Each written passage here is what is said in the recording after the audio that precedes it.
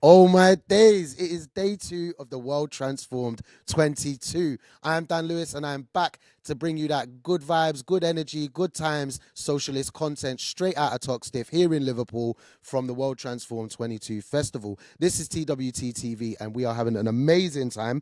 I think I'm slightly stepping out of my line, so I'm just going to step back a bit so you guys can see me in the light and that. I want the full glory. I've only got a few slots today, so let's get the best of it. I got some big news for you lot. You're all amazing. You're really special and you made us really, really happy because we are halfway to our £15,000 target for fundraising at this year's festival. Every single penny that has been donated and that will be donated is going to be able to help us keep the festival going, keep providing political education throughout the year, and basically, just keep good socialist parties going as well, because, parties are good vibes. If you were at that one last night, wow, that was a big energy, man, as you can hear. I had a good time.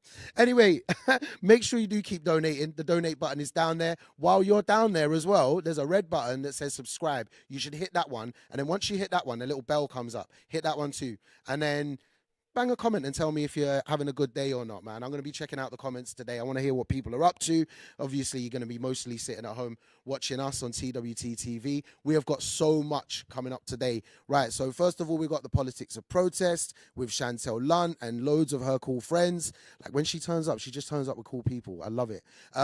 Later on, we've got in and against the community, organising around Jewish and Bangladeshi communities. Then later on, we've got the live recording with Mick Lynch and Zara and all of them lot. Them good working class strikes back vibes. Talking of working class strikes back, don't forget, if you are in Liverpool, check out where the strikes are. Head over to strikemap.co.uk and check out where the strikes are here in Liverpool. There's loads going on. Rail strikes, Dockers strikes, big up the Dockers, PCS strikes, Unison strike. It's all happening, man. It's crazy. Letting the government know the workers don't want it no more.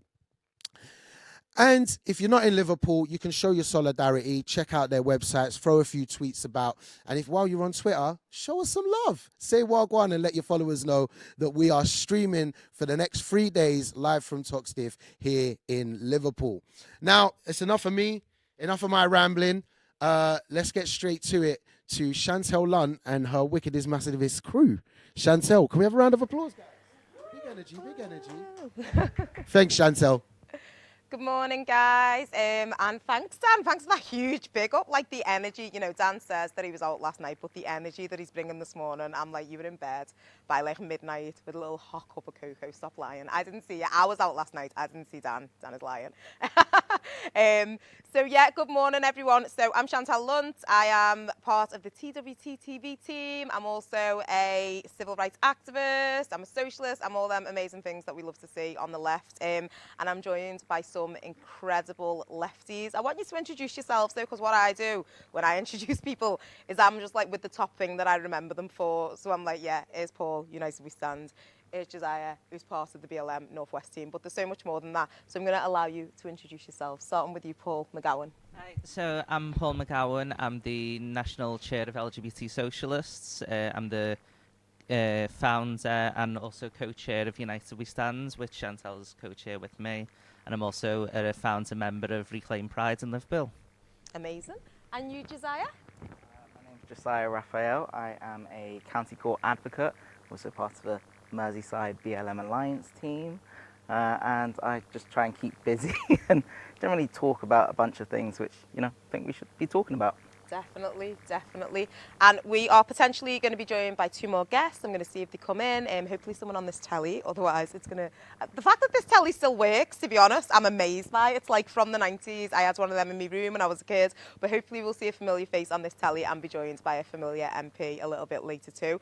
But what we're going to talk about today is the politics of protest. Now, we've all been around the block in terms of protests and activism, and I think between us we can all agree that the last 2 years, with the advance and the increase in people being on the street, direct action, and people just saying things have to change, whether it be through climate activism, LGBTQ plus activism, civil rights activism. There's just a lot of people saying now is the time for change, and we're going to be on the streets until that change happens. Now, back in the day, protest was like a legitimate means of achieving that change. 1,000 people came out on the streets and stood outside Parliament demanding change, and the leaders actually listened and would make those policy changes, or at least engage in a discourse around change. Now, what we've seen in the past year especially is a huge crackdown on people's rights to protest, which has, really impacted quite a lot of marginalised groups in terms of accessibility and the ability to have their voices heard. So specifically, I'm talking about the Police Crime Sentencing and Court Bill, now Act. It was the bill proposed last year. It's now advanced into the Act. So, Paul, would you be able to give us an overview of what this Act was? Why were we so upset that this Act was being introduced, or this bill was being introduced? Yes, so I'll just start with just a tidbit of just a little fact that I find fun. Is that every one of us on the couch was up until like 2 a.m., 3 a.m. writing the founding statement for Kill the Bill back in March that year. And the reason we were so adamant to go about doing that was the fact that the bill that was being proposed basically would save us in the LGBT community. Even if one person, like a Christian fundamentalist, was to complain about the noise or being blocked trying to get across the road, the police could then go in with their batons and close down Pride protest. Well, obviously that hasn't happened yet, but you've seen that in America, where LGBT groups have done Reclaim Pride marches, where they've banned the police from marching at Pride, and they've actually went in with the Proud Boys, led them into the protest, and then joined in with the attacks on the people protesting. So when it comes to the bill, we know quite well why it was, and that was a reaction to BLM taking off, a reaction to XR, because without them protests, them movements wouldn't have been so visible across the entire world, with them being recorded on tellies and the media unable to actually ignore them like they try to with everything else. Like, you can have 1,000 people on the streets of the BBC and whoever will not record it if it's not something that the liberal media want you to see, or the conservative part of it. Yeah. So when it comes to the bill, especially taking away the Gypsy Roman travellers' way of life, criminalising it completely. There was stuff on being able to make noise, so whether it's banging a drum at a protest or pots and pans, the old classic way of doing protest noise. Even if just using a megaphone, even before the bill was even passed. We were down in London doing a Kill the Bill protest outside the House of Lords when it was getting reviewed there. And police moved in on Chantel, who was singing. And they moved in to try and take it away from that. And, there's no legality about singing in front of Parliament that I know of, but these laws are not even being implemented. We weren't even at the time, but even at the moment you're seeing, as I'm sure Josiah will speak about shortly, the barrister with the white piece of paper during the Queen's funeral. He wasn't even at the funeral, wasn't even outside Buckingham Palace, was just outside Parliament holding a white sign. Asked a policeman what would happen if I wrote something on it, he'd be arrested. And Josiah can speak more to the legalities of that. But it's just shocking what's happening, and we need to be coming together to oppose these kinds of bills, because it's not just the protest bill, it's also the nationality and borders bill, and so on and so forth. Them things getting added in, we're just getting creeping authoritarianism constantly, to the point that we're heading on that road already to fascism, but we're on that way there. Yeah, it does feel like we're heading towards a police state, especially, as you say, after watching some of the policing of the funeral, people who were just doing as little as holding up signs saying, not my king, or even holding up signs saying blank signs, because the potential for them to put something that would offend mourners who were gathered. I didn't know it was an offence to be a Republican, but it does seem like it's going that way. So obviously the Police Crime Sentencing and Court Bill was proposed last year. It proposed that they would crack down on protests that were deemed too noisy or annoying. It proposed restrictions to people's ability to protest in specific areas. It proposed a whole host of laws around being able to stop. Oh, Marvina, you're here. Sorry. She's here. Let me just check that we can hear you. Hi, darling. How are you? The most amazing people in the team who have been constantly doing work. Can you hear me? I can hear you. Are we okay for sound there, guys? Amazing. We can hear you, and it is absolutely glorious to be able to see you. So you've not missed much. We were just given a brief introduction to the Police Crime Sentencing and Court Bill, and we mentioned I don't know if you can see who's in the room with me, but I've got Josiah here. I can see Josiah and I can see Oh. Paul, so I'm already known I'm with the 18, so it's perfectly fine, and the Queen herself. Amazing. So we were just talking about, last year, we don't really want to put ourselves back where we were last year, but what did it mean to you when it was announced that they were going to introduce this police crime sentencing and court bill, and how was it going to impact, yourself as a civil rights activist and as an environmental activist? What was the impact for our communities? I remember me just calling you and just screaming, just saying, what is this? Yeah. Like, why? Like, because for people of colour or marginalised or disadvantaged communities, we know exactly what oppression looks like. And then the only way we can do anything is by us protesting, making noise, getting our allies to do whatever they can do to show solidarity. And as soon as that was introduced, I remember just thinking, we're fucked. Sorry about my language, but that's literally what it is. We knew already that meant that we would be told what to do, when to do it, how to do it.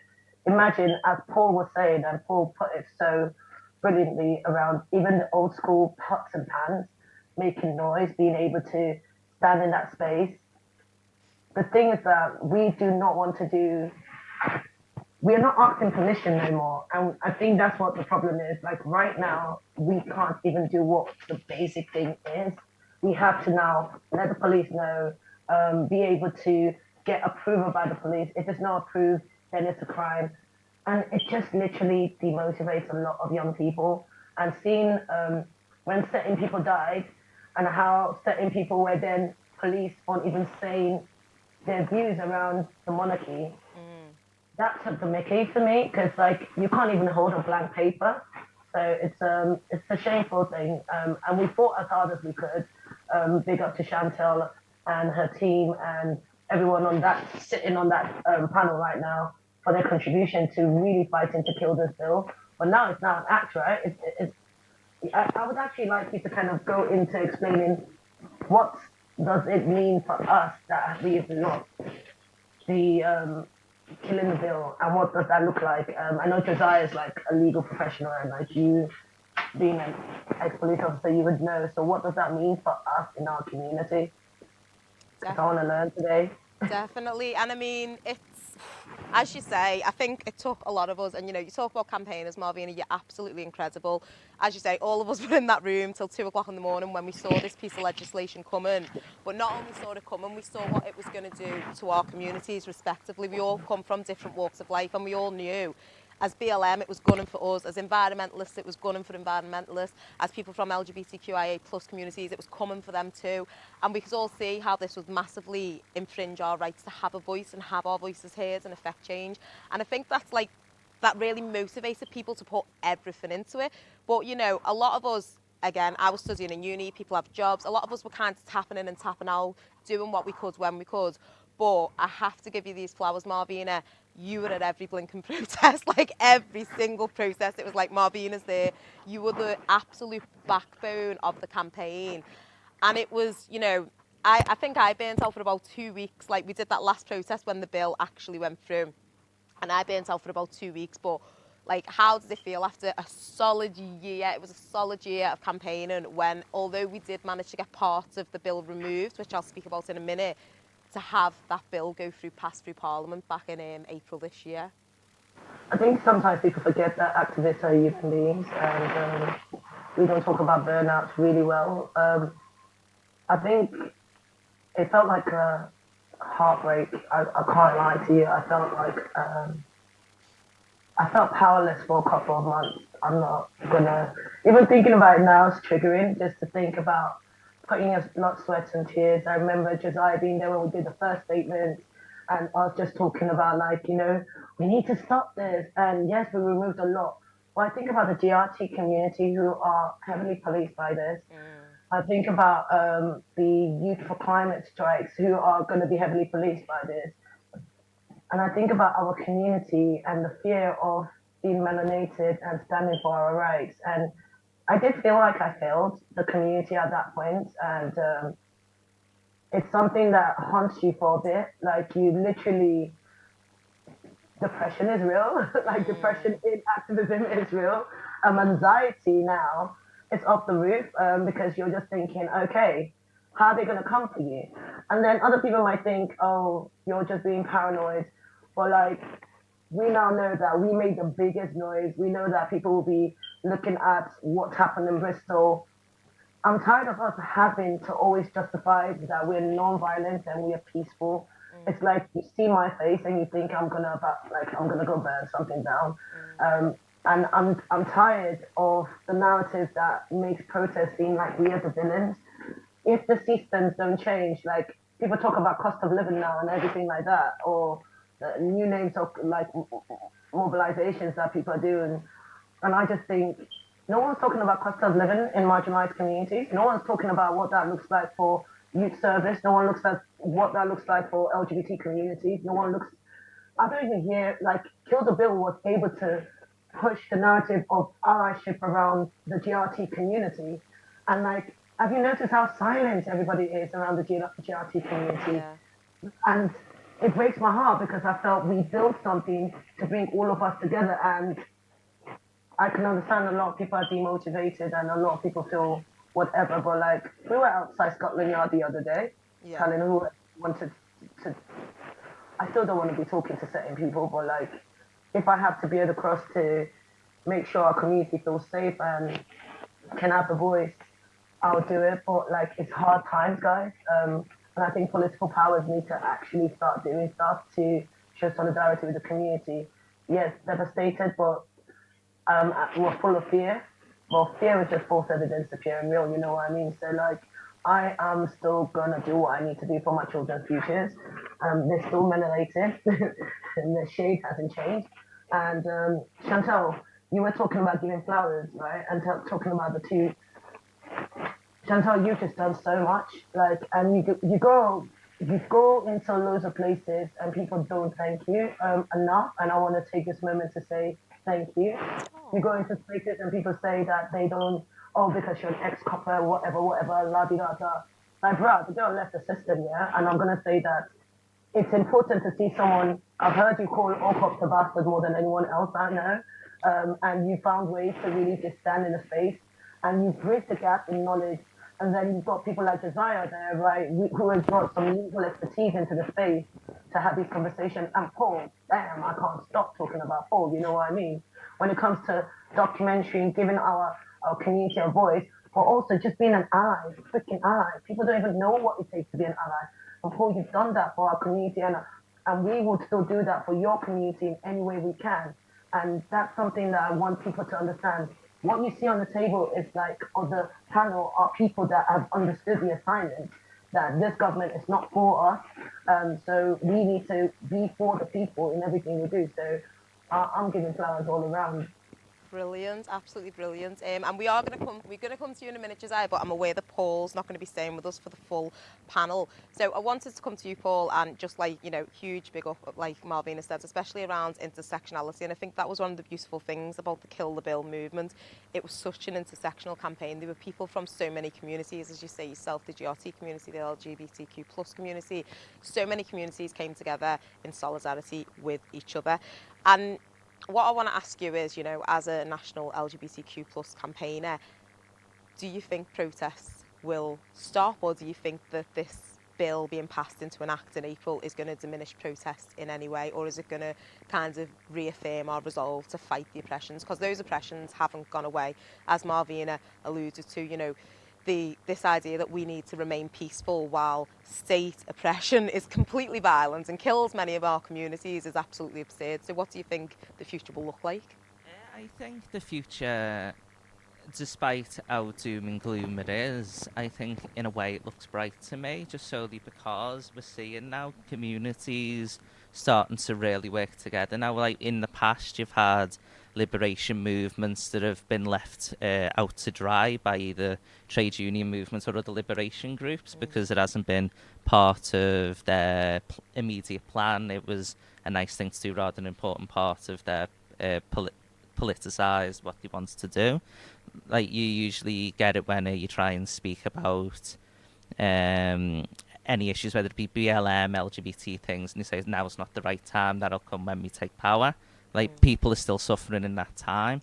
But one of the things I've found very telling about this movement is the fact you're seeing the black community, the GRT community, who, as a community, no one was ever speaking to them up until this bill, till it was deemed useful as a talking point for a number of groups. You see it in parliaments as well, never mentioned till then. But same with sex workers as well, because they're going to be heavily hit by this. Most of them LGBT, due to the way that's especially trans people can't find jobs, the way discrimination is.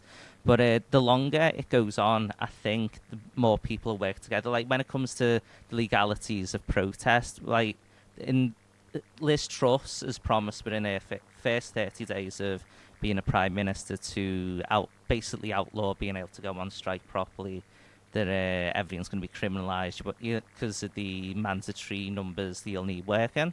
So with that happening, people are going to have to start taking wildcat strikes. People are not leaving people alone. People are going to have to go out and support people on them wildcat strikes, because they're striking for our futures. Because we might not work there yet, but one day our children, our families and others will have to work at them businesses, and they will want them conditions, pay, everything to do with that. And we're even looking back last year during Pride Month, the police were speaking at LCR Pride, their online video thing, and at the same time they were closing down trans protests outside the BBC Radio Merseyside building because they were holding placards that they didn't deem respectable enough. And the police, it was filmed, was screaming in this trans woman's face. It was a disgraceful thing to see. While officers behind them were filming from a van, and they're just the kinds of things you've seen that being used. But like, when it comes to the future protests as well, as the Labour Council in the 1980s had as a slogan, and others did as well, it's better to break the law than break the poor. Like, we're in a cost of living crisis. We can't go on as it is. Everyone's rights are all interconnected. Everyone can see that now, where everyone especially the working classes, facing what's going on, because every single person knows every other person in their streets going through the exact same thing as them. And that we didn't have that a few years ago. So if you're looking back, someone would go, well, what does it mean to me? They're just protesting. Well, now every single person's got that connected issue. People are working together, and I think that's just a good way of looking at it going forward. Like, as bad as we're heading towards, like, Russia is at the moment, where you're not allowed to protest. I see it in China as well. You can't even have any political protests whatsoever against the communist regime. But we need, at this very moment in time, to make sure that we never ever allow the Tories or whatever party it is that comes in and takes charge to ever allow this to continue as our trajectory into authoritarianism, because we have the power now to do something. We can't just sit back and allow this. But yeah. No, I think that was a really interesting point that you made about it's better to break the law than to break the poor. And, you know, I'm on enough lists, I can't encourage anyone to break the law. But what I will say is that, you know, we all saw with the RMT what happened to the P&O workers was the P&O knowingly broke the law and got rid of around 60 workers? 800 workers, took the fine because it was cheaper than keeping the workers on. So they broke the law to benefit themselves, but we're supposed to fight this kind of illegality within the parameters of the law. Now, a lot of people have said in response to the Police Crime Sentencing and Courts Act passing, you know, we have to make this law unenforceable, essentially continue to protest so that the law just isn't acknowledged, and we're going to carry on regardless. And we have seen a lot of that. You know, we've seen LGBTQIA plus protests continue. We've seen protests, as Marvina mentioned, as recently as last Saturday, I believe, the Chris Carver protest outside Scotland Yard. We've seen a lot of protests continue. My opinion, as Marvina mentioned, I am a former police officer, so we do have a level of insight into this, is the police are a PR machine. So if a protest has a lot of support, they are quite likely to look the other way because they don't want to get some bad PR. So for things like some of the protests that have happened outside Scotland Yard, they've not been heavy-handed in enforcing that. But at the same time, I will bring you back to the protest of the royal funeral where people were just silently holding up signs. They came in really heavy. You saw people being knocked to the ground, and although some of those people would be arrested, it really was a case of they did that because they didn't want the royals getting bad PR. So my question to you, Josiah, as our legal expert on the couch, is what do you think about this whole perspective of make the law unenforceable on the one hand, but on the other hand, people wanting to see what this act looks like passing through the criminal justice system and passing through court. So what will happen? You know, we know there's a potential of a 10-year imprisonment for those who have protests that are deemed too noisy or annoying, the parameters of which are still unclear.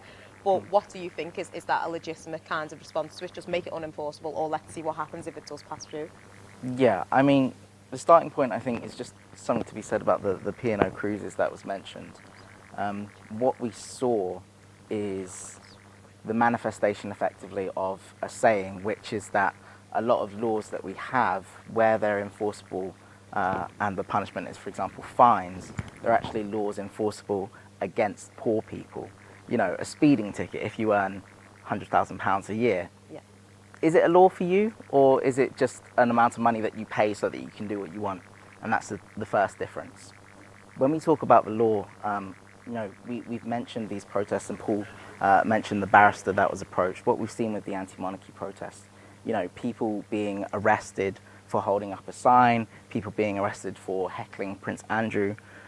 Paul mentions the most interesting case, Mr. Powsland, the barrister, who was holding up a blank piece of paper and was approached by police, asked for his details, and then was told that if he had written, you know, "Not my king" on it, that he would have been arrested. Now, this was quite ironic because Mr. Powsland's a barrister at Garden Court Chambers, which is, I believe, the UK's leading civil rights and liberties chambers. So they really went to the wrong person for that.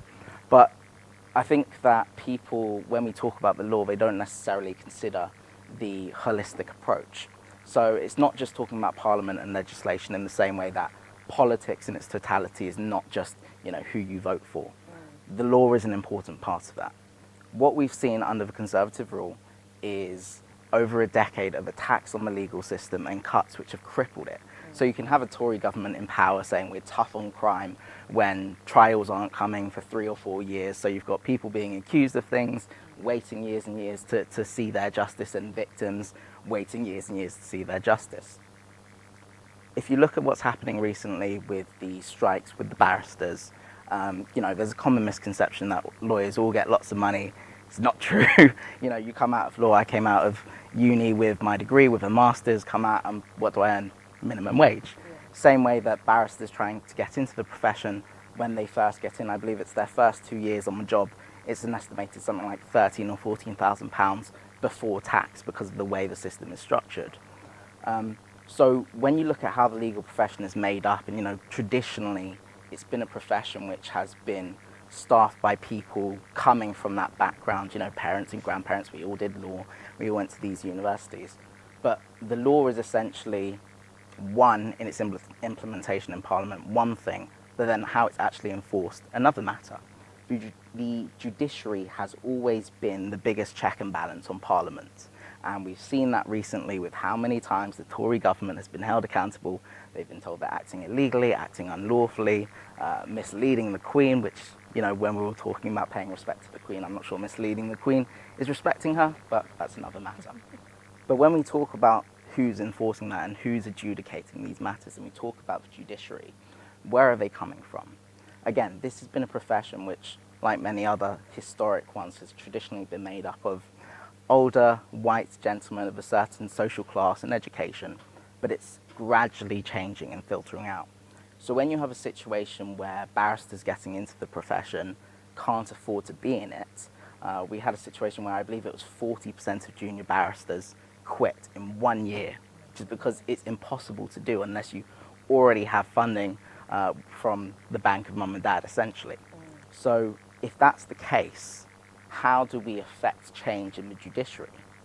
Whereas if we have a functioning legal system which is well funded and legal aid is actually possible, then you have those barristers coming through who become judges, who when they get to court and when they're sitting on matters and looking at cases, they come with a common sense approach, you know, not people who are 2 or 3 steps removed from what everyday life is like for real people. And that's why it's so important to look at every aspect of this. So when it comes back to, you know, the law is the law, but how do we affect its enforceability and whatnot? By the time we get a case come to court and it's a question of, okay, well, you can get up to 10 years for damaging a statue. Yeah. What we really need to be looking at is who are the people looking at this? Because if you have a class of people come through who can say, yeah, Parliament has the power to make this law, but we have the power to decide how this goes. We have the power to interpret it. That is so important. You know, I don't think that outlawing something or making something illegal stops it. We've seen this in America with the Roe versus Wade challenge and what happened. Abortions aren't going to just stop. They're still going to happen. It's just now backstreet and dangerous. And this is the same thing. Protest isn't going to stop. The state and how things function, the system has fundamentally changed. We no longer live in a society where information is distributed via schools and by government and by news sources. You know, if anybody's seen TikTok, and most people have heard of TikTok, it's not just, you know, dance videos and trends. It's professors and lawyers and doctors on there giving out information. So now, you know, the average 10-year-old who has a smartphone has access to so much more information. They have access to the internet, most people. And so that information is out there. And as Paul was saying, talking about how things are different now, people no longer feel like they don't have access to that information and they're not enabled to do so. Now you have the ability to not just read and to learn, but also to connect with other people who are like-minded and other people who share the struggle that you're in. So these things aren't just going to stop happening. This action is going to continue, and I actually think it's going to increase. We're at a time where even where civil liberties and rights are being clamped down upon, people are feeling more enabled to act and to speak out. And, you know, when we're talking about having a free state and a free society, that is something we should encourage. Oh my God, amazing. And I did not know that about the barristers and kind of why it's so important to have working class people within the criminal justice system, because essentially when it gets to them, they can either bat it back and go, no, I'm not going to do anything with that, or they can hand down a really hefty sentence. So if you're watching, kids, get into law and we'll find a way to get you to be a judge. We will find a way. That's super important. So Paul McGowan has had to go. They've got a protest coming up and they're going to head to that soon. And you've been replaced by the incredible Richard Bergen MP. Hello, it's lovely to see you. A trip to Liverpool wouldn't have been complete without seeing you. Little did I know we'd get to have a chat on TV. So that's even better, isn't it? Yeah, that's even better. We are joined by Marvina. I don't know where Marvina's gone. Marvina's on the TV fantastic. somewhere, but you will be able to see her in a minute. And Richard, I wanted you on. There's Marvina. Hey, Marvina. Are you in Leeds, Marvina? I'm in Leeds, and I can see one of our amazing MPs who has been supporting this campaign, Kill the Bill, he supports anything. That's an ally for real. So I'd love to see you, Richard. Great to see you, Marvina. Brilliant. Two people representing Leeds. We love it. Leeds and Liverpool. We're not just connected by a canal. So, Richard, you, as Marvina said, you gave so much support to the Kill the Bill campaign, like absolutely out in the rain, out all the time. One of my funniest memories of you was when we were outside Parliament. I hope I'm allowed to tell this story. I'm going to tell Please it anyway. do. We were outside Parliament and the police were trying very unsuccessfully to get a megaphone off us. And Richard had made a speech and had the megaphone, and then a police officer made a beeline for Richard to try and get the megaphone off. Yeah, and there was just this kind of pass the megaphone mentality to stop the police from shutting down the protest. And the police also said to me, I don't remember this bit, but the police officer said to me, goes, can you tell them they are allowed to protest, but not this near to Parliament? I thought, well, that's not going to make it into my speech, is it? No, that's not going to make it to my... Can you ask them to go away? No. Yeah. That's not going to happen. Yeah, Richard was like, no. It was quite funny. But so we did manage to get some bits of the police crime sentencing and court bill taken out that didn't go into the Act. So I believe these are the bits around restrictions to locking on. These were the bits around the police's right to stop and search the vehicles of protesters and to limit the ability of protesters to move up and down the country, to put restrictions on movement. And there was another little bit about locations of protest. We got some of those bits out of the bill. So there was a little celebration sort of towards the middle. And then the Tories, just being the Tories, took all of the bits that we got out of that piece of legislation, and they've now, I believe, put it into a Public Order Act, which is making its way through Parliament. Richard, can you tell us a little bit about that? And do we stand a hope, I don't want to swear, but a hope in hell of fighting this new piece of legislation? Well, first of all, I mean, massive credits due to the Kill the Bill campaign. Marvine, yourself and everyone else who's involved in it, for running such a vigorous campaign that captured the imagination of a lot of people and communicated to people actually what was going on, because especially when people are struggling to make ends meet, unfortunately sometimes to people it does seem, doesn't it, they're struggling to pay the bills and they're wondering, oh, I've never been on a protest, these laws against protests, that doesn't affect me, that doesn't seem that important, but you made people understand why it's so important. And all these things are linked, because the need to protest has gone up and is going up as people face this economic crisis, as people face cuts to the local services, cuts to the jobs. Protesting is more important than ever before. We've seen that in relation to police actions as well, and the need to protest, the Black Lives Matter protest. I think something else that the Kill the Bill campaign made clear all along was the fact that the draconian anti-protest legislation by the government was actually a response to the effectiveness of the Black Lives Matter campaign and the Extinction Rebellion campaign and environmental campaigns as well. That was their response, because the Conservative government don't mind people in theory being able to protest as long as no one does protest, but when protests become successful then they think we need to clamp down on that. And so you're right, because of your success working with members of the House of Lords of all places very successfully, some of the most pernicious bits of the bill got taken out, and then the Tories have come back and have put them back in there again into, going to be pushing for draconian anti-protest laws. And what I thought all along is, and you mentioned it earlier when you said about politics isn't just about the electoral process, isn't just about voting. Politics is about protesting, it's about voting, it's about the picket line, about industrial action, it's about all of these things. And we've seen the Conservative government attack the fundamental freedoms we have in this country to fight back against unpopular policies. The draconian anti-protest laws that you've been protesting against. They're trying to suppress the working class vote, and in particular the black and minority ethnic working class vote, by introducing voter ID.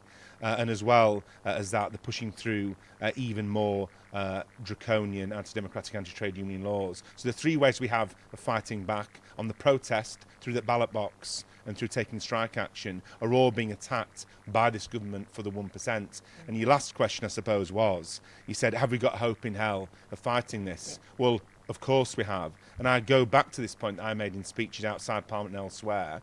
When these things come into law, we have to make them unenforceable. We have to protest regardless. We have to have protests against the anti-protest laws. And our history shows that that works, whether that be the suffragettes, whether it be anti-racist campaigners against apartheid in South Africa.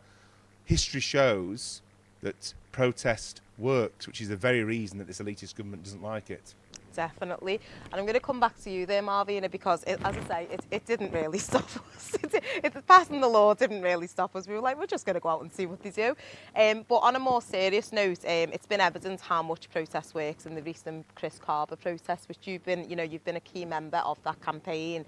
And anyone who watches any instant where a black person is killed and the police are involved will watch just the state cover-up happen really, really quickly, and families struggle to get access to things like, body-worn footage and access to the justice that they deserve.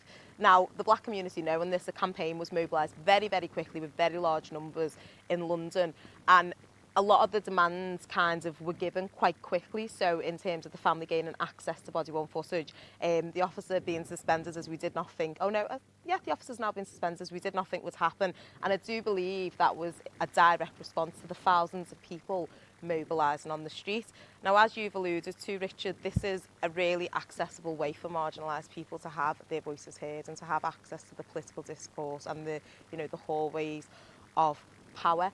Marvina, what does it mean to our communities to have this ability to protest, to be able to mobilise on the streets? And why do we see so many members of our communities on the street, but, maybe not a meeting, a Labour meeting, a local Labour meeting or a local politics meeting? What do you think that difference is?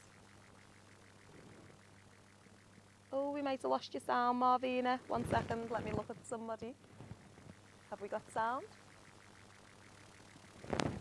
It's coming through. Okay, amazing. You continue to speak and hopefully I'll be able to hear it. Oh, you're on mute. Still on mute. Are you able to unmute yourself?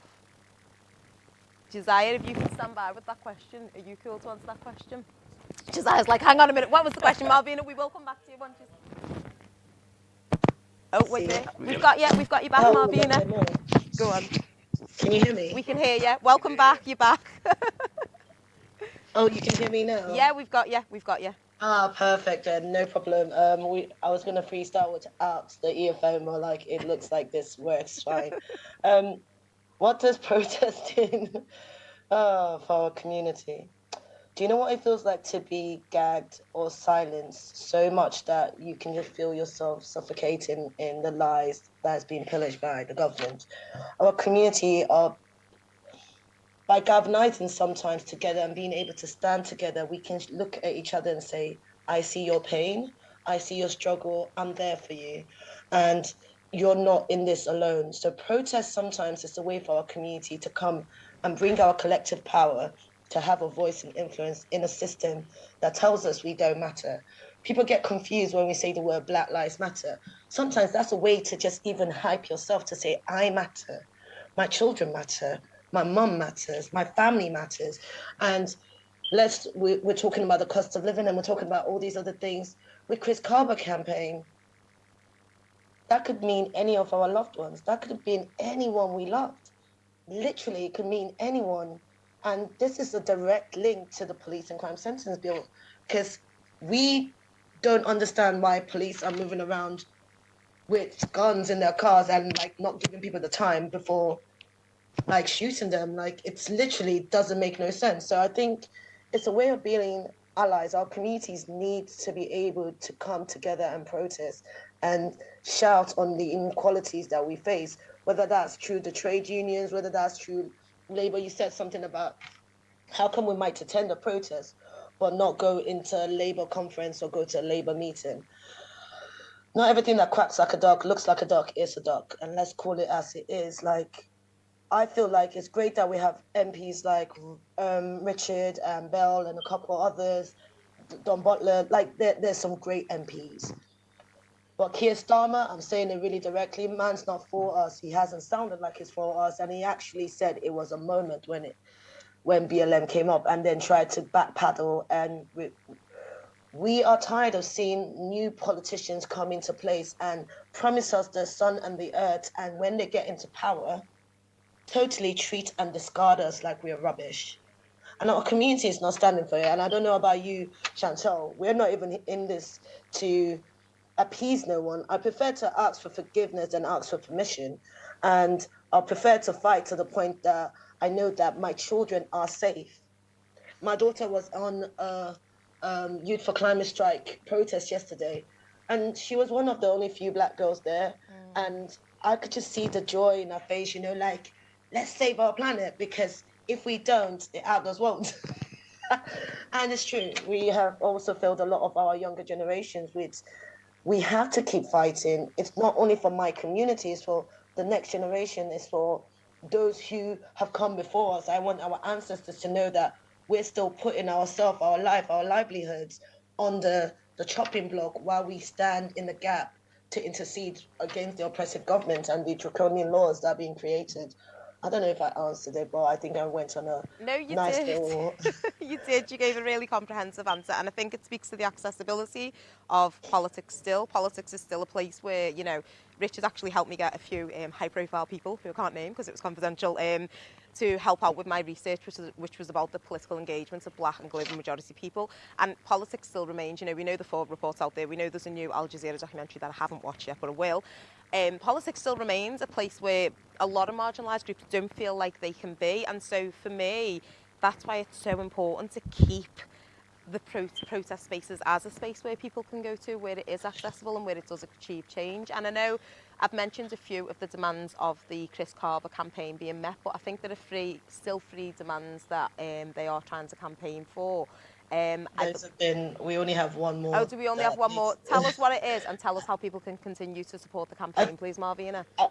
And I think it's about, we don't want months, we want weeks. We need to be able to get some answers. And if you go to the Chris Carver website, you should be able to find some information. But we also want the UN to actually, I'm just throwing this one into the hat, that the UN needs to kind of investigate the police force, actually, and whether that there's We know there's some infringements in the Human Act right now, because Black bodies are heavily policed by this system, and we need to start talking about it. The fact that young people as young as 8 years old are getting stopped and searched, it's now become such a norm that we should be able to start saying, is this institutional racism seeping through to the whole police force, and how does that impact on our well-being? Josiah, you're there too. I want to just, being a Black man and being in the system, and even being someone that is a professional, a lawyer and everything with that lawyer expertise, it doesn't stop you from being stopped and searched. It doesn't matter how much money you have. It doesn't matter how fancy you are. It doesn't matter whether everybody knows how great you are. Stop and search disproportionately affects the minority. And let me use the word minority. If we are the minority, why is everything always targeted in our community? Why is that? If we are the minorities, why are we 4 times likely to be sectioned around the Mental Health Act? Why are we 10 times, or even more than that now, 10 times likely to be stopped and searched? Why is the prison to school pipeline just increasingly full of our bodies, our lives, our own stories?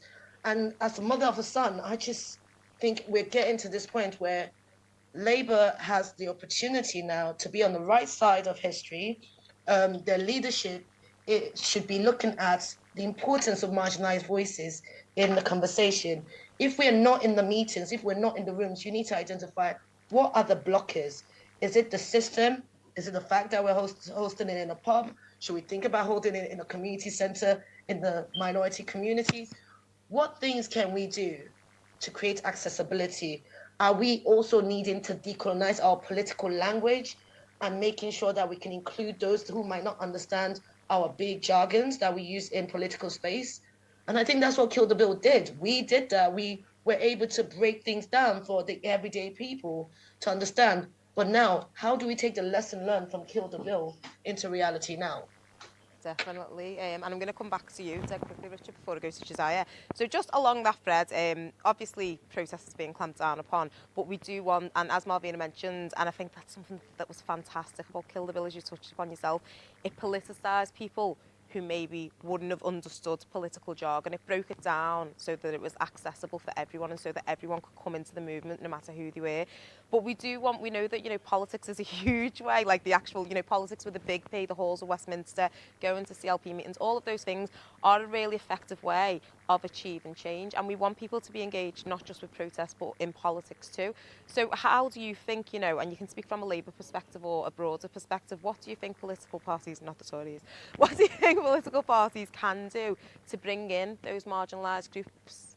Well, first of all, political parties need to listen to the marginalised groups, and they will have a much better idea from experience than I will from experience about what is needed to make political spaces more accessible. I do also want to make the point, though, that I get a bit sick of politicians denigrating protest, because protests are political meetings too. Protests are a fundamental part of politics. So I don't like it when some of my Labour colleagues say, oh, we're not a party of protest, we're not a movement of protest, as if somehow protest is baby politics. The truth is that protest and the public and the mass movements that are involved in protest have been throughout history ahead of the game politically, and eventually Parliament gets there, and it's usually the last place to get there. And it's because of pressure from the bottom up, a movement from below, that Parliament feels obliged to act. But of course we need a more diverse Parliament, a more representative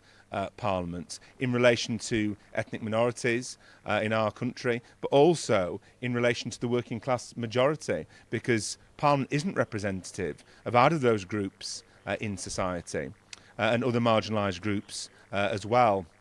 But what can we do as politicians? I think the best thing we can do is to give platforms to people from marginalised communities. And I was very pleased in Leeds when Malvina came and gave a fantastic speech at the Leeds stop on the kind of Socialist Campaign Group tour of the country. And so we had MPs speaking from the Socialist Campaign Group, Labour MPs, and Malvina gave a fantastic speech about Kill the Bill, about Black Lives Matter, about politics more widely. I think one of the big lessons, of course, is never be grateful. So you shouldn't be given a space. I think it's important that we give platforms to people wherever we can. But speaking more widely, people from marginalised communities shouldn't be grateful to be given a space.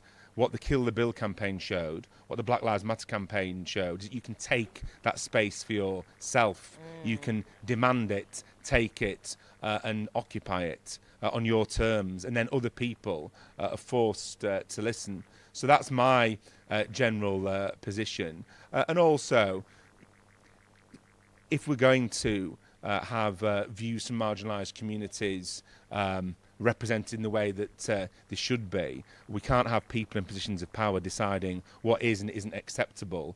You know, certain opinions from black communities are acceptable, but certain aren't. It's for the black community to decide themselves, for example, what they want to say, what their campaigns are, and it's for other people to listen, really, in my opinion. No, definitely. And I wanted to touch on something you said, but with Josiah, because this is something that kind of, it sometimes frustrates me, and I was speaking to someone yesterday about this. Sometimes there can be a concept of good and bad activism that kind of delegitimises protest. And as you say, you know, there's yet to be something as powerful as protest in achieving those big changes. There's yet to be something as powerful as direct action in achieving those big changes. And like many people say, if protest wasn't effective, they wouldn't be trying to criminalise it and get rid of it. But what do you think about this? Because when, you know, obviously the Queen died and a lot of the big movements chose not to do their strike actions, which was absolutely fine. And then a lot of organisations cancelled the protest, which was absolutely fine. And then obviously Chris Carver was killed. And that happened 2 days before the police. And so the protest went ahead as they did, and that, you know, absolutely fine that they did. And I said, you know, if the police can kill someone 2 days before the Queen passed away, then we can protest that same week, and no one's going to tell me otherwise. But then what happened was the campaign faced a lot of criticism because people were saying this isn't the right time. And it reminded me of BLM when we were in lockdown. A lot of people cancelled their plans, but then George Floyd was killed and people told us this isn't the right time to be out on the street protesting. And again, I was like, well, if this is the right time to kill one of us, this is the right time to be out on the street protesting it. What do you think about this idea that there's, you know, a good way to be an activist and protest, which is find the right time to protest, do it completely peacefully, and then there's a bad way to be an activist, which is, you know, people who might choose to protest when something happens or might use direct action? What do you think about people who say those things? I think that it will never be the right time to protest. So I'm part of a local discussion group in my community online, and we were talking about people who had mixed feelings about the monarchy. And one of the things that I said at the time was that what we've seen is, you know, previously when people spoke up about the monarchy, it was disrespectful because of the Queen's lifetime of service and her age. Okay. Now she's passed away, it's been disrespectful to talk about the monarchy because we're in a period of mourning. Now it's going to be disrespectful to talk about King Charles because he's just come to the throne, he's new, he's not done anything wrong yet, can't talk about it. Then it's going to be, okay, well, he's in the later stages of his life, it's disrespectful.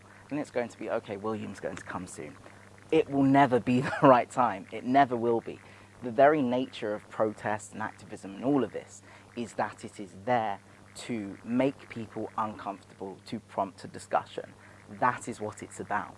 So if you're talking about, you know, when is the optimal time for us to start talking about this and start marching, when everyone's going to be like, yeah, this is great, it's never going to happen. And that's the entire point of it. You mentioned, you know, the history that we have in terms of protest and how effective it's been. You know, if we talk about Stonewall and everything that happened, there's this massive misconception, you know, we fought for our rights, the armies and Parliament fought. No, actually, people on the streets fought for our rights. This is what changed things.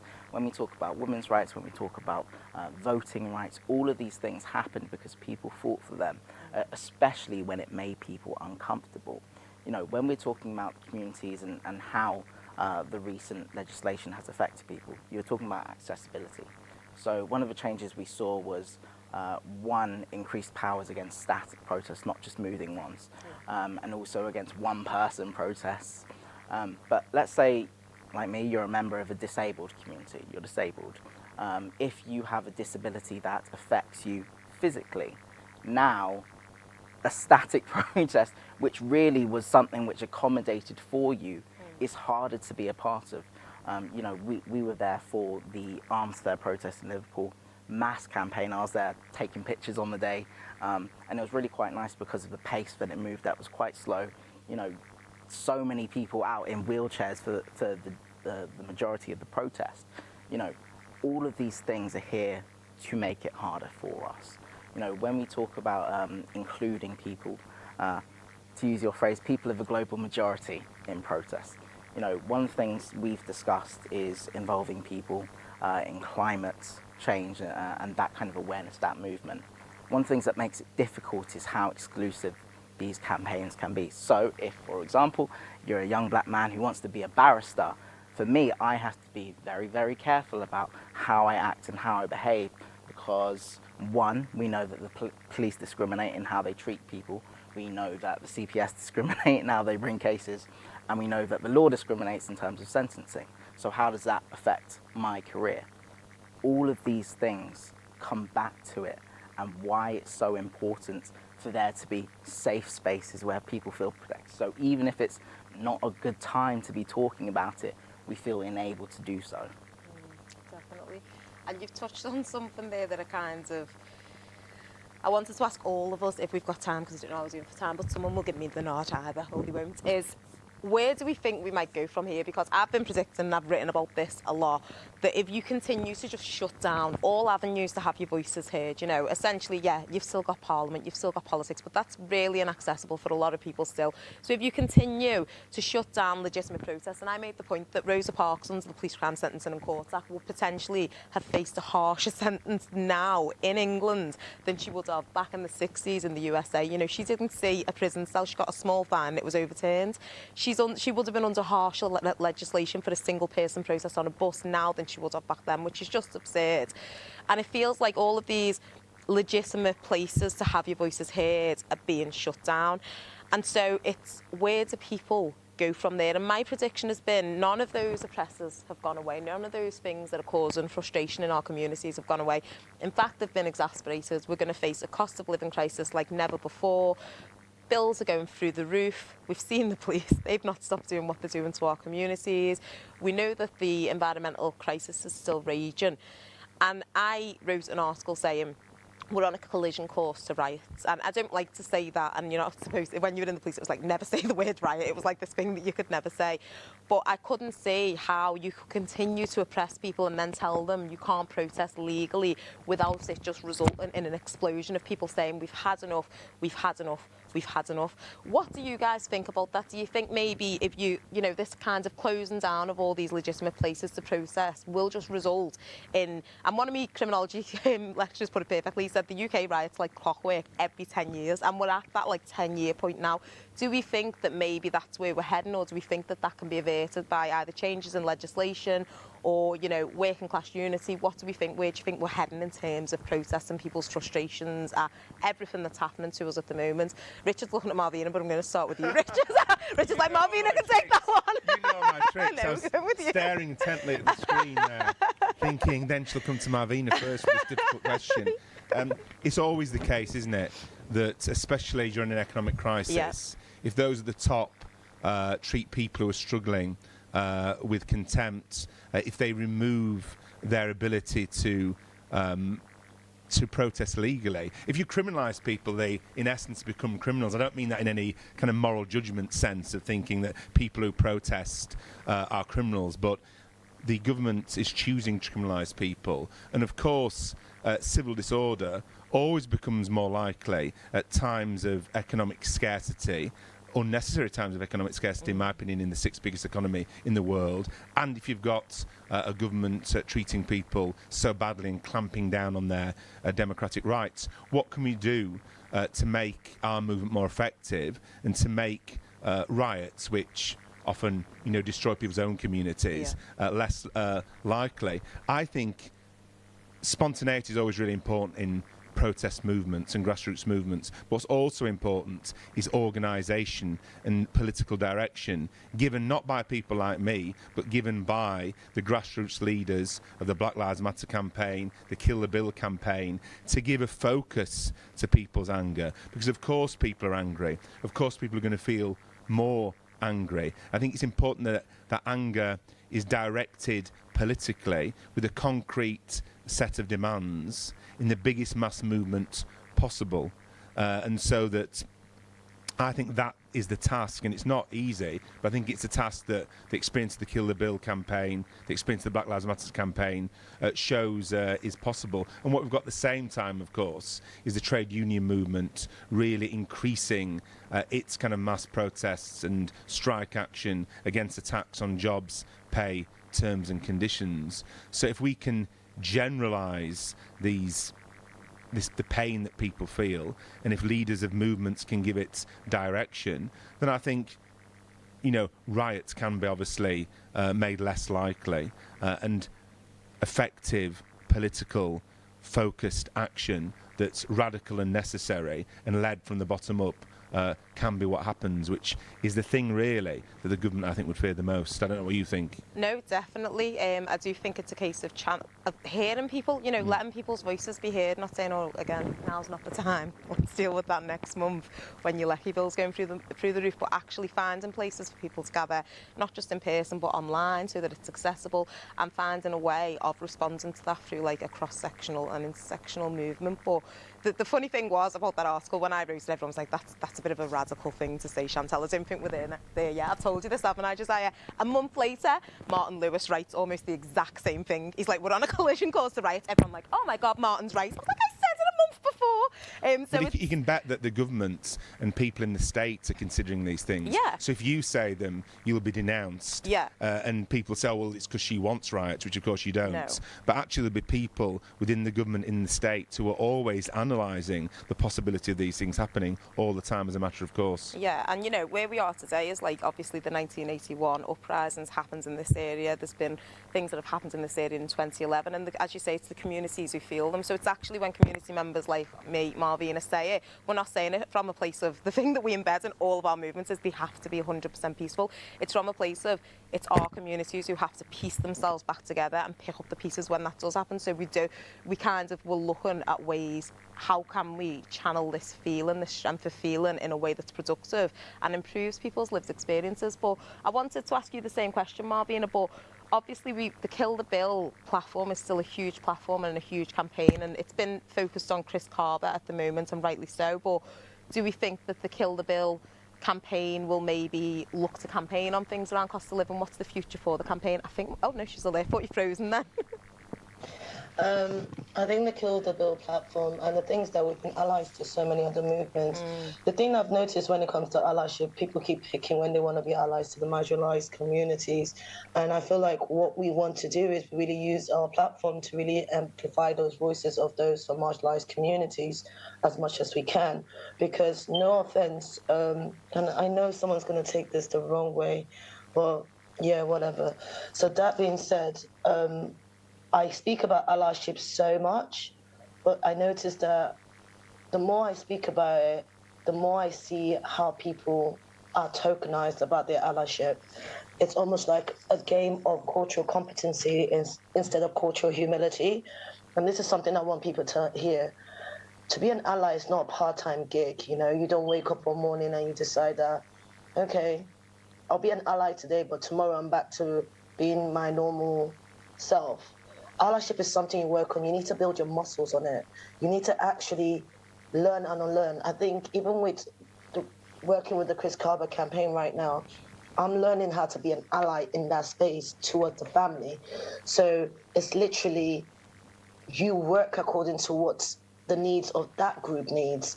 And I wish some of the people that I look up to as allies can actually just do that, to not have any financial gain, no street creds, no looking good for the camera kind of opportunity, but just saying, I am here for those communities who are definitely displaced. We killed the bill. We know the policies that are coming are going to hit our communities madly. And I want to be able to say that Chris Carver will be the last, but I know how the system works, you know what I mean? It works in a way to really demonize and create division. So the only way I think things can work is about unity. I remember me posting about Chris Carver and someone sending me a message and saying, oh, it'd be great for you to post about enough is enough. And I'm like, bruh, listen, don't be coming to tell people what to post when you feel like it, because I'm not going to do that right now, because our community has been saying enough is enough, and then, no offense, like, you don't tell someone when they're dealing with a community that is grieving in trauma, having traumatic response, what to do. Do I believe that we need to be standing around this cost of living? Yes. Do I think we should tackle racism? Yes. Do I think we need to support the GRT community? Yes. Do I think we should support the disabled community? Yes. The answer is yes, yes, yes, yes, yes. Anyone that's oppressed, we need to support. But are we going to get the same support back? That's the question. So for my allies out there, again, I know I say this in every speech, and by now I'm not saying it so people can listen and hear it. A is to act on the inequalities, advocate for the change. You know, don't just film it, do something. Listen to the elders to listen, and I mean actively listen, don't listen to respond. Listen to the voices of those who are oppressed. Other L, unlearn your unconscious bias. We all have it, please unlearn it. And why? Yield your privilege and turn it into power. If we all come together and say, how do I help you be the best you while we fight the system that's against us, so we can all win, you know, co-liberation, mate. That word, I can say it till I go blue. Co-liberation, my liberation and your liberation are in it together. If you win, I win. And while you're doing that, I would also come in and support you. I've got most of all the people on that panel back, no matter what. Richard, you're from the end. Leeds. For Liverpool, you're so blessed to have people like Chantel in your team. Listen, also activists, we are doing this thing sometimes from our pocket. I'm just saying this. Chantel, you weren't ready for me to say this one. Say it, preach. Go on. So much money for us to do this stuff, right? Do not invite us to your panels if you ain't got a budget, mate. Stop it now. We are not here to be doing slave labor. Don't do things like that. When black women come into spaces, black women like Chantel, pay them for their time. Pay them for the expertise of her writing those articles. If you want her opinion, please contribute to it.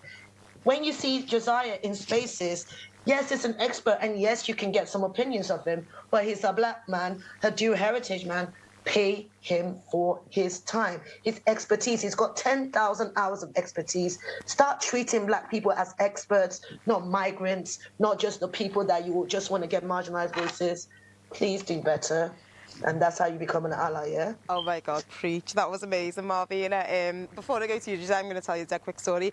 I obviously have a little juice and smoothie business, and I was at an event in Manchester recently and saw someone who'd seen me at a People's Assembly rally, and they were like, what are you doing here? And I was like, oh, I'm working. And they're like, but why are you working? And I was like, because I don't get paid as an activist. And they just couldn't understand, like, why I was in this juice bar, because they were like, don't you get paid for what you do? And I was like, no. I was like, I just do it, you know what I mean? So they were quite shocked to see me in my little apron and stuff, just doing a normal job. But Josiah, I wanted to touch on what Marvina had said, kind of about, you know, big campaigns that are cross-sectional, and you're probably going to be my last comment, so make it a good one, Josiah.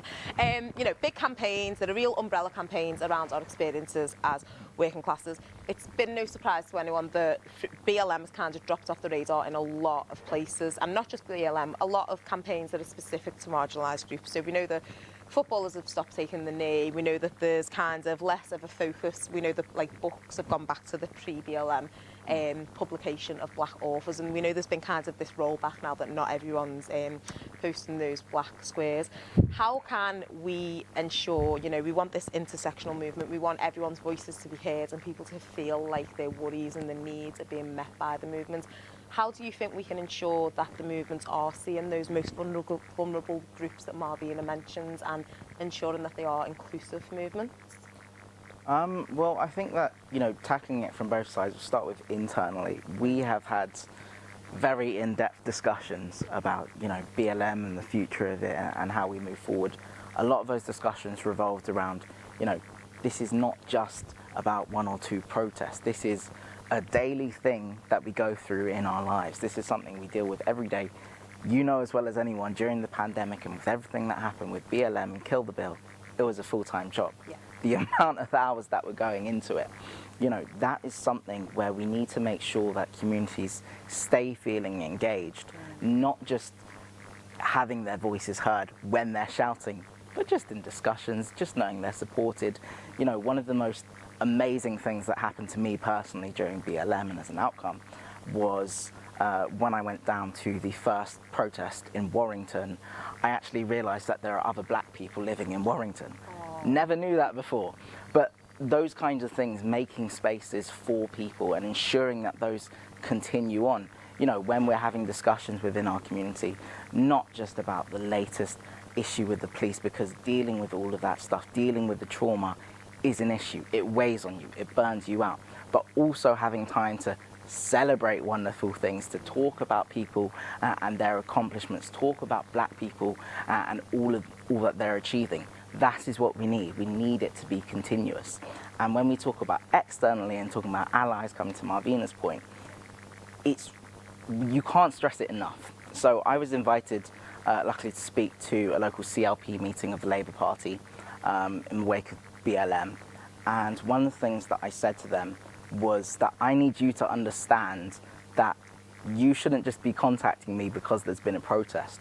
Why have you not been actively reaching out to the black community beforehand? Has this just come to mind? Were you not aware of anything before? It has to be a continuous process. Supporting that community and engaging them. We have the most socially exclusive cabinet now, Truss's cabinet. And, you know, when you say, okay, well, there's representation. Well, actually, if you look at their social class and their backgrounds, it's not diverse at all. And so when we're talking about involving working class people, when we talk about a House of Parliament and, you know, who makes up the people representing them and career politicians, all of this, how are we integrating their voices? Is it something where we put out a survey or we have a surgery and we're talking to them? No, it has to be something continuous. This is why it's so important to really make people feel that they have a space, not just in a little pocket, in a corner hidden away and something will eventually be translated, but somewhere continuously to make sure that people are being heard, to make sure that we're having these conversations, having that accessibility for people from all different kinds of backgrounds, not just where you have to go through one specific channel or path, and coming back to protest and going back to why it needs to be so holistic. This is the time and a place where people feel like they can actually talk and they can be represented because their opinions aren't previously. You know, nobody wants riots to happen. Riots are a result of when people are pushed into a corner and feel like they have no way out. Protests are a step before that. This is people saying it's not working and we don't have any other option and you're not hearing us. And that I don't think is going away anytime soon. No, amazing, and I agree. It's not about being there when we've got these peaks and these things have happened and we're firefighting. It's about nurturing those relationships and ensuring people's needs are met, and we've got that sense of the community all of the time, and also doing the social stuff that we love to do throughout. But I do think I'm at time. I'm looking around. I think we're at time, so I'm going to wrap up there, and I want to say Marvina's gone. Every time I look, Marvina's gone off the screen, but I want to say a huge thank you to our guests. Thank you so much, Can we get Richard. any smoothies this week? That's my question to Do you know what? I'm going to bring a few green ones down tomorrow. I'm trying to hit when I think like people might have a bit of a sore head. So I'm going to, I know there's a big night tonight at Eat Me. Big shout out to the whole team at Eat Me. There's a night at Eat Me, so I'm going to bring some green juices to the studio tomorrow. Good so idea. pop by, Richard. Thank you so much, Marvina. You've been incredible as well, Marvina Newton. Paul McGowan, who I believe has had to go, incredible as well. And Josiah Raphael, thank you so much. This has been an incredible panel. Thank you guys, and stay around for a picture. Woo!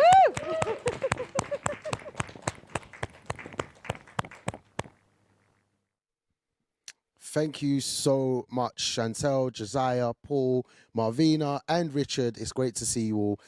Thank you very much. Yeah, so, boy, it's just so much going on today. It's been absolutely non-stop, and we've only had the first session. How many guests did Chantel get through that? I told you, her friends are awesome, right?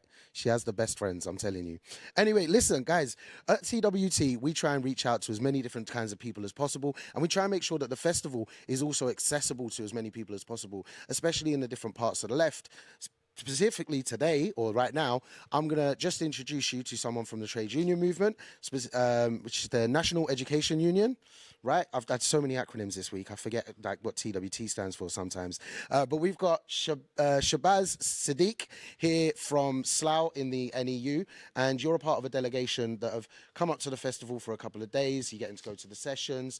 There's a microphone just there for you. Thanks, Andy. We got a great team here, by the way. So if you're in the comments, shout out to the team. If you really like them, put a donate in.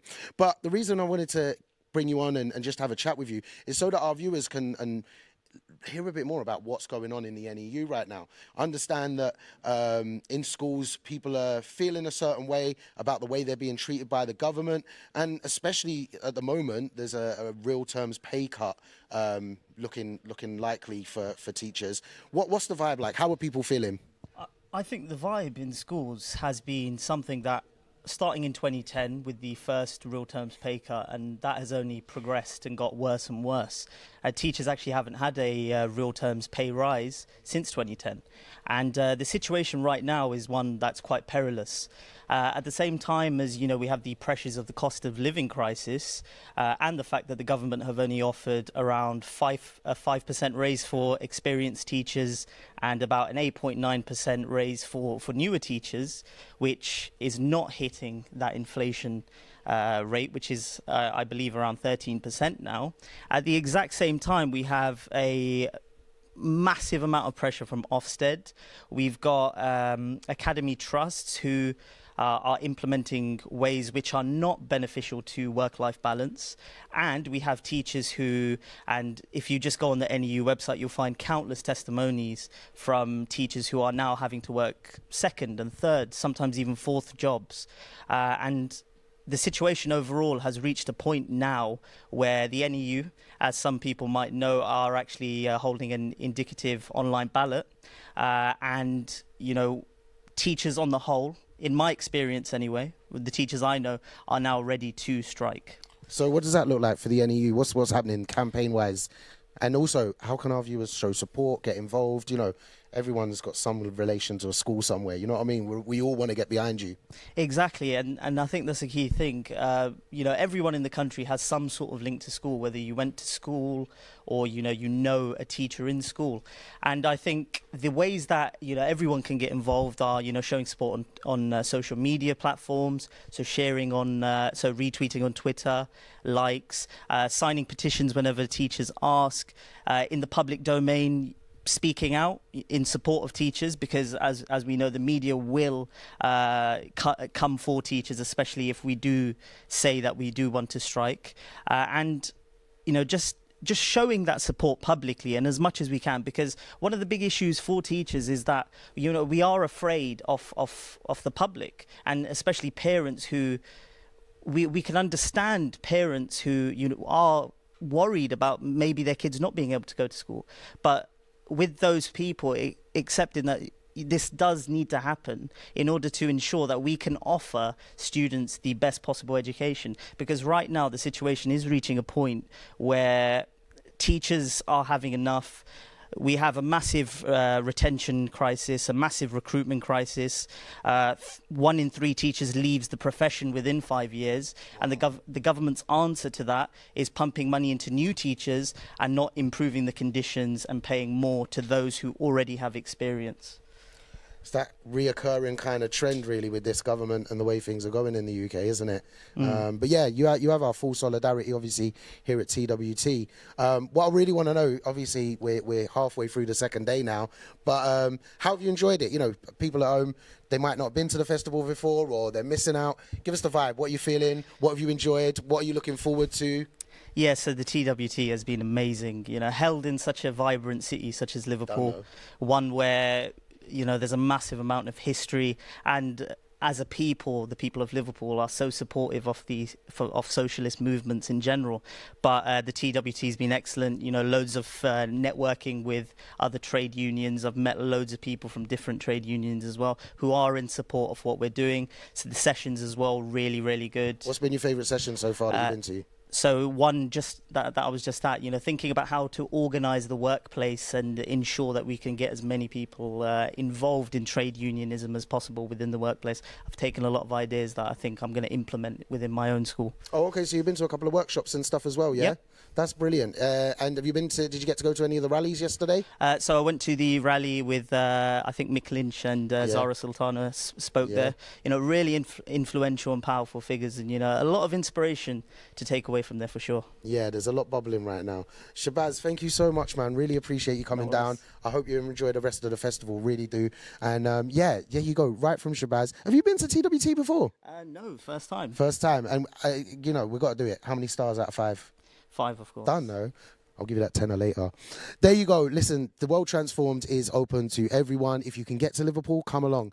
If you know people who might be interested in what's going on, send them the link. Hit that share button. And while you're down there as well, just underneath, when you press the share button, there is also a donate button. So if you're able to, make sure you send us a couple of quid. Help us reach that target. We're at £7,500. And also hit the subscribe button, hit the bell, get the notifications. Don't know. Anyway, listen, guys. Thanks, Shabazz. I'm going to stop talking about donations. Next up, we have a short film that we'll be playing. And we're just going to pop on a little holding card for you guys for a moment. And the film will be about to play. So go roll yourself something nice, get yourself a drink, maybe some food. And we'll see you on the flip side. Peace and love.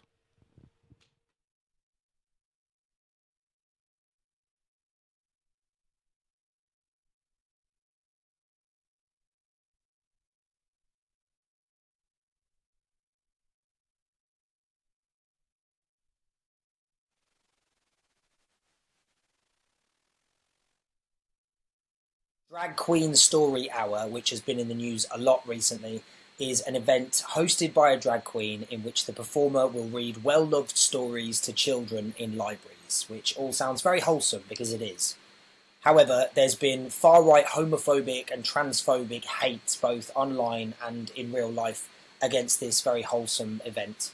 To talk to us more about this, we have a proud equity member, Joseph Ballard, who plays Titania Trust, who has experienced protest and hate for performing his story time with Anti-Titania.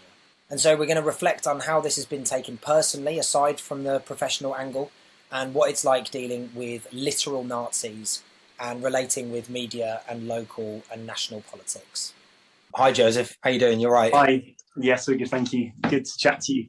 Yeah, great to chat to you. Thanks so much for joining as well. So just to sort of jump in straight away, what is the situation? The situation is, so I began doing story time with Auntie Titania in 2018, and I was touring around libraries around the country and other venues, doing an hour-long event for families and young children. So no harm in it at all, never experienced any problem at all. And then I began to do it in home turf out in North Norfolk at the beginning of August.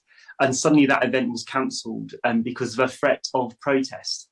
And since then, I have to admit, it's been like living in a film where my life has completely changed at the moment, where from the events being cancelled, I then suffered abuse, and that's abuse online, whether that's, on different chat forums, different social media, different channels online, but also personally, where I've been messaged personally with threats, with, just horrific emails and messages full of hate.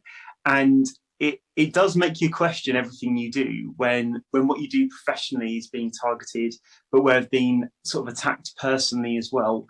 And we had to cancel some events for health and safety concerns, which was the council's decision, not my own. But then we did hold one event in Norwich, and it was fantastic. It was a great event.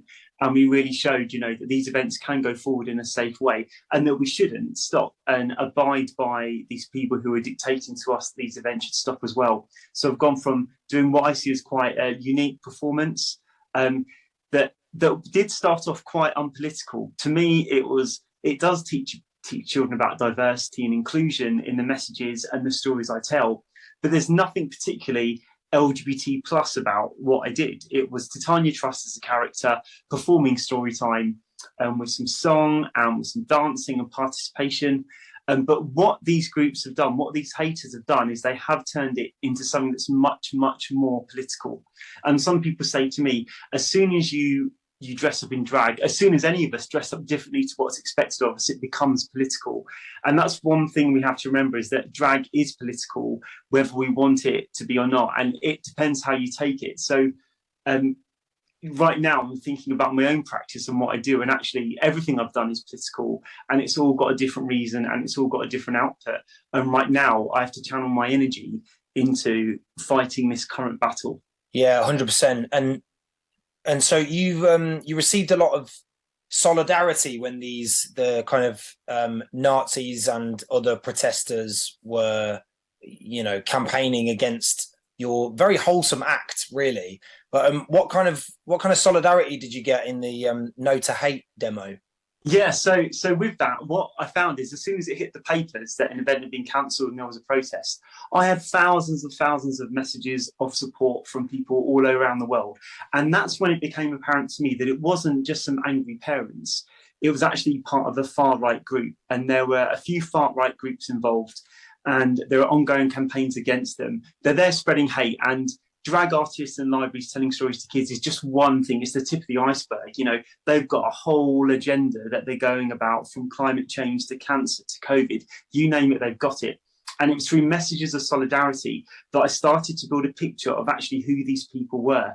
And through those messages, people offered support practically, logistically, emotionally. And when we did have the event on the 17th of August at the Millennium Library in Norwich, we had, around 15 protesters turning up from around the country. So they didn't show up like they said they would, but we had over 500 people showing up in solidarity. And these people came to support us. It became a No to Hate demo for Norwich. And they used Titania's face and my slogan there, saying, Norwich does not welcome hate. And what we had people from different unions there, different activist groups. We had different professions being represented, and we even had some wrestlers there who were there in their wrestling gear ready to show. And it's an amazing sight when you see drag artists and then wrestlers side by side, shouting No to Hate and In Titania We Trust. That was an amazing sight and sound to see. And, I've only seen stuff in photos and videos afterwards, because I was sort of kept locked away in there. But to think you had like drag artists and wrestlers, hand in hand almost outside the Millennium Library in support. And what struck me is that the love and support out there greatly outweighs the negativity and the hate. So where I've received threats and aggressive threats if I left my house, if I do the events, I had to live somewhere else for 2.5 weeks so I can go back to my own home, because they published my address on the internet. I've got cameras around my house, but it's that support and that solidarity that has kept me going. And it's like stoked up that fire in my belly, where at the start it was fear, and it was fear in what I'm doing, questioning what I do, reflecting on it. But actually it's the solidarity that painted the full picture of what we're looking at. And this is a much bigger battle than drag artists and libraries here in Norfolk. It's a much bigger battle than just me having some threats against me. But now we are looking at, this is a campaign against the far right, who are trying to get under the skin of the media, trying to get under the skin of the people on the street, and they're trying to find the common ground. And obviously common ground is children's safety, which is obviously really paramount. We agree on that. But what these groups have done is they've used children's safety, and then they've used slurs to me, calling me a paedophile and a groomer, and that I'm going to harm these children. And that is where it's wrong. They've gone from all drag queens are groomers to all gays are groomers, and they said Joseph Ballard is a groomer, and they've put that out there. But it's a bigger fight than that. This is where we're fighting against the far right, and that's where the solidarity really shines through. Yeah, you almost see there's like a pipeline of these far right talking points that then make their way into various different news outlets. We see that around trans rights, which have become this sort of huge political football for right wingers to be talking about at the expense of people's actual lives. I think it's kind of amazing, like you say, that there were 15 far right protesters at this sort of stupid demo, and then 500 people in solidarity in a kind of counter protest. I just love the thought that like drag artists and wrestlers were like the collaboration we never knew we needed. Yeah. It's a great sight. And those images, people sent the videos and photographs, but what there was a massive lack of was these images and photographs in the media, where the local media has been there by my side, supporting me. They've been there getting my story out there. But what they have been afraid to say is to name any far-right groups or even use the term far-right extremists. They're talking about protesters. They're talking about people rallied together. They've not actually used the word far-right extremists. And I've done the local press, I've done local TV, I've done national and local radio, I've done international media as well. So if any of you are in Norway in October, you'll see a big feature there in the Arts and Culture magazine there. But what is lacking is photographs of the supporters and that rally, where there are loads of photographs of those protesters, but actually, they need to capture the scale of the support that was there. And that's really, really important. And what's been interesting with the media is, the lack of, identifying who these groups are. We don't want to name them. We don't want to give them that profile. But actually, people need to know we're dealing with far-right extremists who are very, very dangerous. We need to know that for the start. And yes, some papers have said it's all questionable. What do you expect doing that in a library? But even newspapers like the Daily Mail, which is a newspaper that I wouldn't actually mind if they said something bad about me, even still, painted me as the victim. And they did actually use the term far-right groups, which astounded me totally. The Sunday Times article was more about how I feel about it, personally.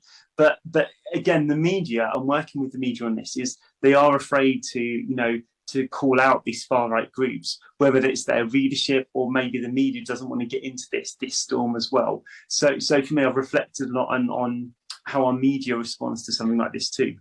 It's absolutely wild that the Daily Mail are more willing to talk about the far right than other media outlets, especially as your address was posted publicly on these far right forums.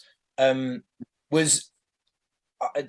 seems obvious as well, but were you scared around that time? Yeah, so when I started to get the abuse coming in and a few threats, I thought, these are some of them are from America, for example, or some of them is a copy and paste thing. I was sent a new version of the Bible that said that HIV and AIDS didn't exist, but God would strike me down with it if I dared do the event. Silly things like that came up. So we had some religious stuff being kicked in there as well. But I was scared for my own safety, and I couldn't go back to my own home for 2.5 weeks. I had to stay somewhere else. I was looking over my shoulder. I wore sunglasses throughout the whole of August, not because of the sunshine, but in case someone threw something in my face. Because some of the other drag artists that have experienced this across the country, you've got Ada HD, who's doing a drag queen story hour tour. You've got Cherry on Top in Northern Ireland. They've had threats, things like throwing acid or ammonia in our faces has been one of them. There's been other threats happening. One of the other artists was threatened to be kidnapped and arrested under citizen's arrest. And I have to admit, being snuck into the library in Norwich to do this event, it was like being in a James Bond film or something. And my fear was what are they going to do? What could they do to me? What might they do in front of children, which was my other worry. But also, if they kidnap me, what are they going to do? And these fears, they go through your head. And it's only when I'm back at home with cameras, I do have to think about where I'm going, what I'm doing, and I'm still a bit unsure about going out to places on my own at the moment because, when your home address is being published and your life is being published online, you never know who's going to be after you. And these are nut jobs. We know people with these extremist views are nut jobs, but you start to read what they said, where they're going, and they're very unpredictable. And at the moment, we all have to look after each other, and I always have to think about my safety and my whereabouts. Yeah, 100%. Oh, well, mate, full solidarity, because it's absolutely horrific to be having to think about this, particularly when, as we said in a previous chat, this is a relatively this is a wholesome act. Yeah, it's telling stories, award-winning stories and best-selling stories to children. It's wholesome stuff. It teaches about diversity and inclusion. But like I said at the start, these haters, these groups, they've turned it into something much, much more political. And that just shows where we've got to go. That shows, actually, this is political. This is where we're going. And those messages that I want to convey in Storytime with Auntie Titania, about inclusivity, about diversity, about love and about kindness, it shows that is even more so important in today's world. I just want to know, what's next for you with this kind of struggle? It's almost like, you're on the front line in the kind of ridiculous culture war. Yeah, like I say, I just can't. I can't believe that the media don't stress this more. That it's like it's literally this is the far right. This literal Nazis using this as a kind of political football, pretending that it's about children's safety. We've got like self-admitting Nazis. So one of them actually went up to a police officer at one of the protests and claimed to be a Nazi Buddhist and said to the officer, "What are you going to do?" You look at their websites where one of the websites where they published my address and said what people should do to me if they got hold of me. You've got pictures of Hitler on there, and it's just in plain sight that we are dealing with real life Nazis. And if anything, it's put the fear in me that these groups actually exist. But if anything, it shows that, as a movement, whether that's the left movement or whether that's the movement as decent human beings, it shows this is now a fight. I have felt like I'm on the front line, and they'll probably pick on someone else next because I'm putting up a fight. I'm dealing with the authorities, I'm dealing with the police with these people. But if anything, this has spurred me on to actually go, this is now my cause in life. This is where I'm going. And once I've dealt with Nazis, you do feel a bit invincible. You feel a bit like, wow, I've dealt with some of the worst that humankind has got to offer now. Who's next? And I'm ready for that next battle. Oh, mate, that's amazing. Well, full solidarity, and thank you so much for joining us for this chat. Well, thank you. It's important we get the message out there, and solidarity with all the other drag artists or anyone who's being put under pressure at the moment, because we've got to keep going, and it just shows why it's so important. Legend. Loads of love, mate. Lovely.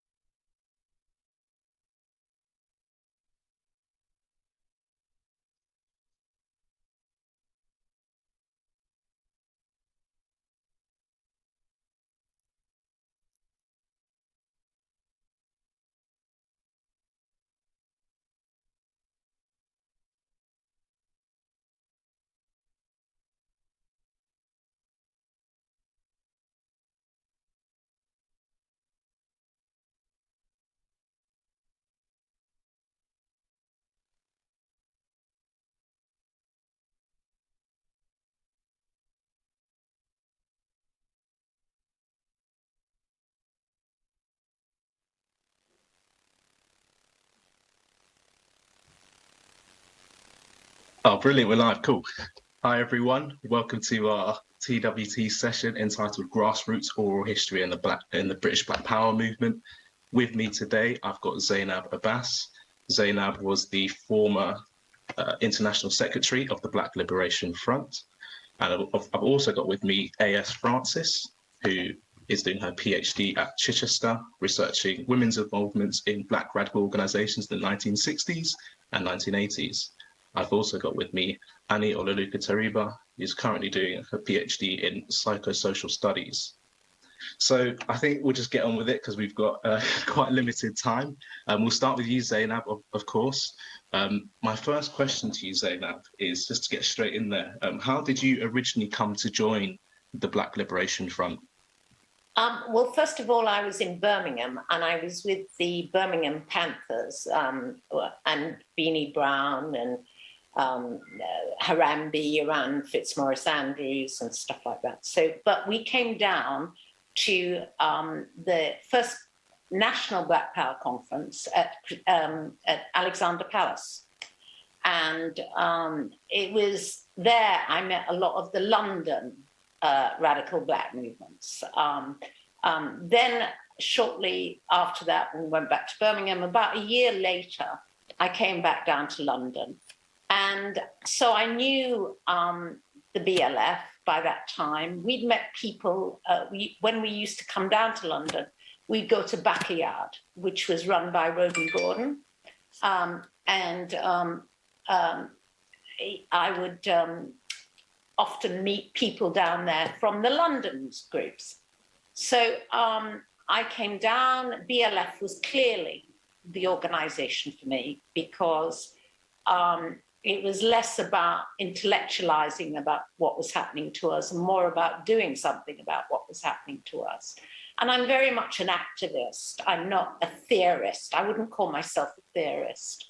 I don't claim to be the intellectual of our movements in any shape or form. And basically, I joined the BLF. They were had a very specific view of Black Power, which was important to me. Brilliant, brilliant. Just on the actual joining itself, could you say a little something about how the recruitment process went, or how the organisation went about recruiting? It wasn't like that. It wasn't like that at all. We were very open-ended. You didn't go to the bookshop. We had a bookshop by then on near Goulburn Road, and just off Portobello, and we. Goldhawk Road. Why do I always say Goulburn Road? Goldhawk. No, it's Goulburn Road. Anyway, we had a bookshop then, and people would come in, and that's how I did it. I went in, talked to a couple of brothers and sisters, and I knew fundamentally that this was an organisation which was focused on a socialist philosophy, i.e., it wasn't about Black nationalism.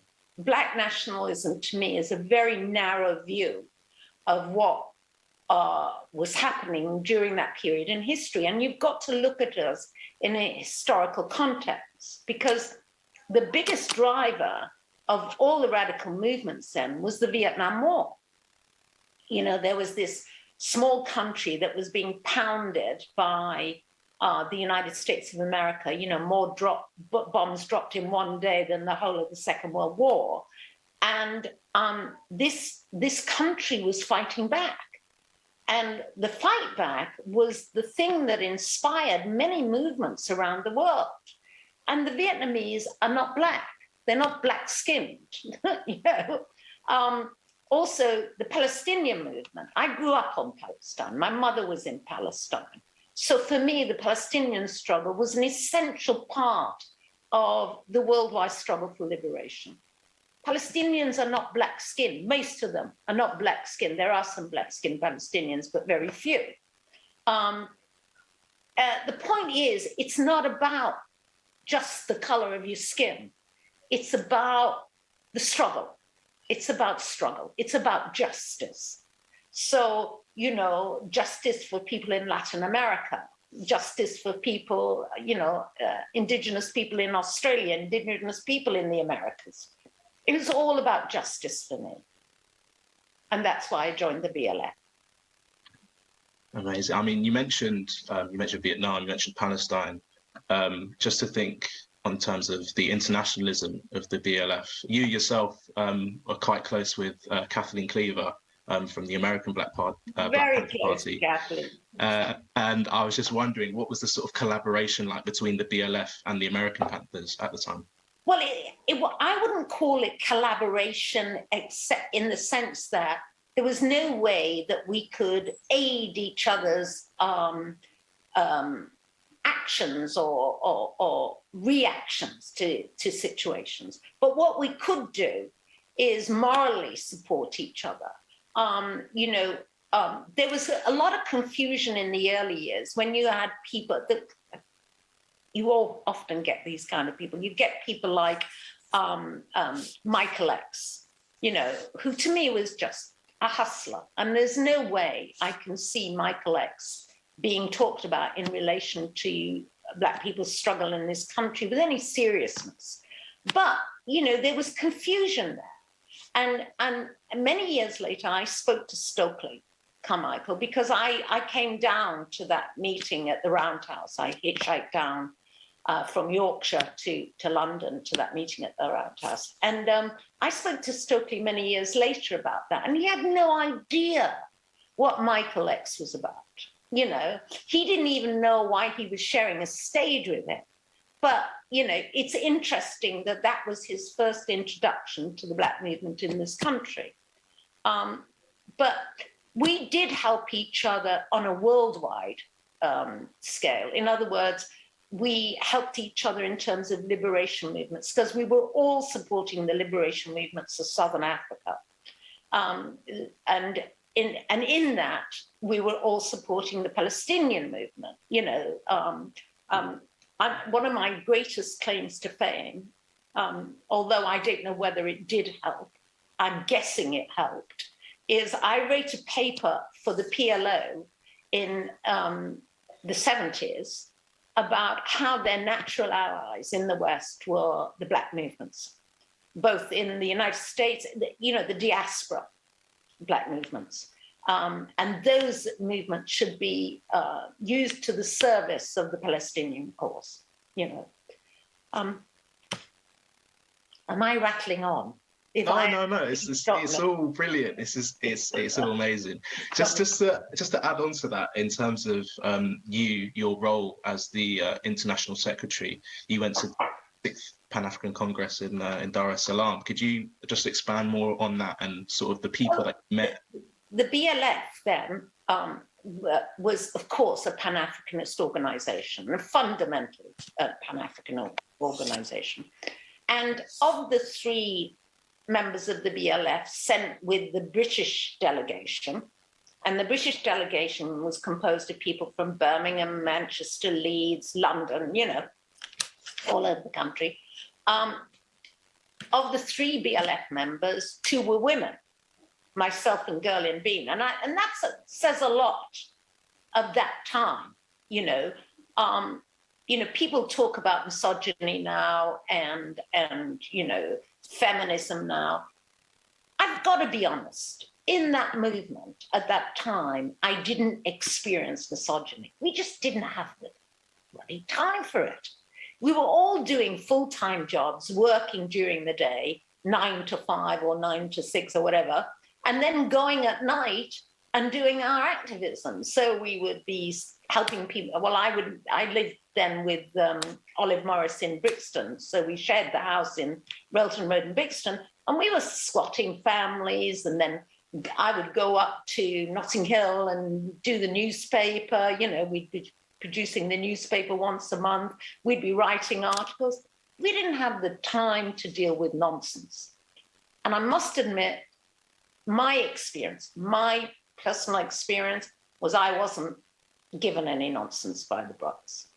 You know, maybe I wasn't good looking enough, but I certainly wasn't given any nonsense by. I see Annie's got a hand up. I do. I actually have quite a few questions, and I'm just really excited and kind of honoured to be in this space. So thanks for joining us, Zainab, and also to AS and Perry for inviting me along. So I guess kind of taking us back a little bit, one of the questions that I had was about that distinction that you drew between Black nationalism on the one hand and socialism on the other. So to kind of give context, I remember doing my undergraduate thesis, and I was looking at the Panthers in the States and tracing this kind of from being nationalist at the start towards a more revolutionary posture. Whereas today, a lot of the Black Power movements, especially the American, but also, I guess, in the shadow, the British Black Power movement, kind of treated essentially as Black nationalism. And I kind of wanted to take some time to sort of dwell on that and just like ask you what you kind of think the role of, that's my little one, ask you what you think the kind of role of this presentation of our radical histories as nationalist politics has done to maybe the way that people think about Black politics in today's time. First of all, I think he or she, the little one. Oh, she. I think she's lovely, and we should acknowledge her. You know, hi, beautiful. You know, what do I think about it? I think you've got to put things in their context of their time. I've always said this. You know, so much was happening in the 60s, 70s, you know, so much. The world was exploding. You had, even in France, you know, they were on the verge of a revolution. You know, the student movement brought them to the verge of a revolution. Everywhere across the globe, there was movements. And of course, the fascists, and well, you can't call them all fascists, but the fascists in Latin America, the crazies in the United States, and such as, you know, J. Edgar Hoover, who also, I must admit, was a fascist too, you know, they were killing us. They were active in getting rid of our people, getting rid of them in any way possible. How they did it in a physical way, such as Fred Hampton, who was, you know, Fred Hampton was one of our leaders we should seriously mourn, like Amilcar Cabral, like Patrice Lumumba, like Kwame Nkrumah. We should seriously mourn some of the Panthers. And Fred Hampton was one of the major ones that we should mourn, because these were revolutionaries. They weren't about that narrow nationalism. You know, it's great to wear a dashiki, but that doesn't define you. What defines you is what you do in this world, and how you treat other people, and the way you think about how the world should be run. You know, hi, beautiful baby. And I'm not going to be embarrassed about this baby. Babies are our future, so her listening in is good for our future.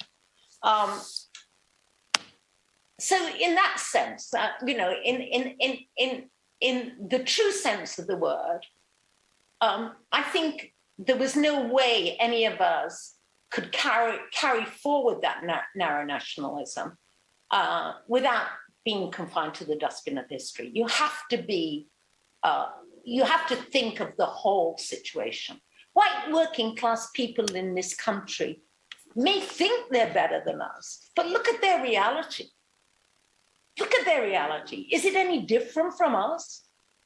Poor white people are poor white people. They're just fooled by the system into thinking, oh, well, there's somebody lower than me because of the color of your skin.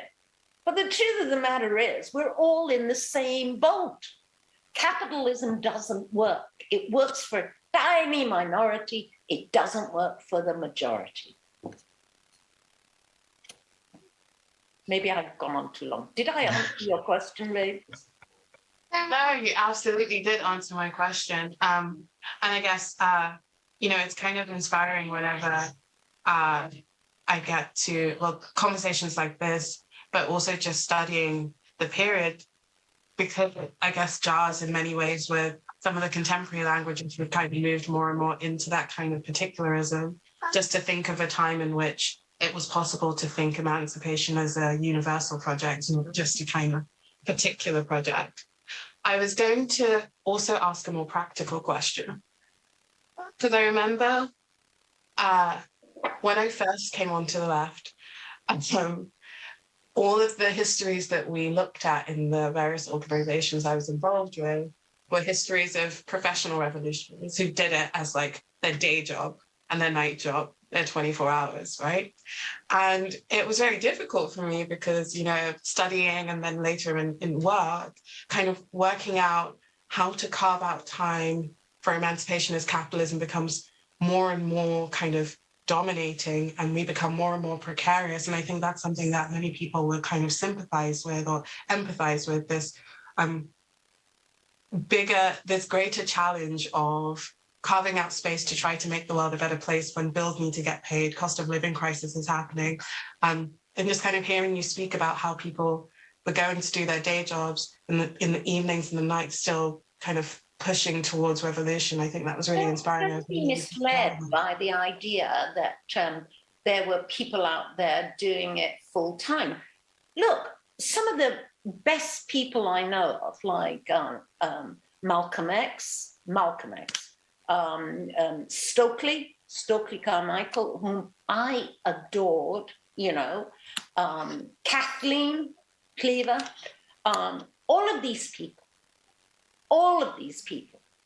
myself included, we all had to work.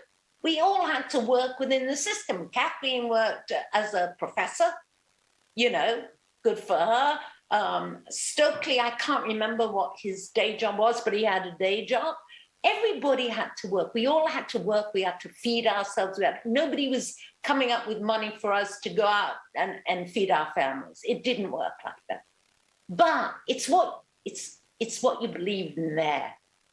And it's what you do when you make a bit of excess money and what you do with it. Because money isn't to keep or to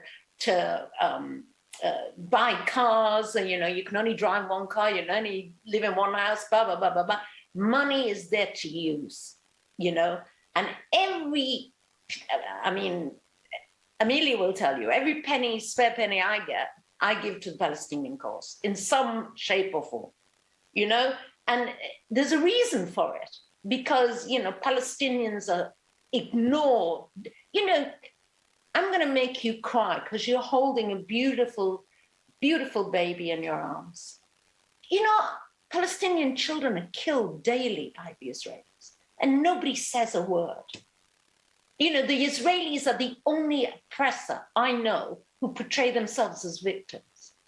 How does that work? You know, and so when I've ever got money, I know what I do. But recently, my family, you know, at the behest of my daughter, decided we were going to support the RMT.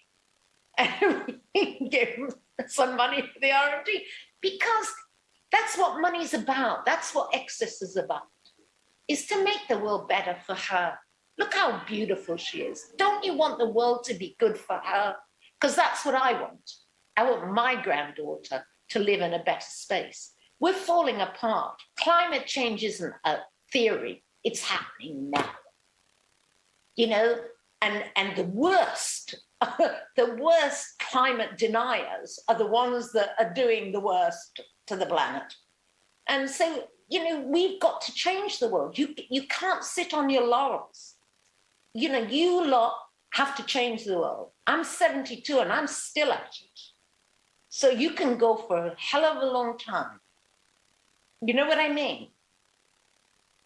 Okay, if I don't make sense, pull me up, please, Perry. No, Zainab, I got it. I got it all. Don't worry. Annie, I was going to say, I've seen you unmuted. Have you got anything else to add to that? Sorry. Oh, I am already unmuted. No, I was just saying that, no, you make absolute sense. And I think sometimes I'm really glad that we rarely get to have those moments when we're having conversations like these, when we're talking about the politics and the history. I think people's real lives kind of fall away.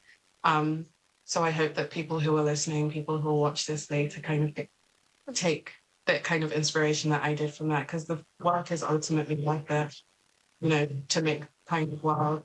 There's so much to do. Your job is with her. That's a very, very important job. You know, we raise the next generation. And by the way, I want to cuddle her. We shouldn't be having this. I see your grandchildren, you know that? All right, I'm going to go give her back. Perry, I'll hand back to you. So no problem, no problem. I just wanted to go over to you, Amelia, because we've mentioned the importance of women in the movement. And I know your research centres a lot on Black radical women. And I was just wondering, Amelia, in terms of Zainab, she's spoken about her experiences in the BLF, but I was wondering, in your research, and I'm sure Zainab, you can probably add to this as well, the other Black radical organisations of the 60s and 70s and how they sort of handled the, in inverted commas, the woman question, as it were. Yeah, well, Zainab is a prime example of the kind of roles that women took in the movement. And as Zainab has attested to, although obviously misogyny does impact people differently, it never stopped certain women from getting into leadership roles and playing a really important part in shaping organisations.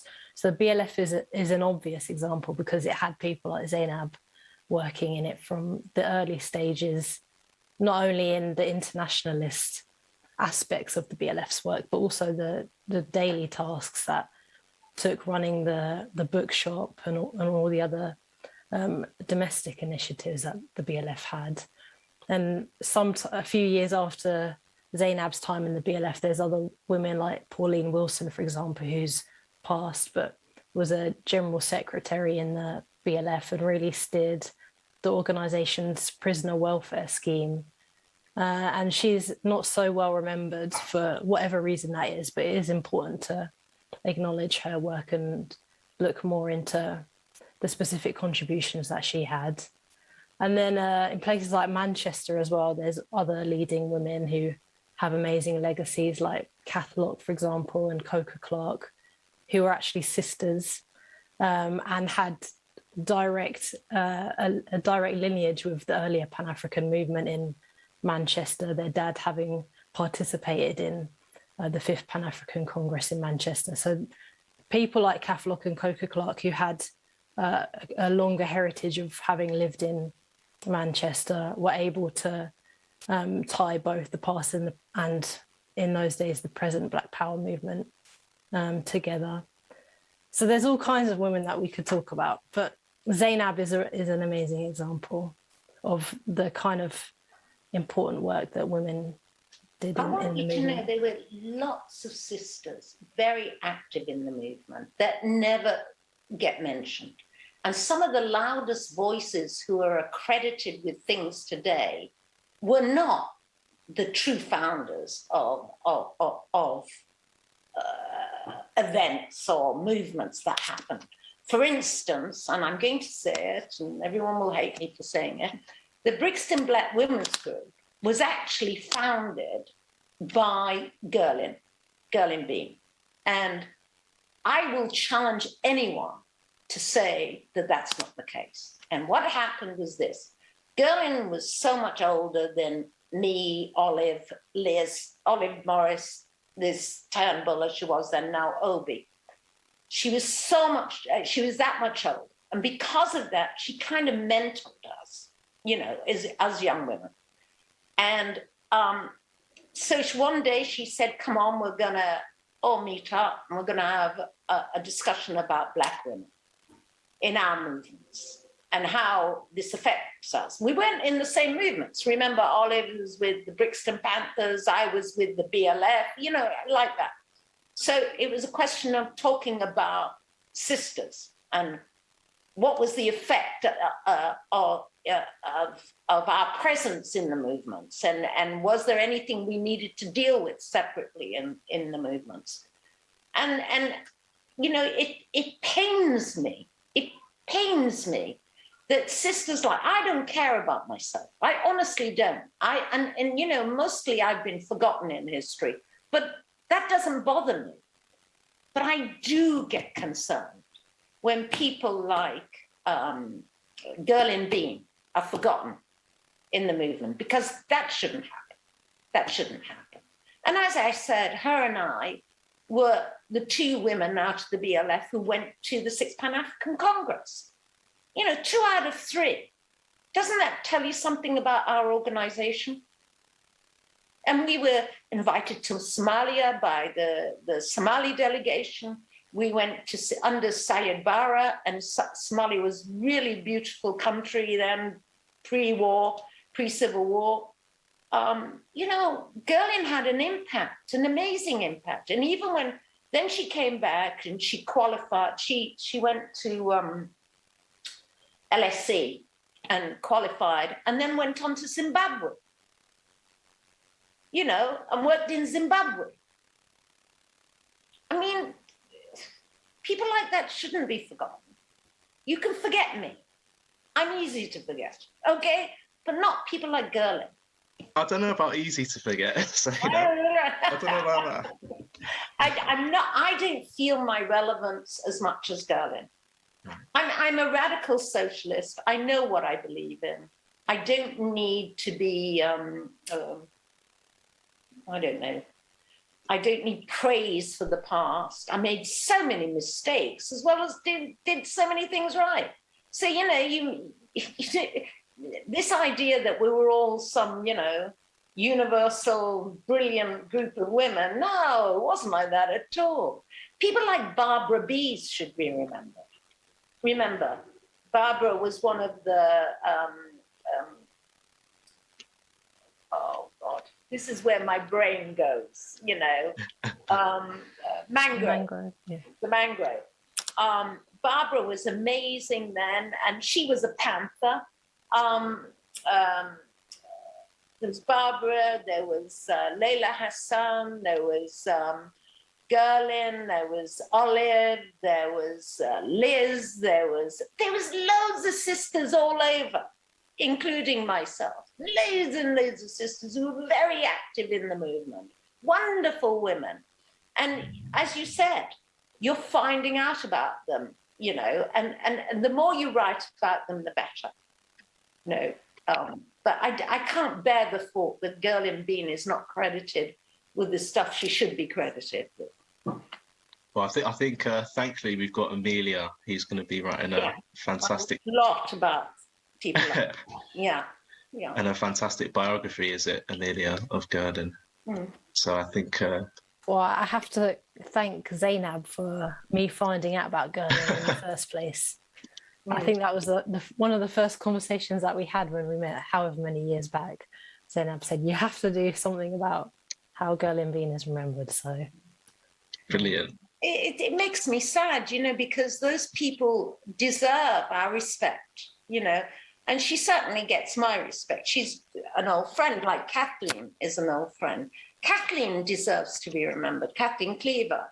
I introduced her to some of the young historians. Do you remember you came over, Amelia, to my house and you met her? And I think that's another thing that's important, that we should be introducing this younger generation to some of the stars of the past, you know. I've made recent friends of Robin Kelly and Barbara Ransby. Recent friends, and they're wonderful brother and sister academics, but who fight for the cause. Like Robin writes extensively about Palestine.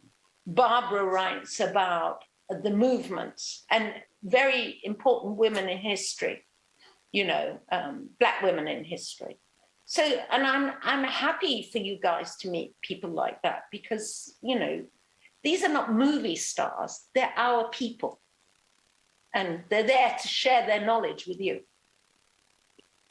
Excellent, exactly. Just to get back to the BLF and your experiences, Zainab, we heard the mangrove briefly mentioned.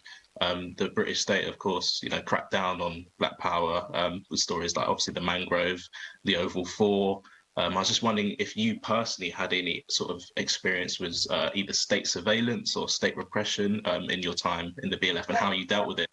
Well, I definitely had state surveillance, but I think mine was slightly different because I dealt with a lot of people in the liberation movements.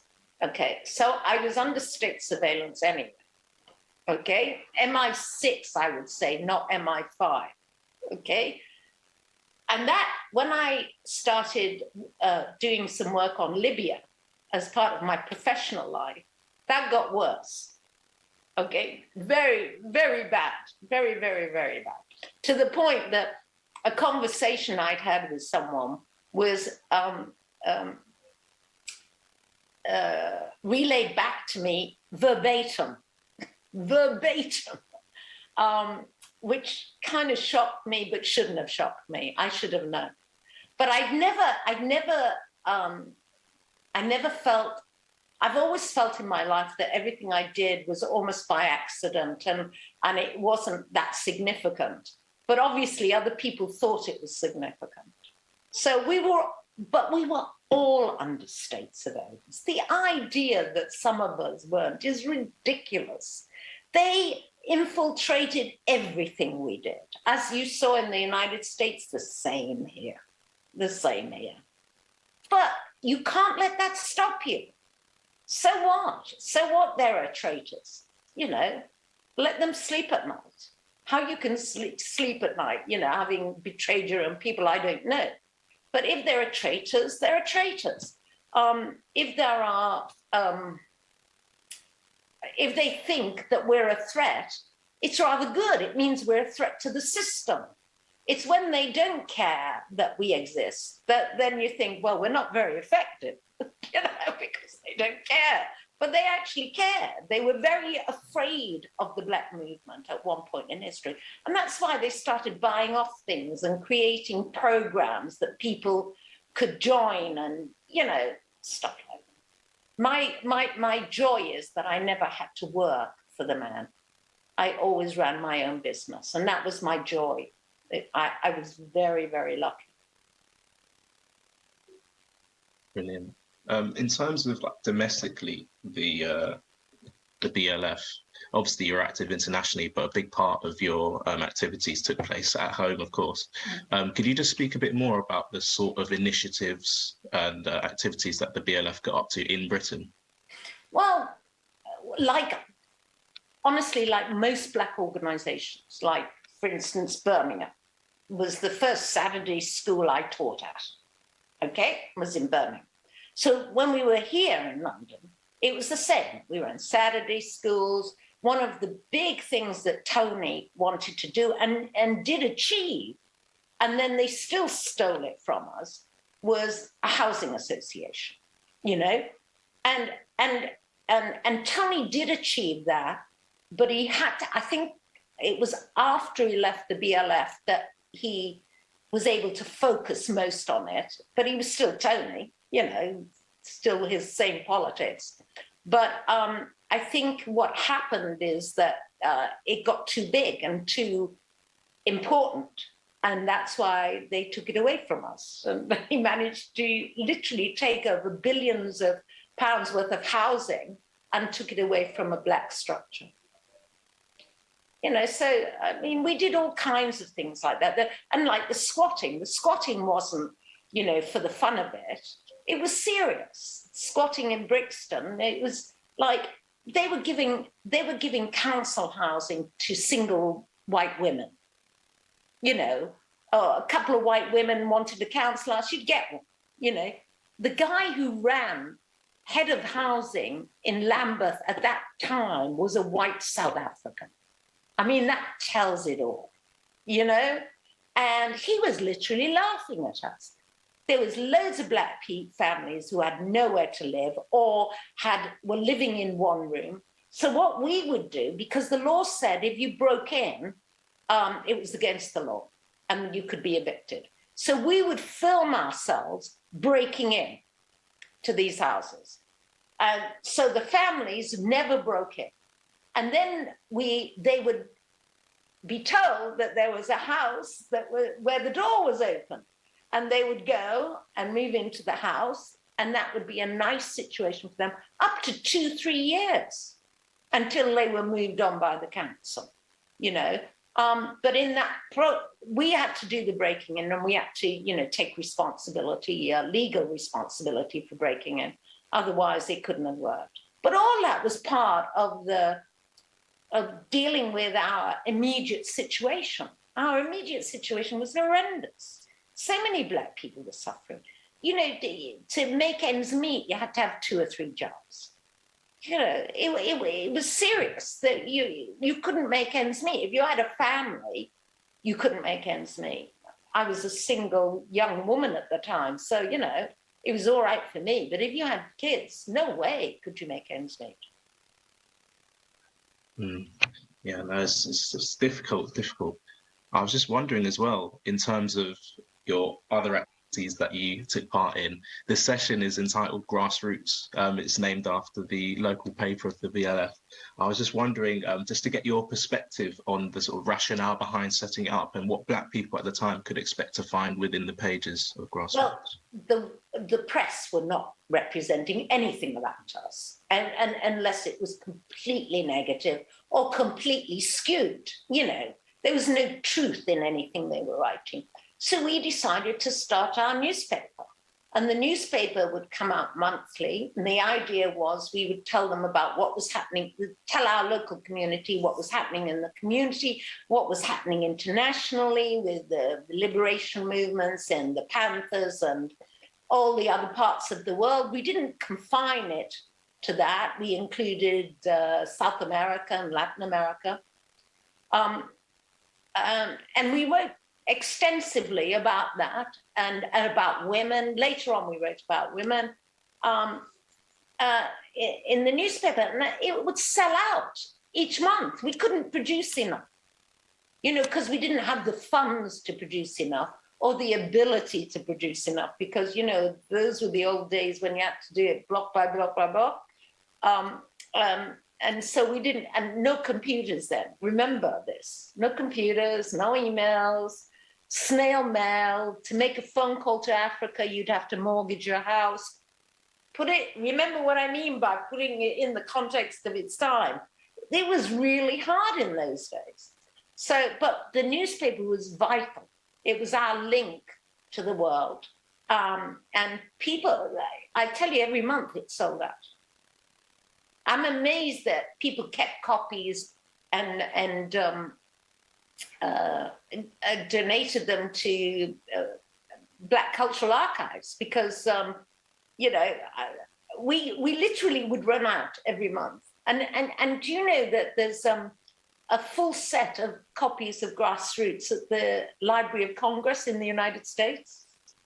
I know that from a professor friend who went to look at Grassroots. He found my articles on Palestine, on Southern Africa, on Mozambique, Angola. So it's interesting that they've got them and we haven't.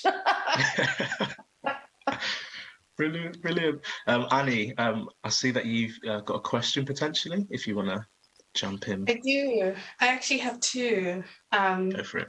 So the first one is about, so there's a book, Thinking Black. He recounts, I believe it's James Baldwin's, visit to the UK, and there's a line about how he says we need people who think and act Black, or we need bodies and people, cats who act Black. And I'm just kind of curious about your thoughts. You know, recently, well, in the last sort of decade, debates about political Blackness have resurfaced. And I guess there's like a conversation to be had about race and how we engage it. But I guess there's a deeper thing that I've always been a bit troubled by, which is the kind of shift from Blackness as a political project or an emancipatory political project. And I kind of connect that to Biko's analysis of Blackness as a politics rather than a skin color. And I was wondering, so in the moment, is there a sense in which you might say that the world was thinking Black in terms of its resistance, not just, sort of Black people, but then also today, what kind of lessons can we learn about people's orientation towards race during the era of Black power? Maybe if you could speak a bit on how the question of race was treated by the Black liberation movement as well, vis-a-vis like Black nationalism. Well, I mean, I find it interesting that people see race in isolation. And it's not just our people, it's white people see race in isolation. I mean, when you look in the mirror, do you say, oh, there's me, a Black woman? No, you just say, there's me, and everybody on the planet does that. They're me. I think race is a tool. Racism is a tool of capitalism and imperialism. Certainly slavery was a tool of imperialism. And of course, it created the means for capitalism to expand exponentially around the world. I believe if you're a Black person, I mean, this is my belief. You can disagree with me. You can, you're a Black man or Black woman. You can't be for the system. You can't be. It does nothing for you. Nothing. Everything you get from it, you got yourselves. Now, they will try to say they gave it to you, like your education or, your lifestyle. But it's not true. It's not true. The system isn't about you and making your life better. The system is to make a very, very small, and it gets smaller by the year, group of people exceptionally rich. I mean, they're not even talking about billionaires now. You don't get on the Forbes 100 rich list if you're a billionaire now. You have to be a multi-billion. Okay? So, I mean, people are worth 300 billion. Think about that. I mean, just for 1 minute, think about that. Terry, do you have a calculator with you? Yeah, I do, to hand. Yeah. Here we go. Calculate this. 1%, 1%, only one, of 300 billion. How many zeros is that then? Oh, it's too many. Well, it's, it's all right. How do you do 1% of 300 billion? It is 1%, well, 10% would be 30 billion. No, it wouldn't be. No. 300 billion. That's ridiculous. My math isn't good today. This has become a maths lesson now. 1, 2, 3. That's only 300 million times 1%. Oh no, sorry. I'm going to do this because I think it's very important you know. Was it 100 billion you're asking? No. Oh, Annie says 3 billion. No, it's not 3 billion. 300 billion times 1%. Times 1% equals 3 million. Right, she's right, 3 billion. Now, 3 billion, what could you do with 3 billion? How many schools could you run with 3 billion, Annie? How many hospitals could you create in Africa with 3 billion? Okay, now somebody exists on this planet worth 300 billion. I just want to go and beat his ass because he doesn't get 1%.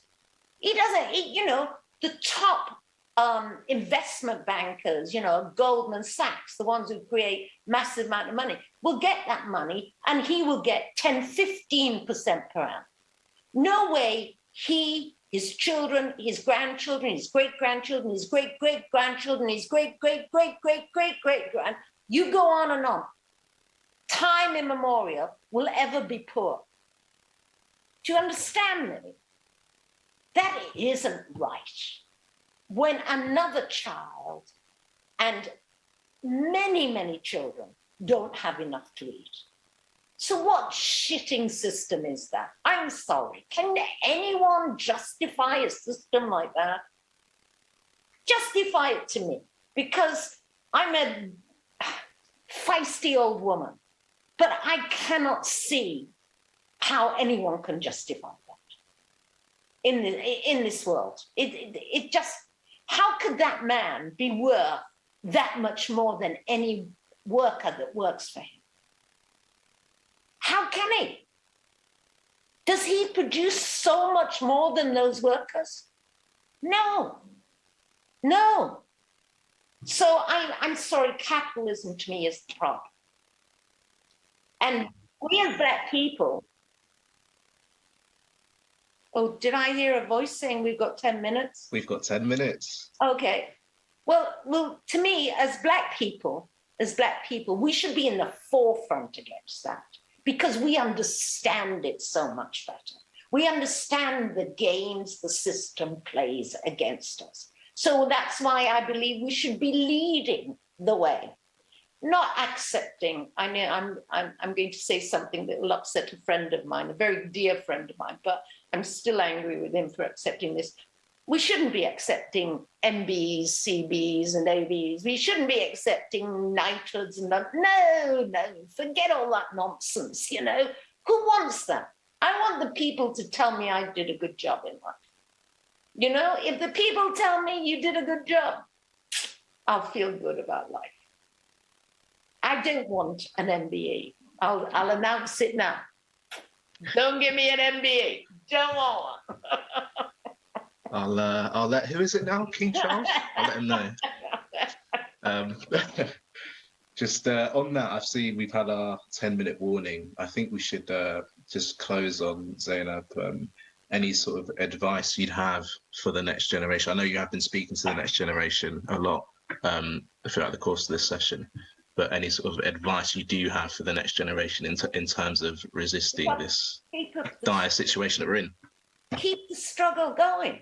Also, why I don't have the arrogance to give you advice, because you are going through the same things we went through. Okay, it hasn't changed, it hasn't got better. Look at the figures, look at the number of young Black people going to prison, young Black people being stopped and searched. Look at all these numbers, and it hasn't got better. We actually failed. We failed. We didn't make things better for you.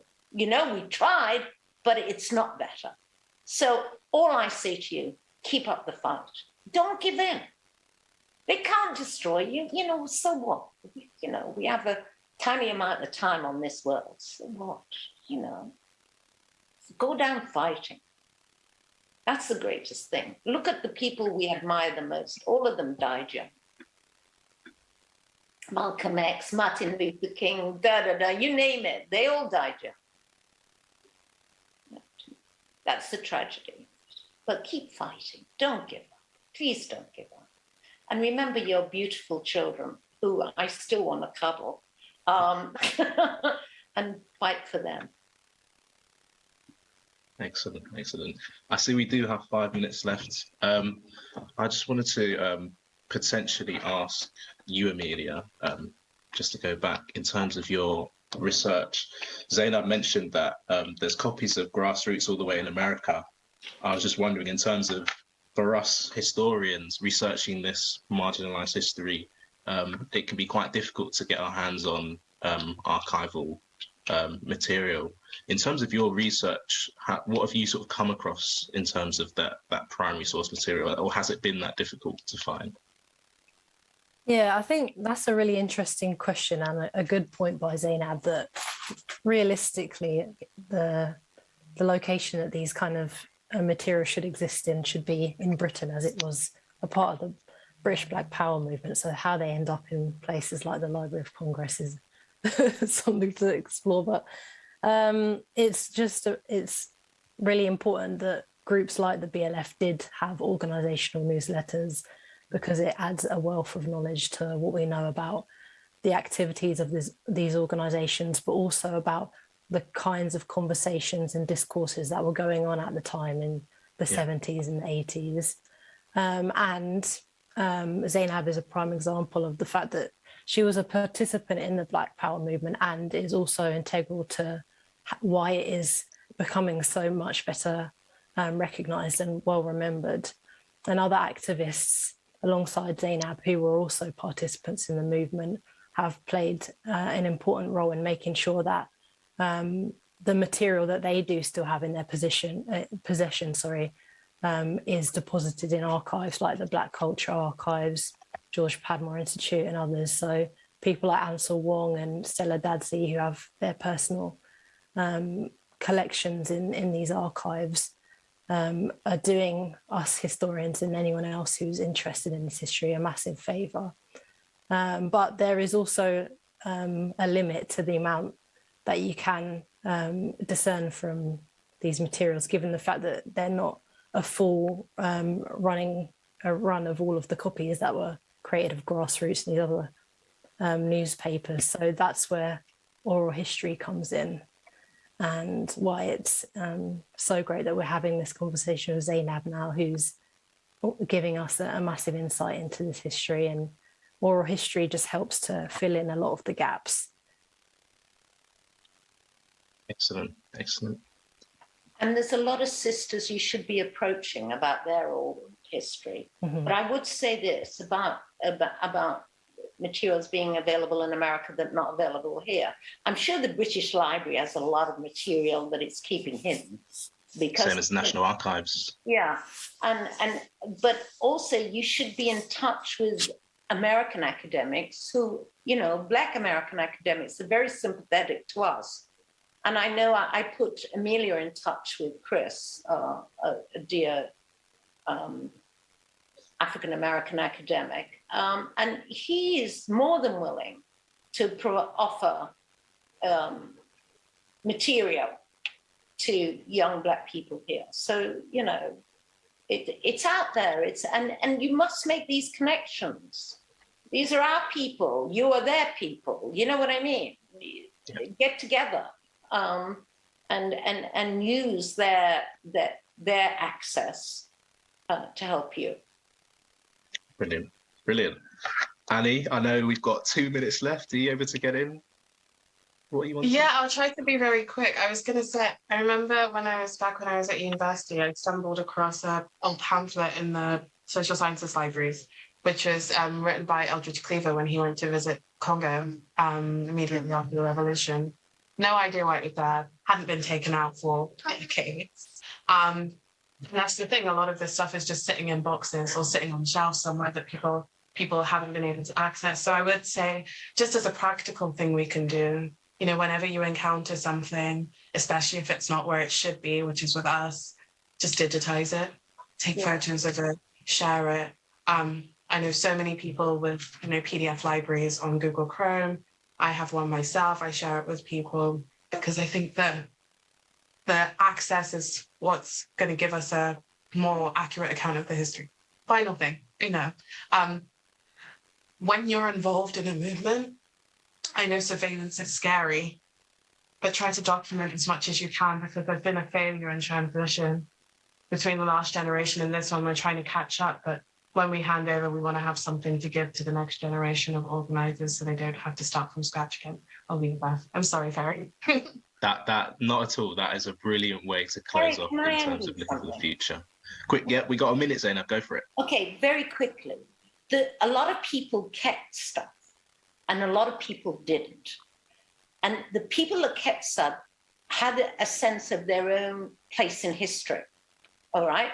The people that didn't keep stuff had a sense of their own place within their community, working on a daily basis. So don't blame us that didn't keep stuff, We didn't see ourselves as historical figures. We saw ourselves as activists. Brilliant. On that note, I think that's our time. Thank you for everybody that showed up. Zainab, thank you so much. It was an absolutely amazing discussion. I feel really honoured to be here. Thank you for sharing your history and your experience with us. Same with you, Amelia. Thank you for your expertise, and you, Annie, with your contributions. Really, really good discussion. I really enjoyed it, and I hope that everyone watching did too. Did people watch? I hope so. Otherwise, How do we'll we just know?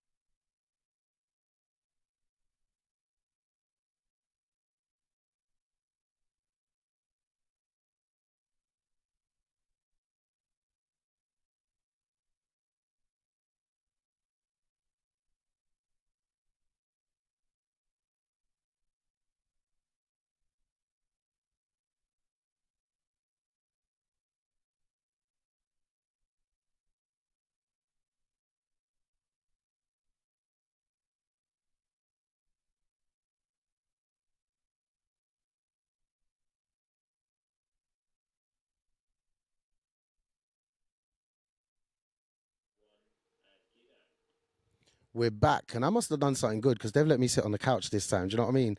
And I've got some friends with me. I've just had an update, by the way. You guys are amazing, honestly. £8,000 donated already in under 2 days. Come on, guys. Where's the energy? Where's the energy? £8,000 donated so that we can keep running political education courses throughout the year. We've had the 101 schools. We've had the little away weekends with young people, trying to get them involved in local community groups. There's been so much work that we've been doing, especially with the transformed groups across the UK. And we can just keep doing that. And most importantly, I'm going to let you guys into a little secret I found out this week. There's a good chance that the Labour conference is going to be back in Liverpool next year and for a few more years after that. So if you want to have TWTtv and TWT in Liverpool again next year, if you're able to, please do donate. Now, I've got a very, very, very special guest with me here. Andrew's got an also special guest coming very soon.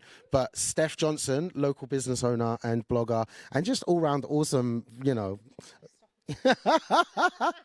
But yeah, Steph, you run the Scousebird shop. You started off with the blog, obviously, and I don't know when you started it, but I know I've followed you since like I've lived in Liverpool. You're well known across Liverpool, but what has definitely picked up, a lot of people have noticed, is your dislike or hatred for the Tories, but also how you take that energy and you put it into doing good things and trying to educate people through your social media, and also most recently at your shop.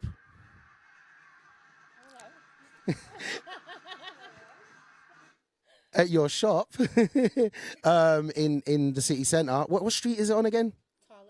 Tarleton Street. So if you're in Liverpool, if you're going to the Enough is Enough rally or whatever, head to Tarleton Street. Are we okay? Okay, brilliant. So if you're on Tarleton Street, head on down to the Scousebird shop, where you can also make a food bank donation. And I was most, I want to say surprised. It's not surprised. I was just like overwhelmed a little bit, really, to see how many donations you got. And at the moment, it's so important that people are donating.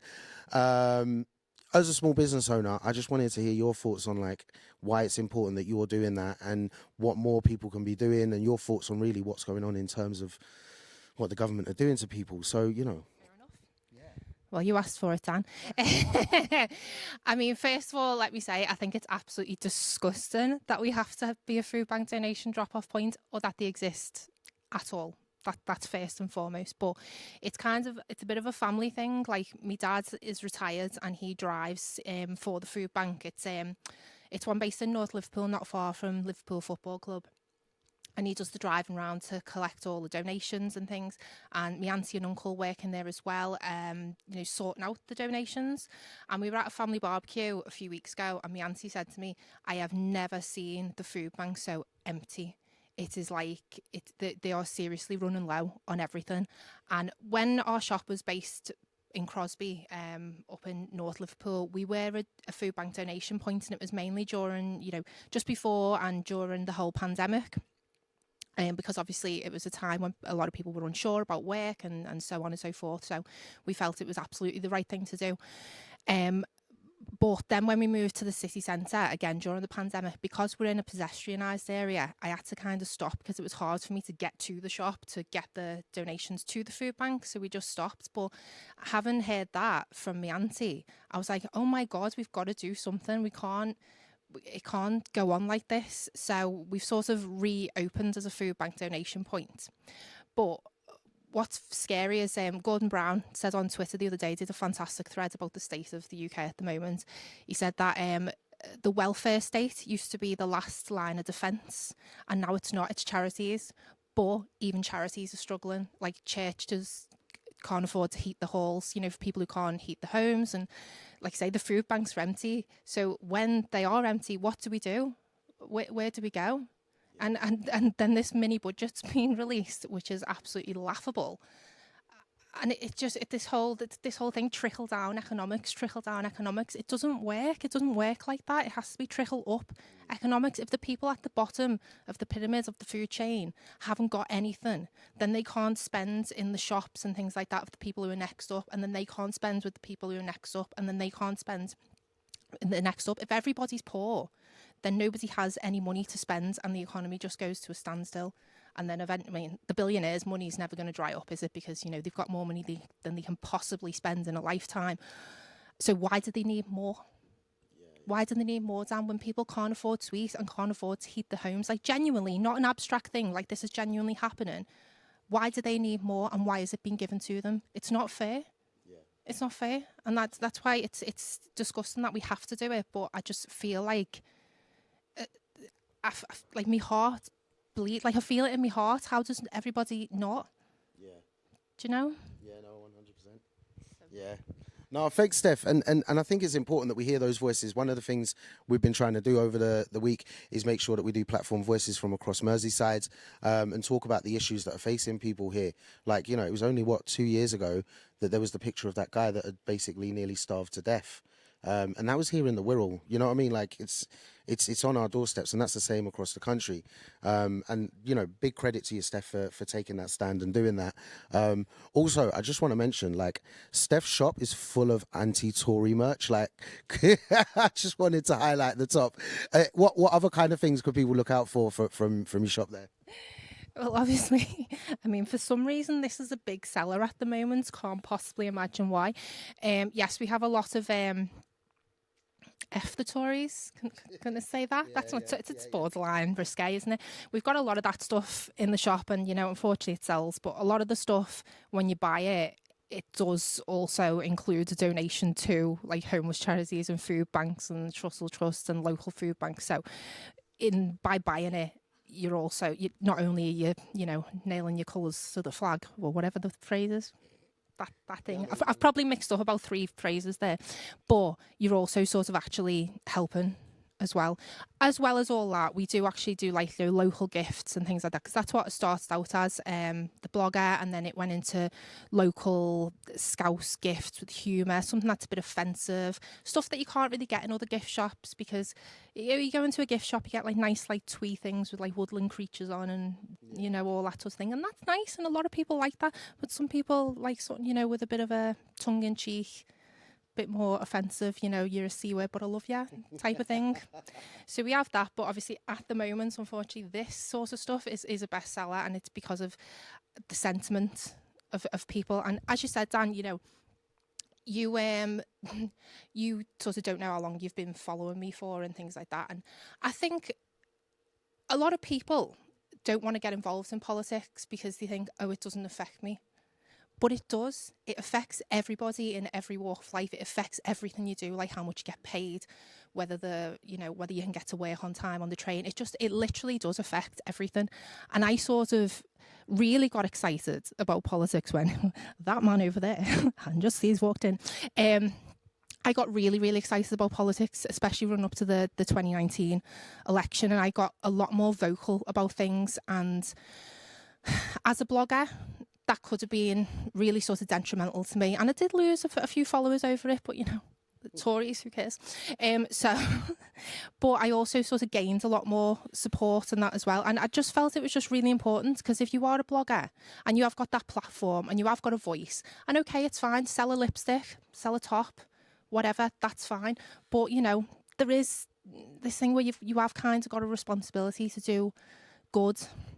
And that, and unfortunately, you know, 2019 never went our way. And, you know, I cried for several days after the results. But, you know, at least I felt like I'd done everything I can. Yeah. And, you know, who knows if we'll get a chance like that again. But, you know, it is what it is. Thanks so much, Steph. Andrea, I think you got your friends here now. Do you want to introduce your friends? We are officially joined by Jeremy Corbyn. Woo! I'm doing great, thank you, Jeremy. So how are things with you, Jeremy? Grand, great. I'm sorry I wasn't here a few moments ago. I went to the wrong end of Windsor Street. I apologise. Oh, don't worry about it. You're here, and that's the main thing. We're very excited to have you here with us today. So, could you tell us what's been going on with Peace and Justice and what we can expect, please? Well, a number of things with Peace and Justice. We founded it in January, almost 2 years ago, in January 2020, and we had a very big online launch globally and endorsed by Noam Chomsky and Ronnie Casseroles and a whole lot of global left people, as well as obviously large numbers of people from across the country. We've got over 50,000 people signed up for the project in the sense of being part of it and in receipt of our regular emails, and a good number of people donate small amounts of money each month. Not huge amounts. There are no sugar daddies funding us, and got jokes, it's You've got jokes. Got jokes. Well, why not? Why not? Why not? Why not? We can have a sense of humour, you know. The left doesn't have to always be boring. Yeah, you know that. I know that. Yeah. Right. Everybody got that. The left does not have to be boring. Do you agree? Yeah, we can't. We don't have to be dead. You know, the left. We literally don't have to be dead. I'm not dead. Yeah. Yeah. Jeremy's not dead. Exactly. I've got the spirit of youth with me. It's all right. Exactly, the power of youth. You get it.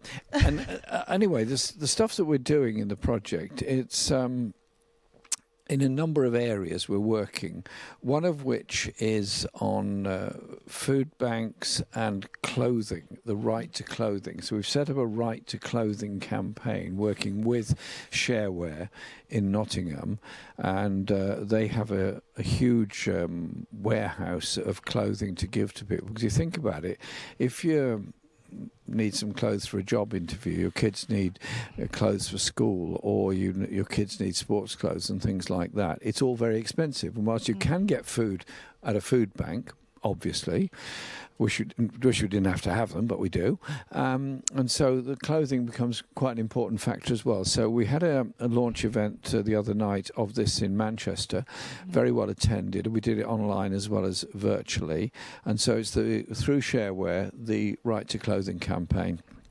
Working on that. We're working with unions in solidarity, obviously supporting RMT, CWU and so on, but we're doing a long-term concentrated campaign with the Bakers Union for recognition at Samworths, which is a large industrial bakery in Leicester. It's got places in other parts of the country, very large employer. They make serene loaves and many other things like that to gain union recognition. So we're working with them on that. We had a public meeting in Leicester. We're working with them to get higher level of union membership and then push the point for recognition. So it's working with them.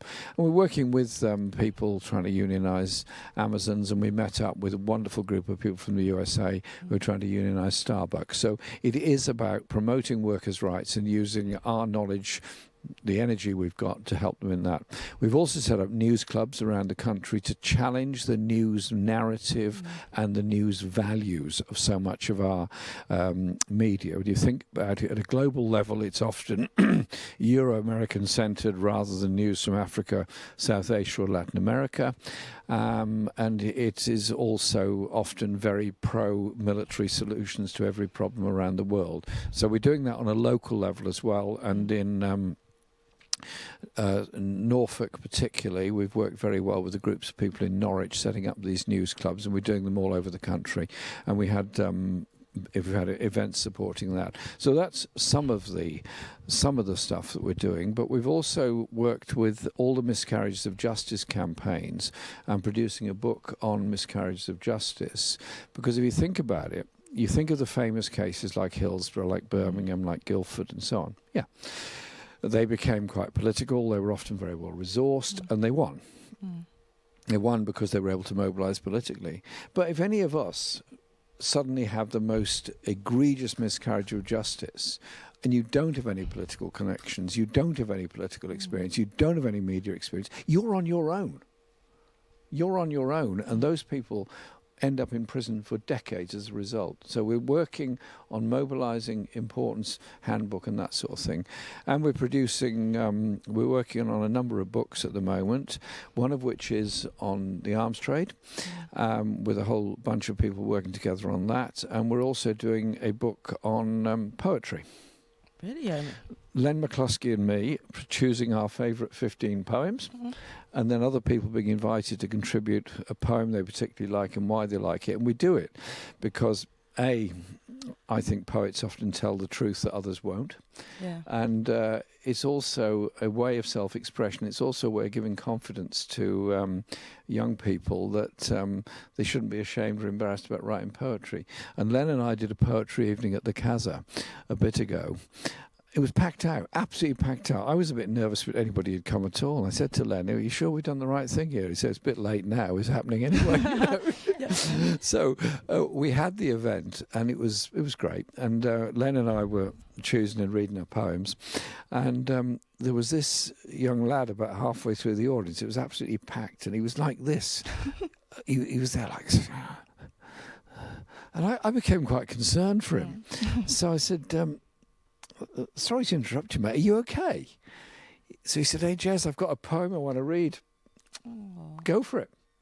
And then a whole lot of other young people joined in and read their own poems out. Oh, that's absolutely brilliant. And they were young teenagers. Oh. And so our book is about liberating poetry.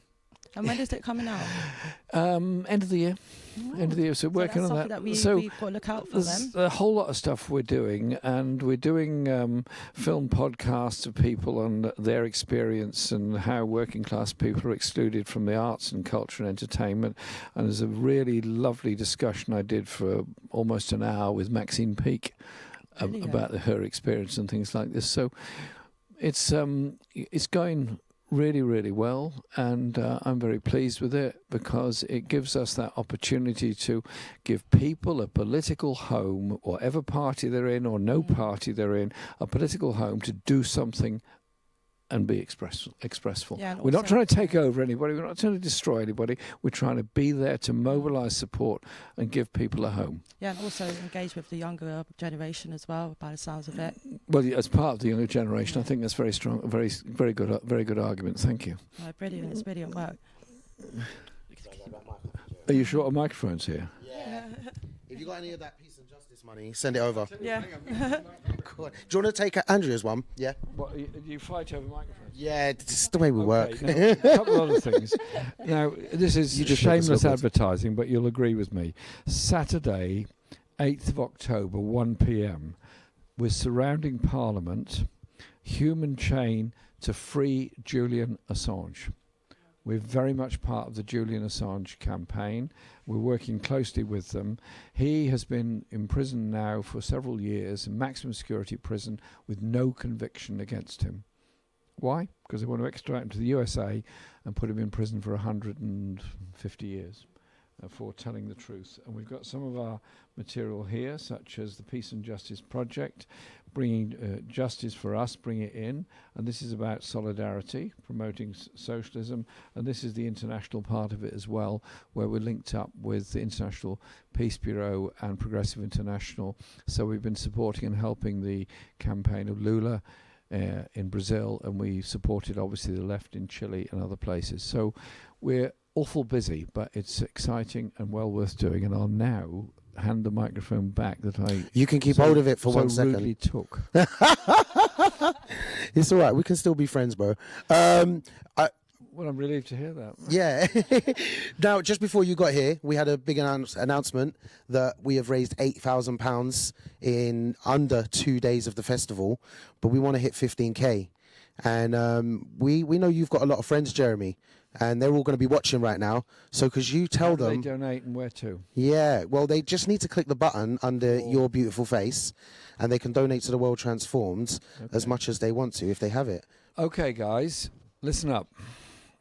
Get your phones ready. TWT has been fantastic from when it was first founded. The idea being that parallel to the Labour Party conference, there is a space, an affordable space where people can go, promote their ideas. The Peace and Justice Project has a stall there. Our merchandise is there. Our leaflets are there. Lots of others do as well. And we can have debates and discussions at some length. For example, yesterday we did hour and a half, maybe 2 hours on the Ford report, which I was part of that discussion. Many other discussions going on there. Having that space, that creative space where you get together, campaign, and then go out and do something is very important. But it does cost money. And so there is an attempt to raise money. And what we said yesterday was everybody who comes to the World Transformed, if all of them contributed £2 a day for the 5 days that it's on, then that would actually pay for the whole thing and the cost that we need. So I gave my £10 yesterday. Others did on the platform. So we collected over £100 just from the platform speakers alone at the event yesterday. So please, if you can now read out the number or the website. You just need to hit the button underneath the screen right now. It's there. While you're there, hit the subscribe button if you haven't already as well. But yeah, hit the button and donate now, or you can head to theworldtransformed.org. Subscribe to The World Transformed, because we need to transform the world. And while we wrap up, thank you very much, Jeremy. Guys, where's the claps and cheers? Come on. Energy, energy, energy. There we go. While we do wrap this up, a very, very big special thank you to Steph, who has also donated a voucher to her shop. So all those cool products that you heard about, the tops, the games, everything. They got bath bombs. I always go in and get bath bombs for my daughter. Also, I'm just going to say, if you're at the festival, I don't think I'm allowed to say what it does, but it helps if you're going out to get an inside-out drink. I'm just saying it helps to get an inside-out drink. You will wake up feeling fresh. Jeremy, would you be able to sign this for us? And if at the same time I can... Oh, this is nice. We'll get you one, don't worry. Yeah, okay. Have you got a Sharpie? Oh, wonderful. Now, the other thing is, I don't want to... Can you hold the microphone? Do you mind? I don't want to damage the shirt by signing it, you see. So I'm surprised you haven't done this already.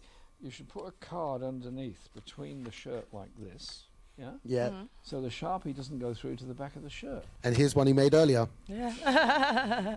And while you're on with it, obviously donate to the World Transformed.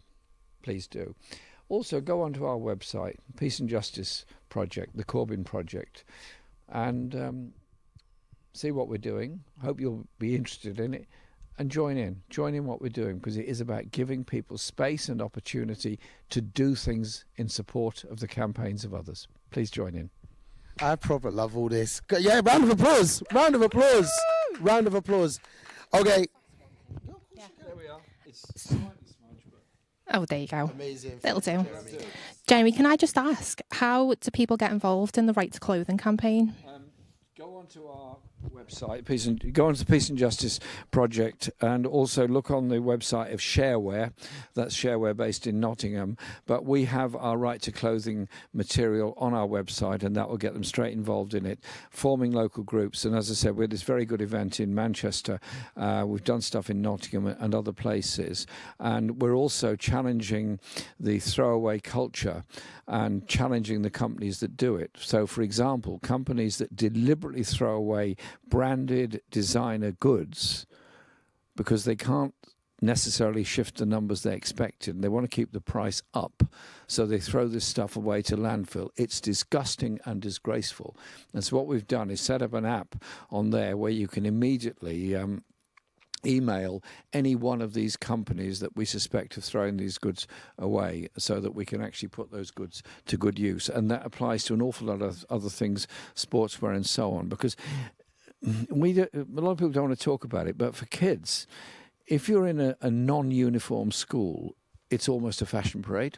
And it's embarrassing if you go in without similar looking clothes to the other kids. If you're in a uniform school, as most of our children are, it is incredibly expensive. So we're also part of that campaign to simplify and reduce the price of school uniforms, because 40 quid for a blazer, 40 quid for a skirt, I've heard £20 for a headscarf, things like that. It's ridiculous. And so we need to, I think, do some work. This is practical work that will not just improve people's lives, but will bring people together. You know what? When people come together and achieve something, there's no end to where that might lead to.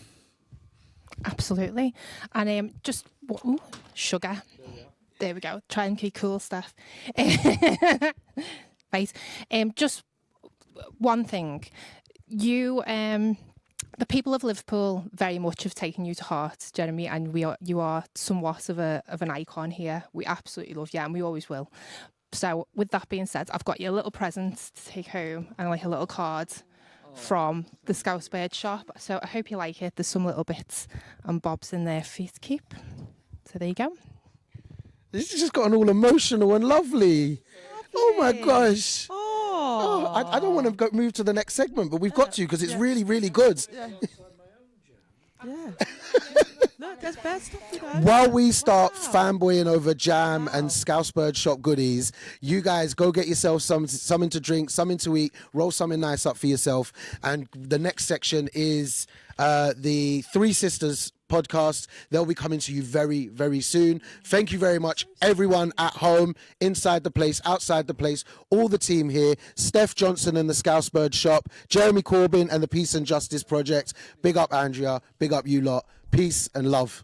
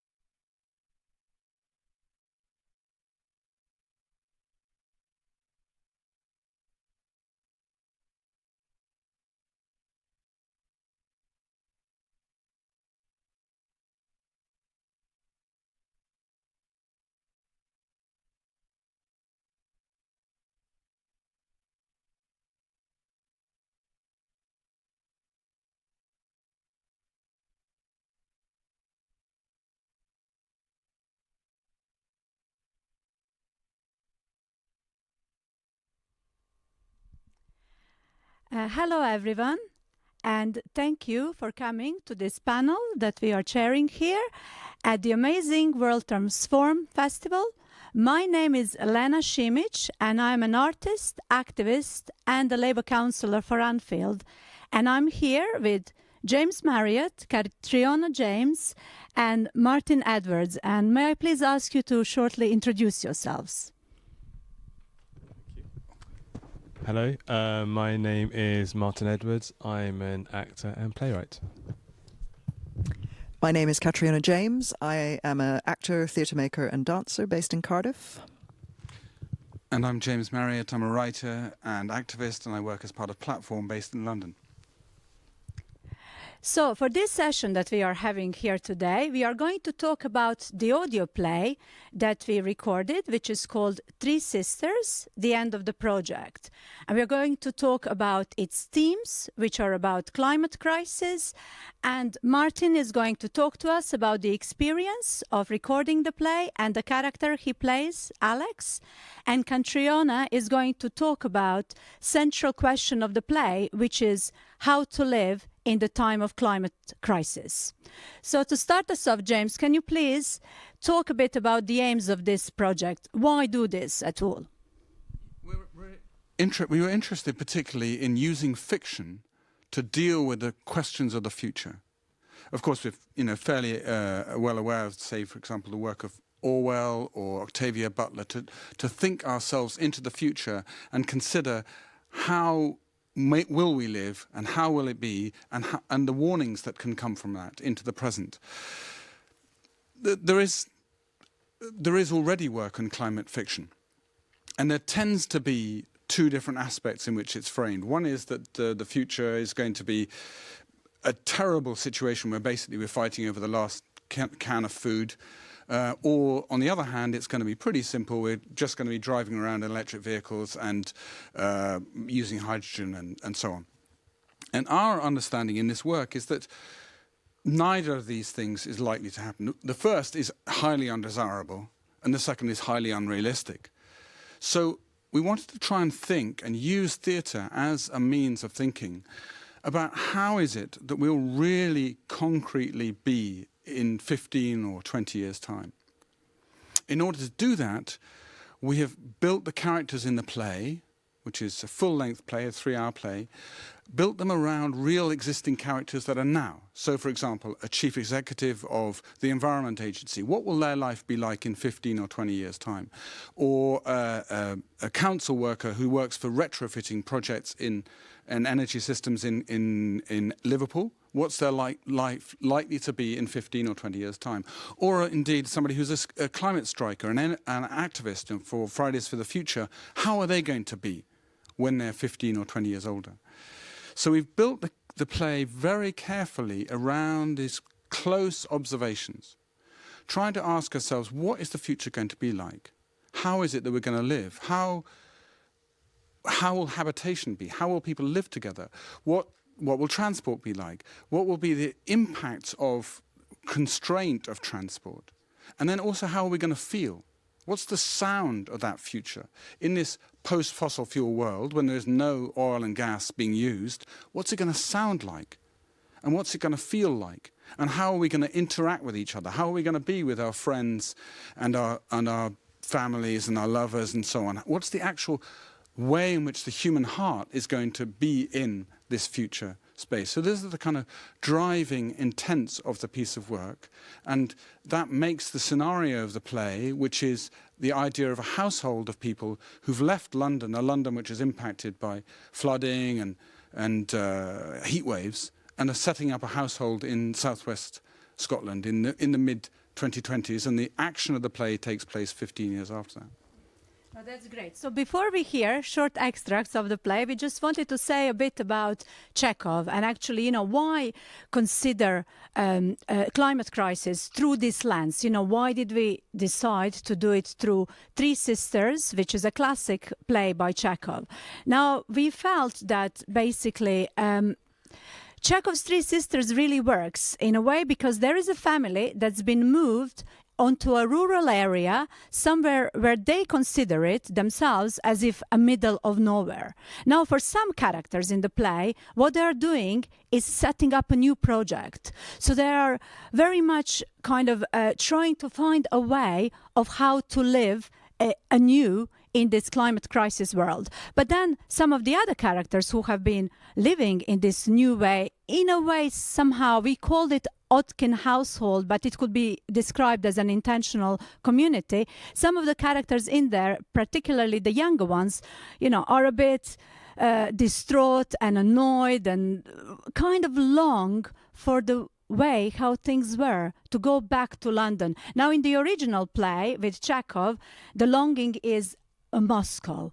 It's Moscow, Moscow, Moscow. Everyone wants to return to Moscow. Now here we have replaced that with London, London, London. Everyone wanting to return back to that place. But it's not just a longing towards a particular place, which is a city in this case, but it's also a longing for a world in which we are actually living now, which is the world in which we are highly dependent on carbon. And so we've tried to see how in the world can we live without the way we are living now, without high carbon dependency. And so we are going to listen to the first extract, which is from the Act 1 of the play, and that is basically the introduction of the character of Alex. Alex is a newcomer who comes to this household, to this house in on the River Nith, near Dumfries, this is. And he is the head of a zero carbon agency in southwest Scotland region. So if we could please now play the first extract.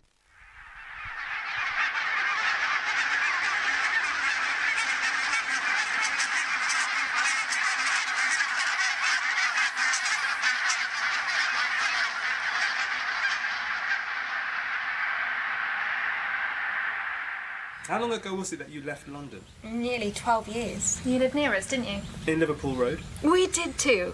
And then I moved to Vauxhall, south of the river. I'd walk to the office from there over the Thames. What a gloomy river it is, so dark and dirty. Yeah. I remember just how miserable I was then. But you've got a beautiful river here. The Neath, so still, so sparkling. But it's so cold and damp here, and the midges are a nightmare.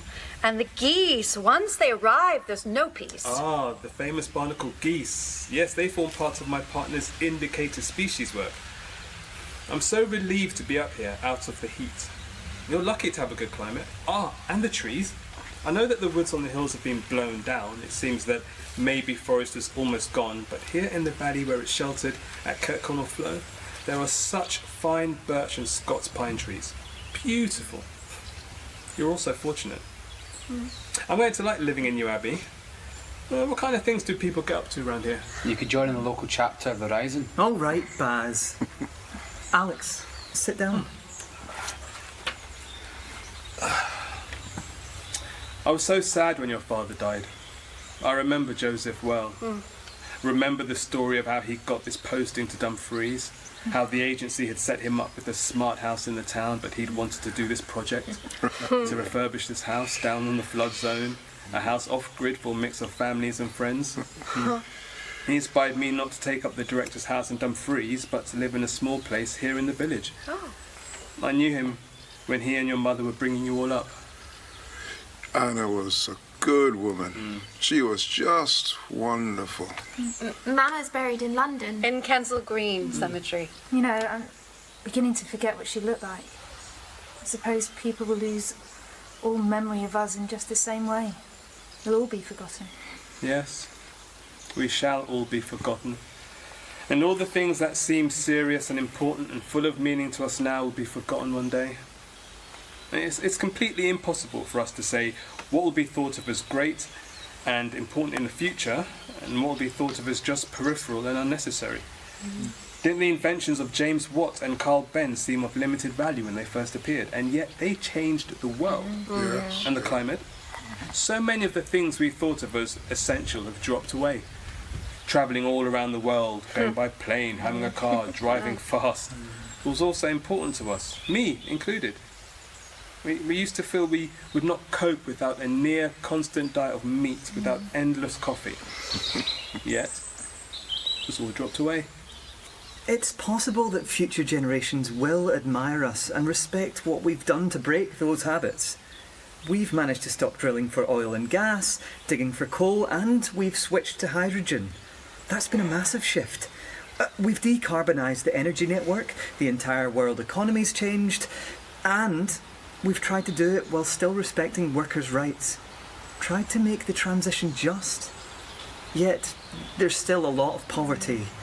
Climate migration, families utterly shattered by the chaos. There's nothing our bureaucrat loves more than a bit of optimistic philosophising. Baz, just stop it. You're so annoying. Oh, no more sermons about the wonders of hydrogen, please. From Act 2 and Act 1 actually, and it is already 12 years after the project has started, so there is also a saturation with it. And here is Martin, who was playing the character of Alex. So if you could tell us a bit about the experience of recording and also about your character, please. Well, the experience of hearing my own voice is always a bit mildly traumatic, but anyway. So yeah, I played Alex, who's head of the Zero Carbon Agency, Southwest Scotland region. And he's a really interesting character because I feel like there is kind of two sides to this character. I think on the one side, he's a pragmatist, right? And he often talks about the need to be realistic. And he'll say things, he'll talk about regional development plans, he'll talk about tactical realism, he'll talk about retrofit targets, and on more than one occasion he'll talk about incremental change. And in a really telling exchange, he talks about the need not to be seduced by the impatience that we might feel to get things done, and not to kind of get seduced by the illusion of grand dramatic shifts. And I think there's a really interesting kind of frame that Lynne and James have kind of introduced in the play in terms of what it means to change things and political change. So you've got on the one hand, exemplified by me, I suppose, my character, the idea of incremental change, right? So gradual change, and also change within the resources that are made available to us. And then you've got the other side of that kind of political spectrum, or social activism, or political activism, if you like, which is revolution, grand gestures, let's get things done, stuff that's maybe possibly chaotic and messy, and might give us the illusion of change, but isn't necessarily change, although it might be. So I think that's a really interesting, for me, that's one interesting argument within, and there are many, but one argument within the drama and my character obviously exemplifies one aspect of that. So that's interesting. So he's a pragmatist and he's realistic. Yet on the other hand, there's a real kind of, he's quite florid, and I feel like he's quite romantic in different ways. Well, first of all, he loves the sound of his own voice, literally. But also, he can find himself getting swept up by the feelings that he has for one of the sisters called Mia, or is it Maya? I forget now. Mia. Did I get it wrong in the recording? I don't think I did. No. Such a professional. And so we see a side of him which is actually really quite romantic and really quite, yes, and not that he's, and quite not so much a pragmatist, but more kind of softer and more indulgent emotionally, I suppose. So there's an interesting kind of dichotomy, I think, within his character, that kind of real kind of man of kind of pragmatism and this kind of romantic side of him, which I found interesting to play. And I think I could probably, as an actor and as a person, I think I could certainly relate to both sides of that coin. And maybe we all have that to an extent, right? There are parts of ourselves, our psyche, which is actually quite practical and very materialistic in terms of we live in a material world and we have to kind of negotiate that, and parts of ourselves which are maybe a bit more romantic. And that's not necessarily about romantic in terms of relationships. It might be, you know, sensual, should I say? Maybe that's the word I'm looking for. And I feel like there are times in the audio drama where he expresses both those sides of himself almost to equal measure. So that's interesting. So that's kind of an interesting, in terms of the polarities within his character, I feel like that's quite interesting. Because quite often when you, I'm sure you guys would have done this, but when you write a play, you know, you might have characters that express different polarities, and they kind of express a different argument. So for example, there's me, the kind of pragmatist, and there's somebody like Baz and possibly Nick, who's much more, we need to get stuff done. So there's an interesting polarity between those two characters, but there was also an interesting polarity within me. So that's interesting, because we are complex human beings, right? We are not just one thing. We are different things. I mean, different things to different people at different times at different places. So there's a real kind of complexity in this character, which I really appreciate playing. In terms of the medium of radio, it's really interesting. I think when you're on stage, you're using it's arguably a much more expressive medium physically, depending on the space that you're using. But assuming it's any space, you're using your body, your physicality to really tell a story. With radio, you're using your voice more. So you don't have the luxury of an audience seeing you on stage. So you have to kind of give them the images through your words. So it's therefore about how you play with intonation and pace and rhythm. And you really have to kind of be as expressive as you can be and try and be as precise as you can be in how you tell a story and how you kind of create those images through your voice. And that's something I'm still learning as an actor. So it was really great to kind of have this opportunity to really practice some of that. And it's also great to hear my own voice, because I love that so much. But yeah, it was a really interesting project to do, and playing a character who has different sides of his personality, which I think in many ways that's kind of representative of the human condition, really. So yeah, it was a joy to play. Thank you. Thanks. So James, do you want to introduce us to Act 2? I mean, one of the things that we've done, which was quite interesting, is like we all went together to this house in southwest Scotland, and we stayed there, and you would have seen images of that during the extracts that we are playing. So we all stayed there together, the crew and the cast, and we actually recorded this whole play within 24-hour period, which was, you know, we did it like first at midday, then we did it at 8 p.m., then we did it in the middle of the night at 3 a.m. for the Act 3, and then the last one at 12 again. So that was a kind of an immersive experience of recording as well. And James, maybe you can now introduce us to the Acts 2 and 3. Yes. Act 2 is, as you said, Lena, it's set in the evening. It's 8 o'clock in the evening. And it's winter. If Act 1 was spring, this is winter. It's around about February. And it's cold and dark. And the action is all inside, lit by candlelight and a fire. You can hear in the background of the audio, you can hear a fire in the grate.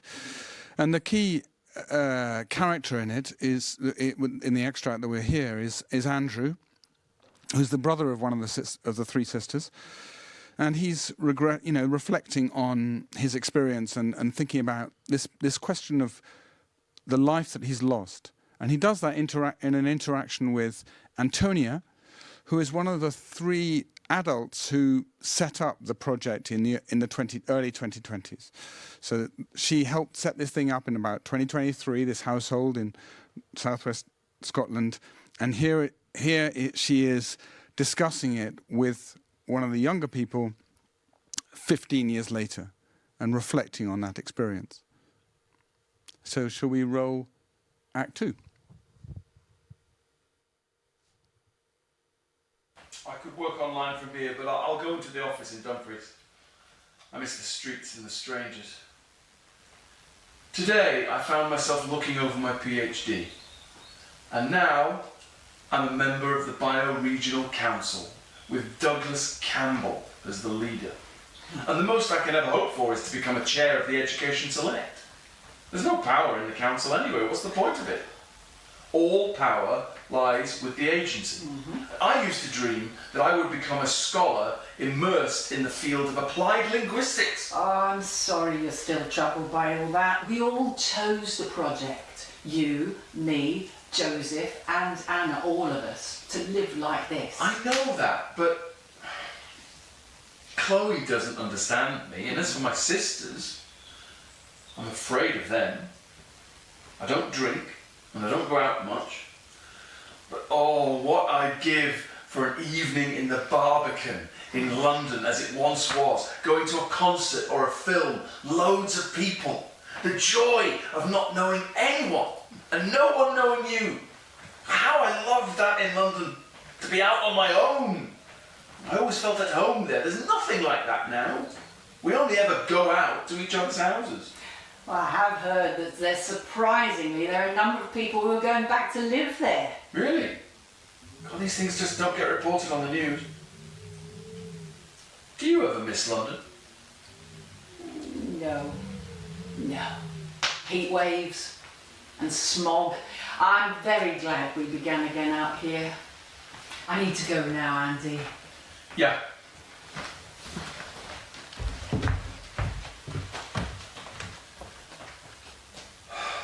Yes. So it is.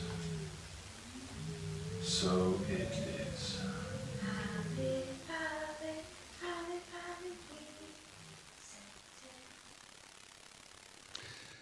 So that's the end of that extract from Act 2. And one of the issues that is coming from it is a reflection on the sense of a loss of the current world. So let me try and put that straight again. So this life that we're now living in 2022, 23, in 15 years' time, 20 years' time, will we look back at this with a sense of loss? Will we be happy about all the changes that have happened, or will we regret some things that have been lost?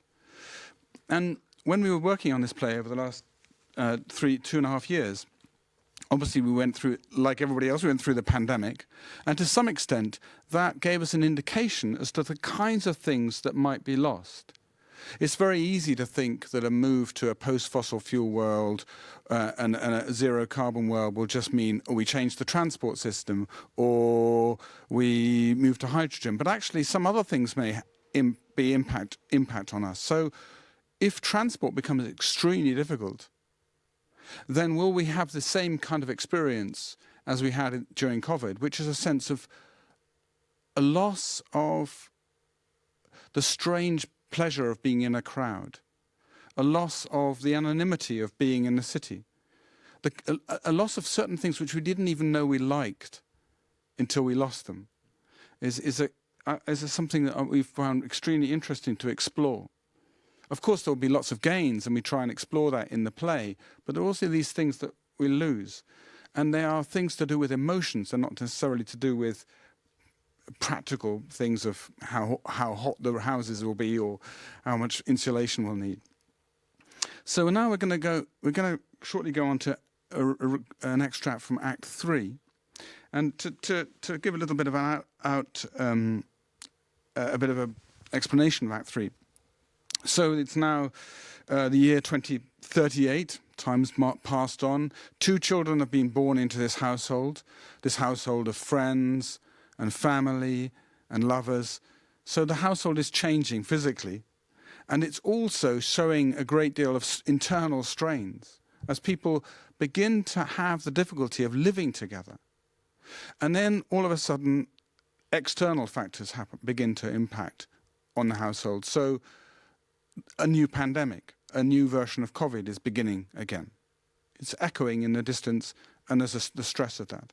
There are huge storms, and one of those storms knocks out the server in the nearby village or town of New Abbey, which shuts down the internet for a period of time.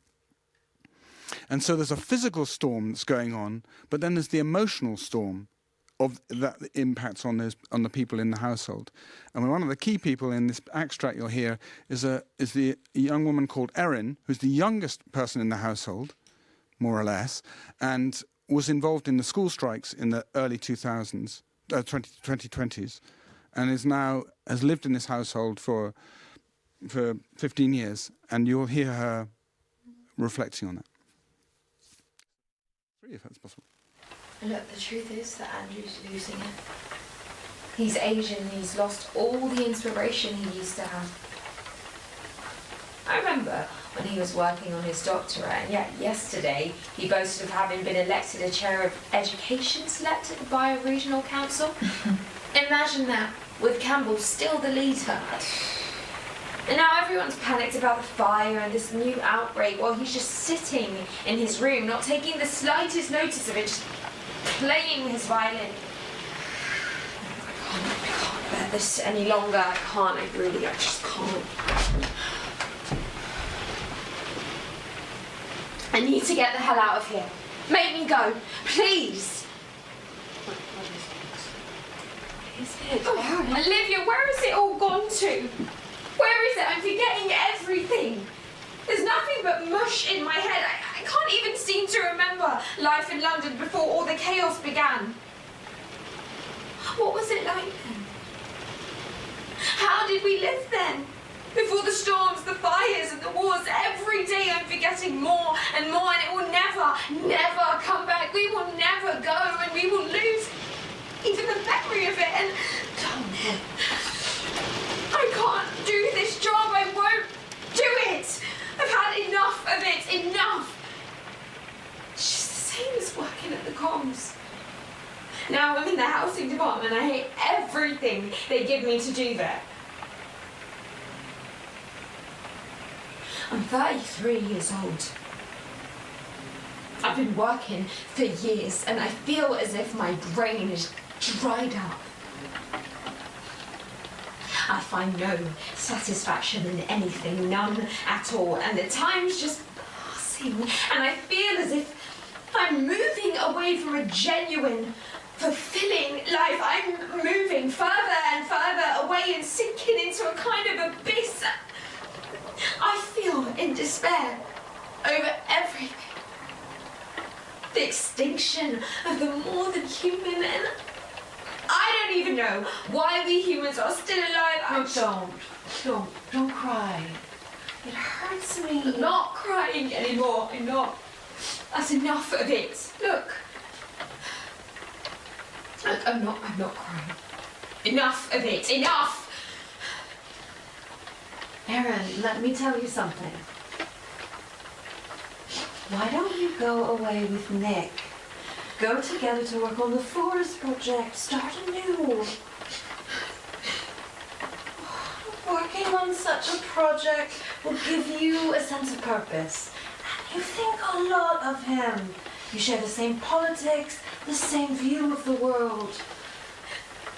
I've been waiting all this time, imagining that we'd all be moving back to London, that everything will go back to normal, and I'd have a kind of rich, exciting life I've always imagined then.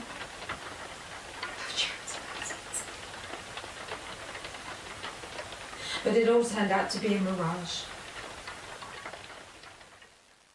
So what you heard there is like actually from Erin, the youngest of the sister. If you're familiar with Three Sisters play, you would know this is like the climax scene. It's the storm, which is raging outside, and it's also raging inside of her. And it's kind of her breakdown. Now, every single one of these characters that we have goes through their own transformation. And by the end of the play, which is Act 4, and we don't have any more extracts to listen to, but if you want to, you can go to the website of the World Transformed, and there's a SoundCloud there, and for a limited period we have the whole play available, so please do listen to it. And so at the end of Act 3, or in Act 3, all of these characters go through their transformation and find a way through their own crisis. But central question of the whole project for us and for the characters has been how to live, not just how to find a way in our individual journeys, but collectively how to live. And so we have this question now, how to live, posed to Catriona James, who's been very patient here, quiet. And so she's going to speak about this, how to live. I get the easy question at the end here. No, but I mean, it's a great question, and it's one I think about all the time, and one I imagine is being considered in many forms across this festival as well, and answered, hopefully, in many ways. Obviously, I can only speak to it from my sort of personal decisions and from how I work and the broad overlap between my life and my work as an artist. I think the way I've decided to approach it is, I think, you know, I need to live hopefully, I need to live collectively, and I need to live like creatively. And I think sometimes there's like a not particularly helpful binary, in the way binaries are generally not helpful, between responsibility as an individual and responsibility, sort of societal, corporate responsibility. And I think sometimes that's an attempt to shift responsibility from one to the other, you know, and individual responsibility exists, absolutely, but we're not going to solve the climate emergency that we're living in as individuals. There does need to be massive systemic change.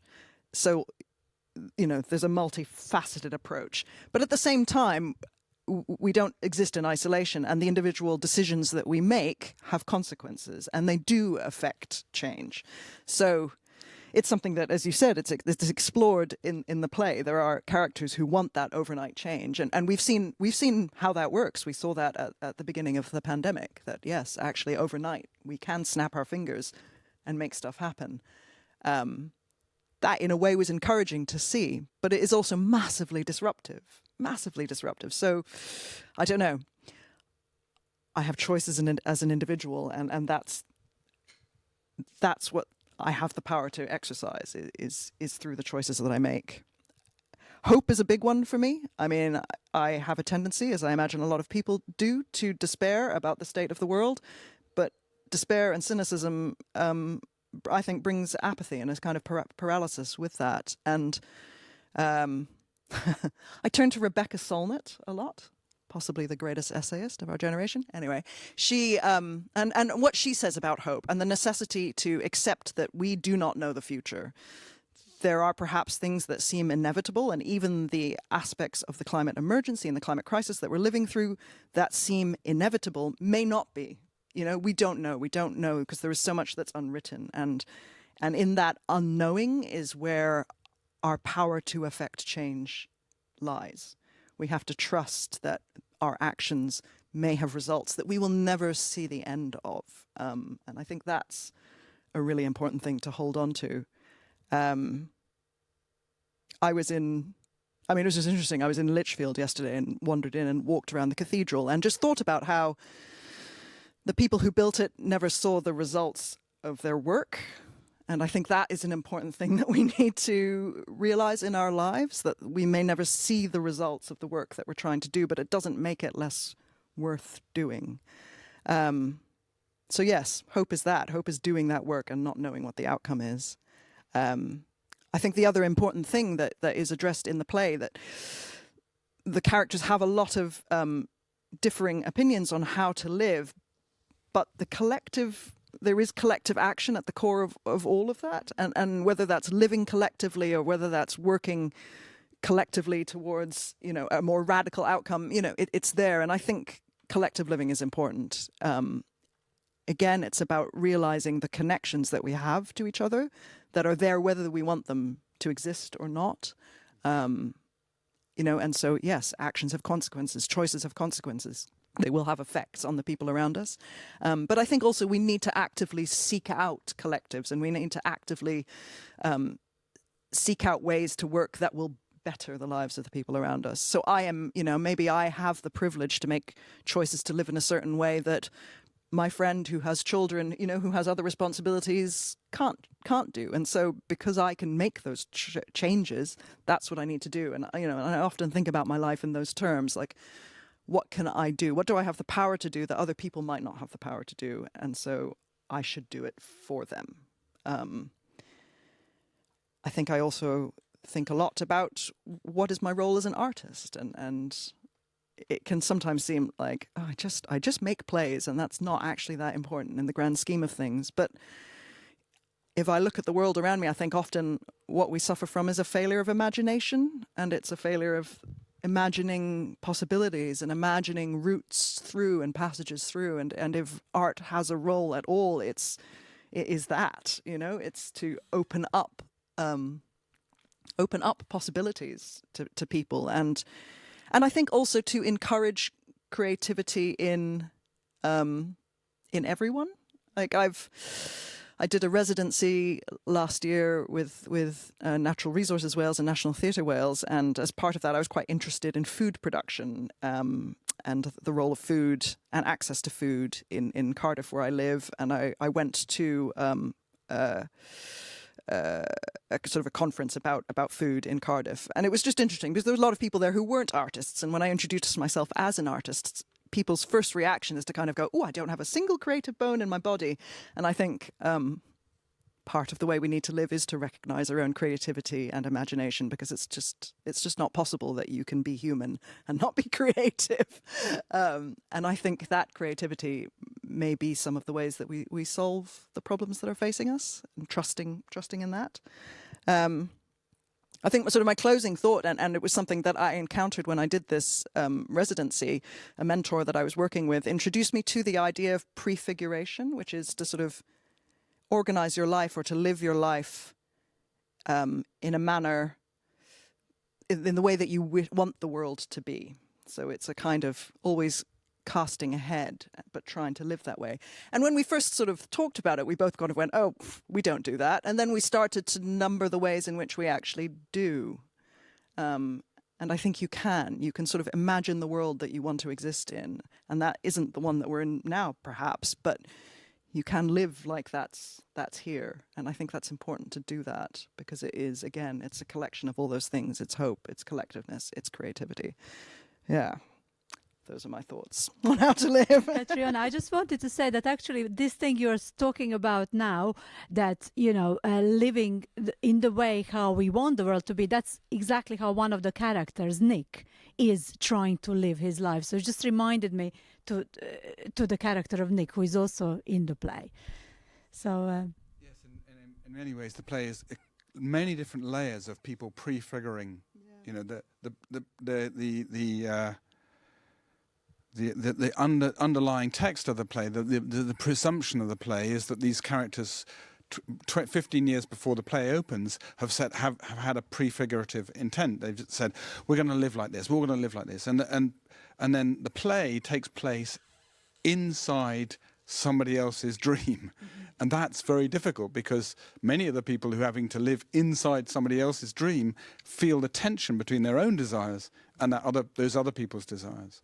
I want to, we've got an audience here in this space, and we wanted to throw it open to any questions that you have or thoughts that you have. This is challenge maybe for you to feed back to the play, because you haven't heard it, but you've hopefully got a little bit of a feeling for what we're on about here and what we've been trying to do. So if there are any questions that are coming from the audience, Michael. I'm really interested about the section where you talk about the implementation of what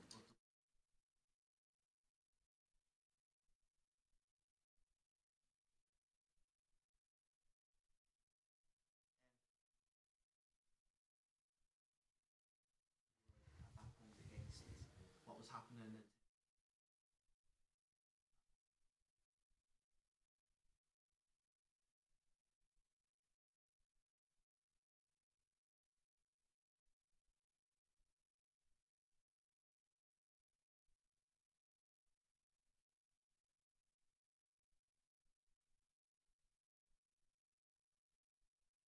Within different areas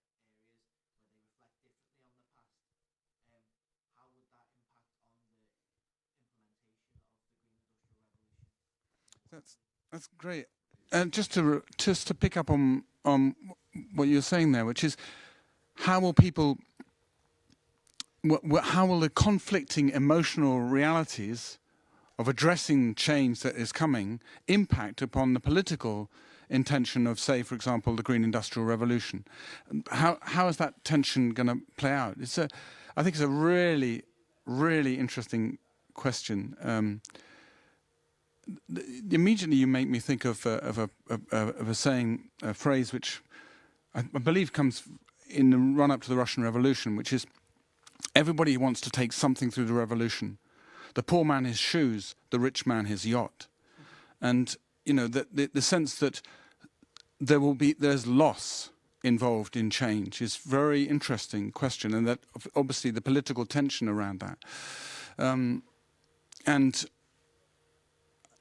in some ways, that emotional tension is playing out right now. Because there are clearly people who will, you know, if we shut down the entire, as we personally I think we need to, shut down the North Sea and oil and gas production in the North Sea, then that's not going to be without impacts. It's going to impact on workers, but it's also going to impact to some degree on the companies that are invested in it. And those people, particularly the companies, resist that change. Now, they do so for, one could call it practical reasons or reasons of their own wealth, but that's an emotion too. You know, they push back. And I think, personally, I think that what you see in the government's announcements last week is precisely that kind of emotional pushback.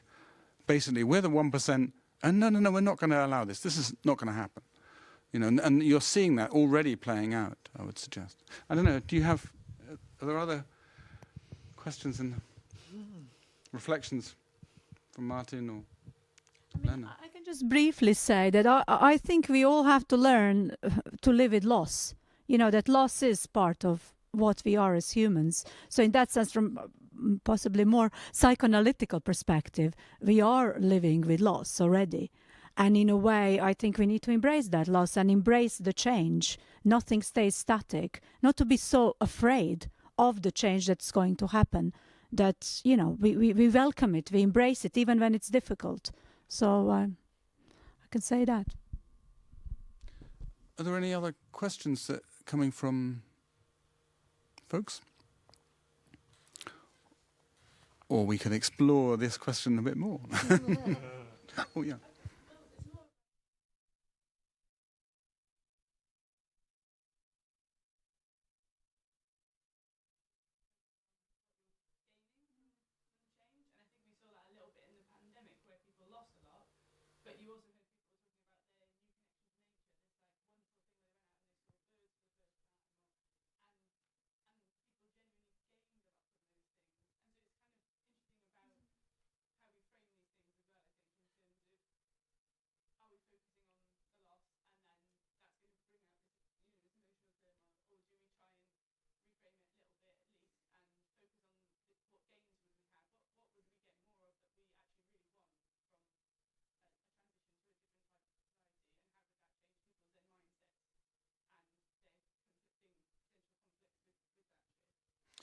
Yeah, so to pick up on what you're saying there, which is the question of what other, we can focus on loss, but what are the gains? And in pandemic, for example, as you said, there was often people reporting on the fact that they gained a sense of connection to nature, going out and being in nature. Personally, I think that's a really interesting question, and it's one we're trying to explore in this piece, and in very practical ways. We've been trying hard to make this something that is recorded in 2035 or 2038. So how do we set its sound? What is the sound of that future? That's quite a challenge, you know. Visually, you can do that, say, okay, you make a slightly different set, you make slightly different costumes, but what is the sound? What is the world going to sound like when, for example, there are very few cars, if any cars, and there's no planes? And that led us to the practical challenge of finding somewhere where we could record this, both inside and outside, where there was very little traffic and there was very little planes. In the UK, that's pretty hard to find. And so we had to work hard to, first of all, find a location that had that, and then during the recordings of the two acts outside, so half the play is recorded outside. Occasionally the sound recorder said, stop, stop, stop, we can hear a plane going far away, stop, sorry, or stop, we can hear a tractor far away. But something else is gained, actually, as well, which was the sense of being in the more than human, being in nature, all the different sounds of different birds. And again, we recorded this outside, partly because we wanted to get a sense of all that bird song. And we feel very happy with the recording of the last act, because it'd be interesting if people pick this up when they listen to it, but as we listen to it, the main thing you hear is bird song. And then sunk into it is the human conversations of the actors, sunk down beneath the bird song. And for me, I find that very interesting to try and explain, okay, what is it going to sound like in the world after all the sound of cars and planes? And there's so much ambient sound that we're really used to, which comes basically from burning a lot of energy. When all that's gone, and it largely will have to, then what's the world going to sound like? I mean, do you have thoughts about what gains there will be?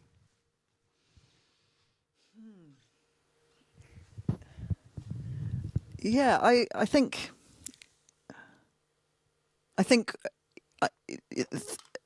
yeah, sorry, organising my thoughts. Yes, I think also something that perhaps people took out or are taking out of pandemic time is the organisation of their lives. Not everyone. I mean, it was quite a luxury. A lot of people continued to work through it on a daily basis, but a lot of people were able to organise their lives in a different way. I think perhaps that was an interesting experience for some. When I think about the world of the play, my first reading of it was like, this is not a bad life they're living. This is quite nice. You have to think about it quite hard and think about the experiences of the characters to go, oh no, they're probably all quite heavily traumatized. You know, they've lost loved ones, and they've lost loved ones to disease, and they've lost loved ones to climate disorder, you know. But on the surface, it's a very pleasant way of living. And the way we were able to record it in the house that is one of the characters in the play was a very pleasant experience. You know, we were in a lovely country house in Dumfries, you know, and you kind of go, well, this would be all right if I was surrounded by my loved ones here. But there's that constant tension of, you know, the pleasantness of the day-to-day against the backdrop of absolute horror, you know, which was my experience of the early days of the pandemic. You know, I kind of went, this is all right. I've got people I care very close to me. You know, a lot of stress has been removed away. It's been replaced by massive existential stress, but on a day-to-day basis, you know, I'm getting by. So I don't know, the tension continues to exist, isn't it? There's no answer to that. And I think that will continue. I hope it isn't, I don't know. The thing that I keep coming back to after, you know, even talking about how I try to live my life with hope is that, yeah, if we don't make these changes, they'll get made for us, and which is the least painful way, you know? I'd rather do it voluntarily than have things ripped away from me. We, in the play, we kind of did a prefigurative experiment anyway in recording it. We got all these people together, a cast of 11 and 3 crew, and we all lived in this house together away from the city. And I wondered, Martin, whether you wanted to reflect on that experience, because I know that some of the cast said, like, well, this is fine, but I miss being in the city, because most of the cast came from, were people who lived in city folks. And it's very easy to assume that in a kind of pandemic and a floods world, we'll have to abandon the cities. And that's kind of dressed up as being quite in theory, quite a nice idea. But is it really? And Martin, do you have any thoughts? Maybe one or two.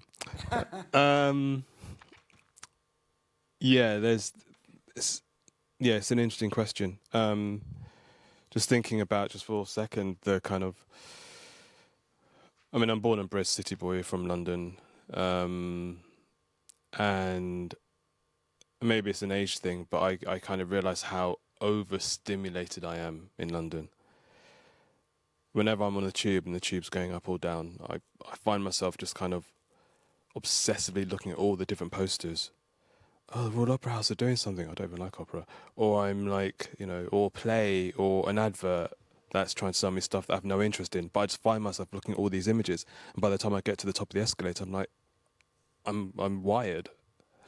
But I'm also wired to kind of take in those images because I've grown up with being in an overstimulated environment. So when I'm in the countryside, it's a lovely shift because I'm looking out of myself, but it's not. But I'm in nature, which is a very different environment than being in the city, being surrounded by kind of corporate images and whatnot. So that was an interesting experience, and it was lovely. There's also the other aspect of living communally. And I noticed, Catriona, you were like, yes, you know, living around people who, you know, you care about, and, you know, it's kind of ideal. And I'm like, ugh. No, that's not true. It's good, but there are limits to it, I think. I think I've got like 5 siblings, but I think half the time I feel like I'm an only child. I think because I'm also the youngest. And I think as I get older, possibly more cantankerous, I like my own company quite a lot. So there is something really interesting about some of the losses and the gains that we might have to make as a result of climate change in terms of, on a very basic level, how we live, who we live with, right? And in a few years' time, we might think, God, it's a real luxury that people can kind of live in a house or even in a flat on their own. That's more than indulgent. That's actually unethical, we might say. And actually, we're going to have to, or future generations, in fact, may need to live differently. And in terms, I was reminded of something my character Alex says. I'm paraphrasing, but he says something about, what does he say? Something about happiness. And he says, you know, we might not, we have to plan for utopia. We might not achieve it, but we need to plan for it. And we might not experience that happiness ourselves, but we have to have faith that actually future generations will. So in order for that to happen, then this present generation needs to be quite altruistic, I think, if that makes any sense, toward the next generation. So that we might not, it might feel like we're actually losing stuff. And we probably will be losing things. And there might not be much upside, but the upside should be, maybe we need to remind ourselves that the upside is actually what our children and what our children's children will gain. And it's very easy, I think, just to think, well, the next generation can deal with it. I want to be able to go on a plane. I like eating my meat. I want to live on my own. And maybe there needs to be more acknowledgement and recognition that we are doing this for future generations, and it might be that we don't necessarily bear the benefits of it, and it might feel psychologically and emotionally that we are actually experiencing a lot of those. It might feel, I'm not saying it is, but it might feel like those are losses that we are experiencing. If that makes sense. Yeah. I'd just like to add here that, in a way, also the way we've imagined this house, it's a house. It's not just some like country house in somewhere over there in southwest Scotland, beautiful. It's also a place which this family have built with in mind with climate refugees and war refugees. So it's a kind of a place of communal living that, in a way, that is the thinking behind it. Now, but this particular house we found was kind of quite suitable for what we were trying to achieve in terms of recording there. But in a way, like, the imagination is of living differently, really, of, being able to imagine how to live differently, yet at the same time aware of the privilege that can bring to some people. That, there will be lots of people who will unfortunately, in a way, be left behind. And it's not forgetting that we are very much aware of the socioeconomic situation that we are in as well. So this particular project isn't just, oh, here we go, let's go and, remove ourselves from society, but taking the responsibility for our decision and being involved very much in the community that we are setting. So I just thought that was important to mention as well in terms of gains and losses. For me, the experience of working on the play has been really interesting, forcing me into an area of thinking which I'd not really explored in great depth before, thought about before, which in a way, Martin, you sort of put your finger on, which is addressing climate change, in my experience, has been dealt with at the individual level and the macro level. So the macro level is, right, well, the government needs to pass these laws, or the corporations need to stop drilling for oil and gas on a massive scale. And then in the individual scale is, right, well, I should not fly, or I should not use a plastic bag, or whatever. All these individual acts. And then really, I realized, the more I thought about it through working on the play, is that there's this kind of middle ground, which is how do we work together with other people on a real practical level of being in the same space and over time. And I agree with you completely that COVID, in many ways, forced us to think about that. You know, it basically forced us to say, oh, we have to be alone with your own essentials. Well, who the hell are your essentials? You know, who is your family? And what is that like?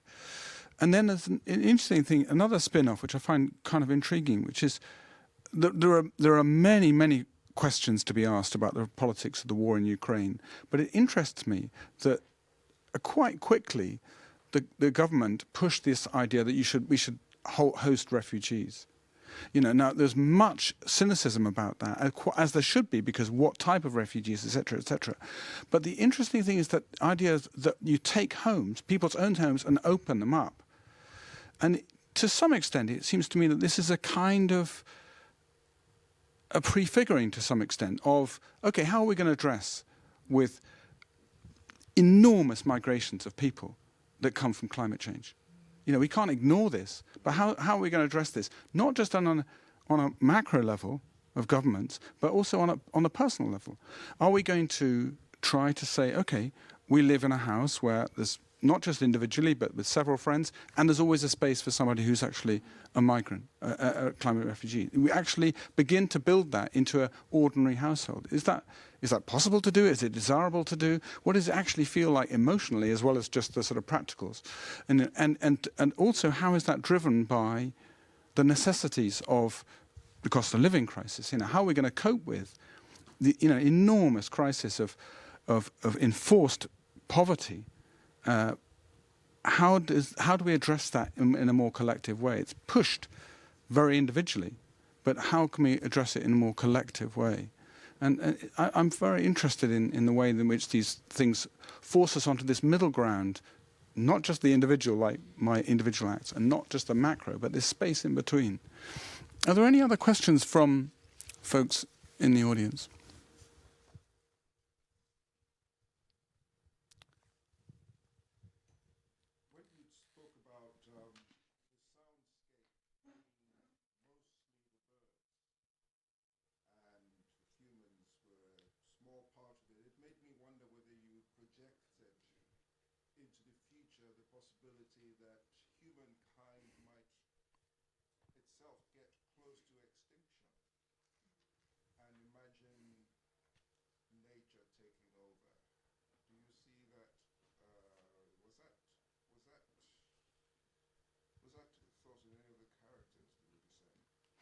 I mean, there is definitely, you heard a little clip there of Erin, who says, you know, I'm beginning to fear that, you know, why don't, you know, are people going to exist? Are we going to die out and so on? You know, why do human beings still exist?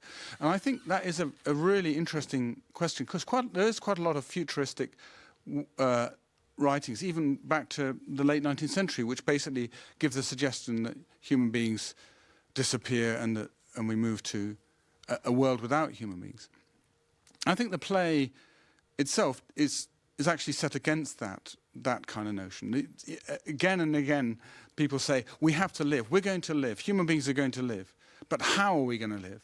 And that's the sort of central question of the work. I'm personally speaking, that's where I stand. I don't find myself standing to say, oh, human beings are going to be wiped out and cease to exist. I think we have to live change our relationship to nature and to other species. And I'm quite optimistic about that, how that is happening. It takes a long time. It's a slow process. But if we consider, for example, the shift in human understanding of whales, for example, what a whale means, it's not just, for an extraordinarily long period of time, it was light.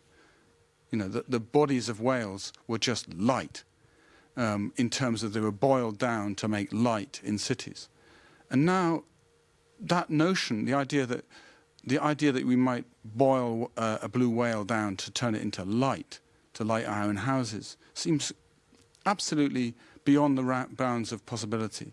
And for me, that's a shift in the relationship between the human being and other species. And that, I think, those things I do think are happening. There's plenty that's happening bad. There's plenty that's happening terrible in relation to the climate. But the relationship between the human being and nature is shifting, I think. And that's very interesting, I think. I personally find that a source of optimism. I'd just like to add there that in Act 4, the last act, what is happening is that in a way, the humans are in a way disappearing. People are leaving this region, and some of the main characters are also leaving the region, and as if nature is taking over, and the flood defenses will be taken down. They will not be repaired effectively. So there is that change, and in a way that is done by the soundscape of the birds that we are in. So I think there is a bit of that coming in. However, it is the end of the project. And that means, and the conversation we had with everyone else, all the other cast at Kirkconnell House, one of the actors talked about, the end of the project thinking, that in a way we are moving away from possibly thinking in terms of projects. Oh, now we'll do this, now we'll do that, now we'll do that. And that in a way we are moving much more towards the process and not kind of being stuck in this way of just outcomes, achieving one particular outcome. And I thought that was quite interesting to stop thinking in terms of projects, but to start thinking in terms of process and understanding ourselves much more interconnected. Now, we are running out of time, so I would like to ask everyone maybe just to say any last closing words, and then we will finish. I think the thing I would say is that what I got from this project was, and we've talked a bit about it, but this idea of community and how we live, and it made me meditate on my own, how I live in London.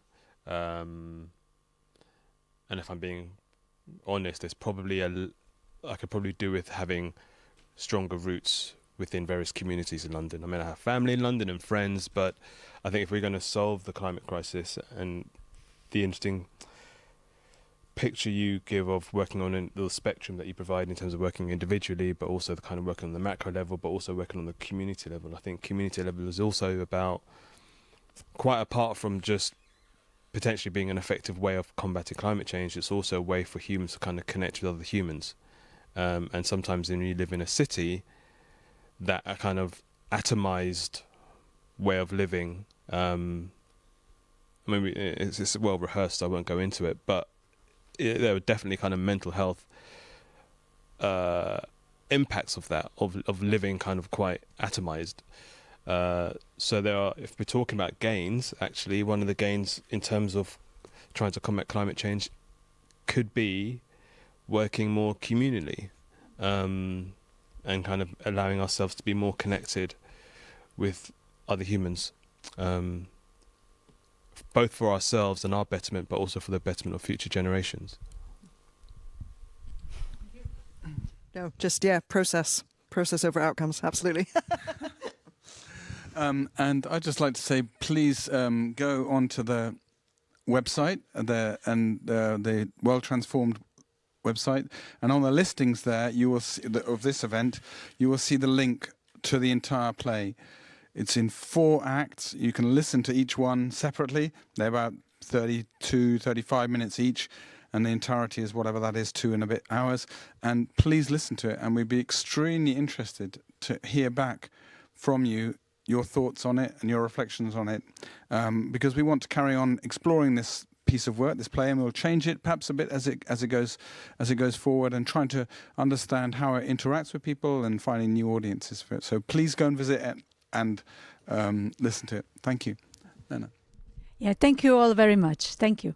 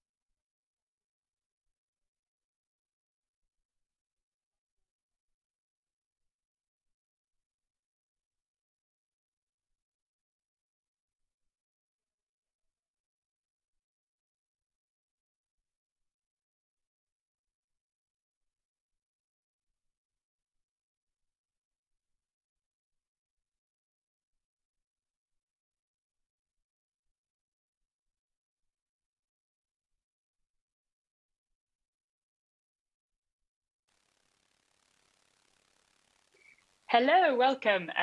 You are here at In and Against the Community, organising the Jewish and Bangladeshi lefts. So thank you for your patience.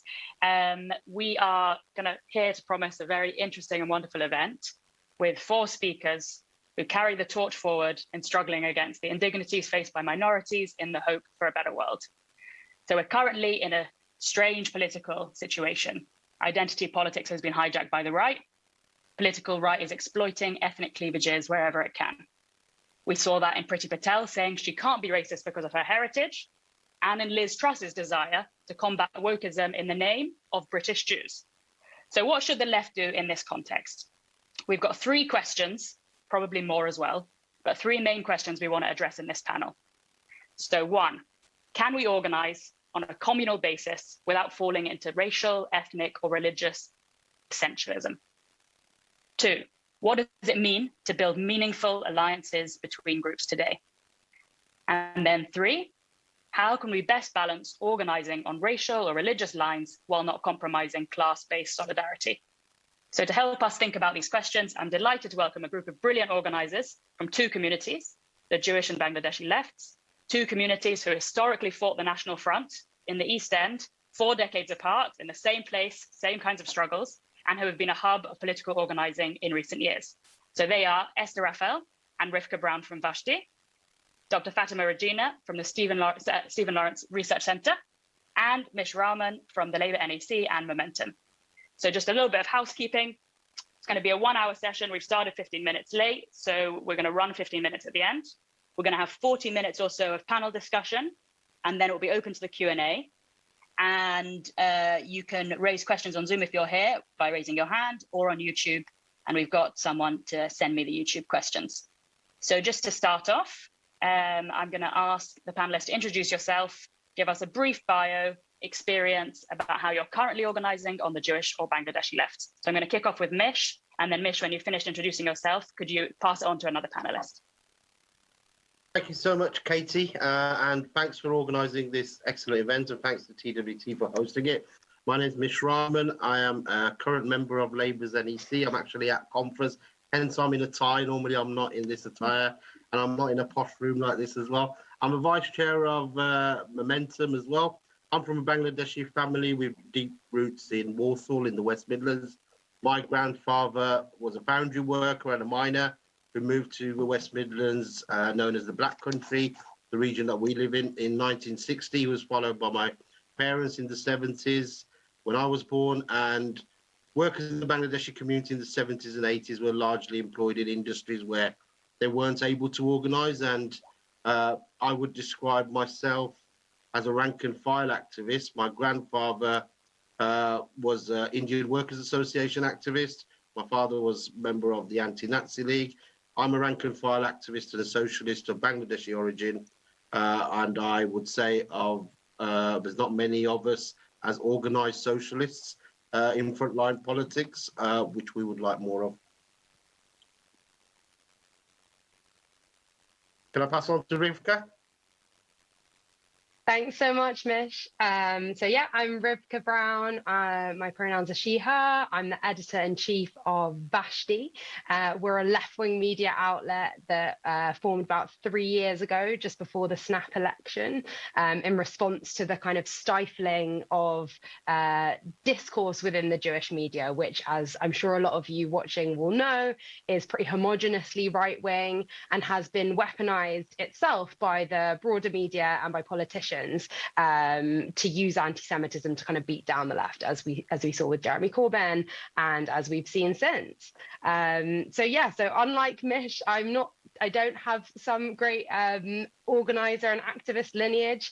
My family are kind of migrants. My mother's family, my mother's sort of second generation. My dad's more like third generation. But yeah, and so my activism has kind of come about more, I'd say, organically through a kind of process of de-radicalization or politicization, however you want to describe it, moving away from the kind of Zionism of my upbringing and trying to think about how best to inspire others to kind of move leftwards as well. And for me, that's obviously been through media and through journalism. So yeah, so Vashti tries to use the power of media and the influence of media to shift Jewish communities to the left and to encourage the Jewish left that already exists. And I'll pass on to Fatima. Thank you, Rivka. Thank you. Thank you so much for organising this and for inviting me. So I'm Dr. Fatima Regina. I'm an academic based at the Stephen Lawrence Research Centre at De Montfort University in Leicester. I was thinking about this introduction, and I find intros very awkward generally. So I don't. So I just give a very brief summary of sort of. So I myself, born and raised in Luton, and Luton sadly doesn't have the best of reputations nationally from various moments in history. And I did my PhD at SOAS many years ago now, looking at the Bangladeshi community in East London. And anyone who knows about researching the East End, you can't research one community without learning and finding and coming across the details of other communities of the East End. So through my research on the Bangladeshi community, I've learned so much about the Irish community that settled there, the Jewish community, the French Huguenots, and each of those communities in the East End resisted in so many different ways. And as you mentioned, Katie, in the introduction as well, the sort of and particularly the Jewish Bengali history, which is something I'd love to touch upon today, because so many people I interviewed during my PhD actually remember very vividly of going to kosher butchers, because there weren't many halal butchers at the East End. You know, by Petticoat Lane Market, you had one of the most well-known butchers, kosher butchers. So I think, yeah, so this panel for me is fascinating because of all the work I have done and coming across sort of these parallels, and again, 40 years apart, 50 years apart between the Bangladeshi and the Jewish community in the East End. So yes, I'm very excited about today's conversation, and I'll pass it over to Esther.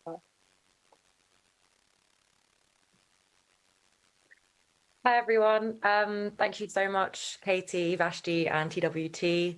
My name's Esther, my pronouns are she, her. I'm a human rights activist, organizer, campaigner, general Jewish troublemaker, I would say. My roots are in the Jewish community in Glasgow by way of escaping the Nazis in Norway and pogroms in Lithuania, and then eventually ended up in Essex and then London. I grew up in the Jewish community, and I noticed and have always felt discomfort around the monopolization of our community by certain values and ideas, whether apolitical, conservative, Zionist. I've always thought in and around those ideas, and felt somewhat affronted by the lack of real kind of interrogation of other histories that do exist in our community. I work at a Jewish human rights charity called Rene Ksan, doing human rights activism and lobbying within the community. I organise with Amod UK, British Jews Against the Occupation of Palestine, and I've previously organised with Jewish Solidarity Action, as well as formerly working at Vashti. I think a lot about how to build power within and across community lines, and also about how organising itself needs to reflect the world we want to build. That's pretty much it. Thank you for wonderful introductions, which is obviously a really hard genre, as Fatima said, but actually revealed something about how important our backgrounds are for thinking about this question in the way you all introduced it. All right, I want to start with the big question, which is, so in your work, how do you build a socialism that exists within and extends beyond the boundaries of community? And that can be either within the Labour Party, given the kind of context we're speaking in, or outside of it. So I leave that to the floor, whoever wants to go first.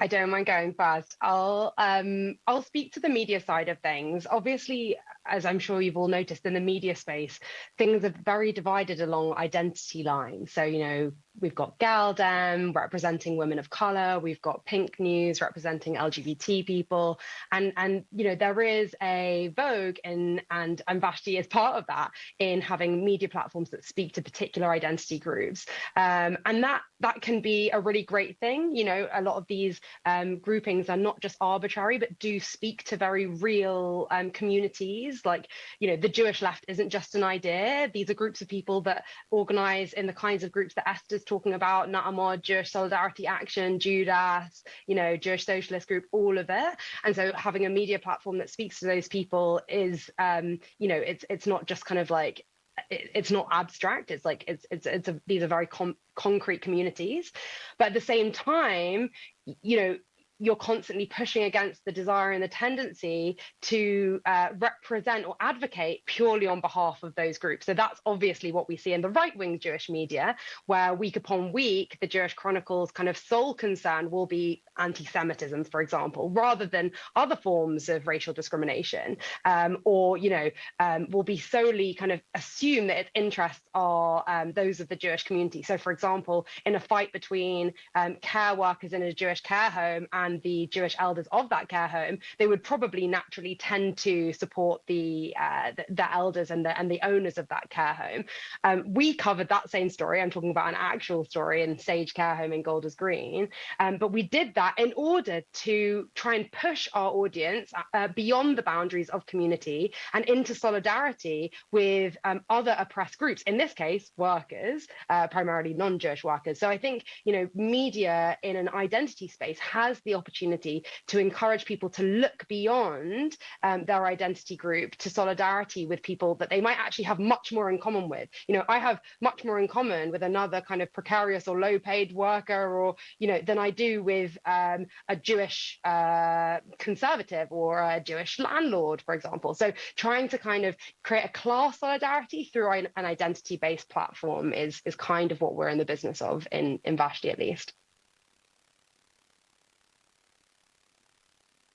I see an unmuting of a microphone from Mish, and I know Fatima was keen to come in earlier. Let's go Fatima first. I think if your point is still there.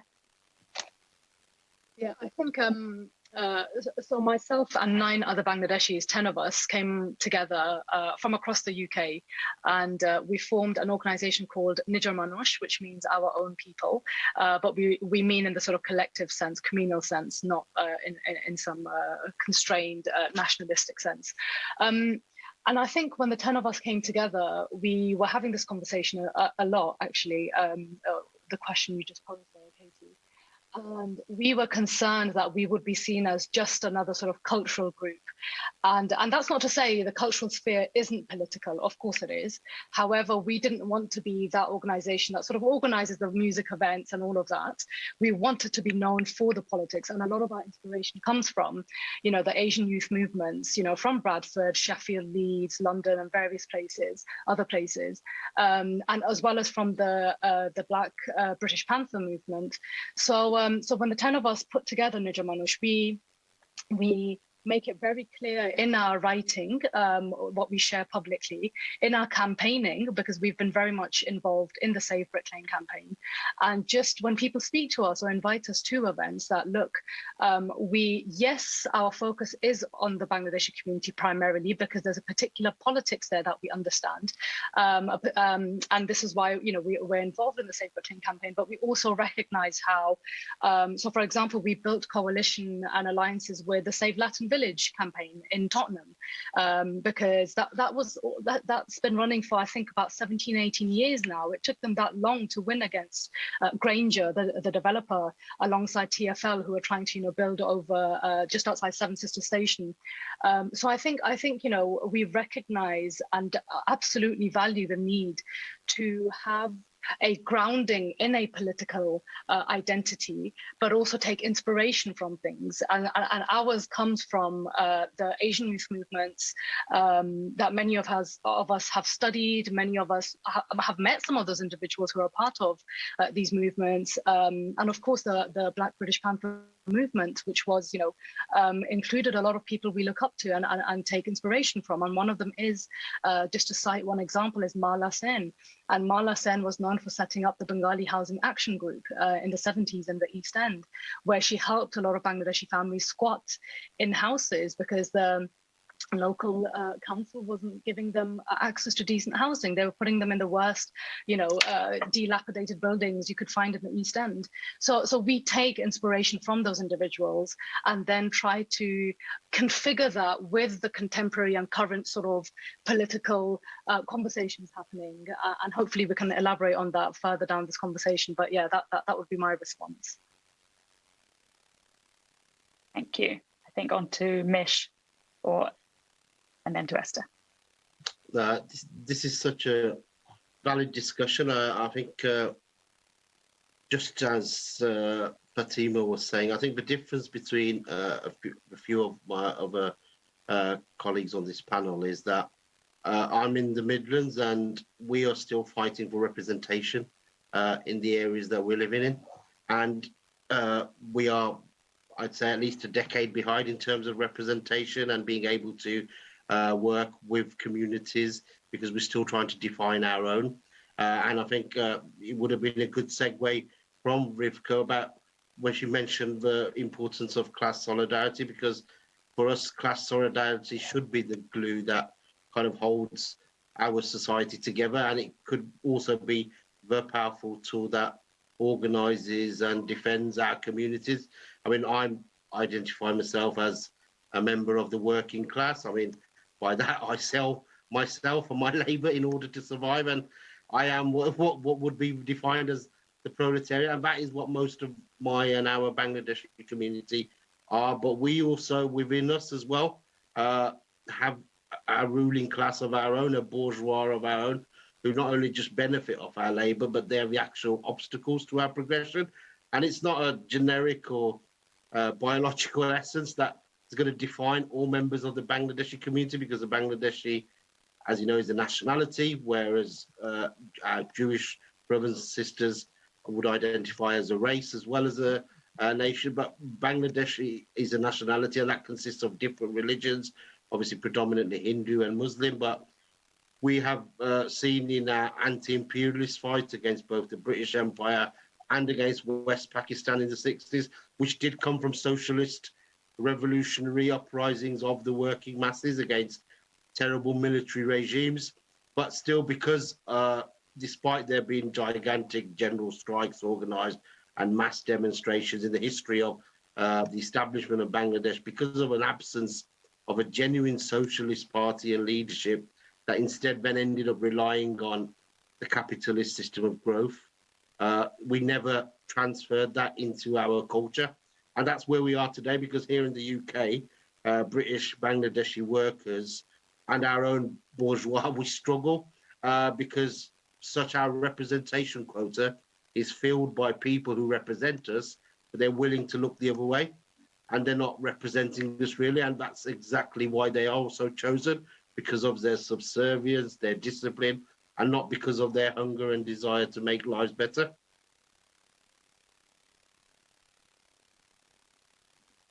Thank you to Esther.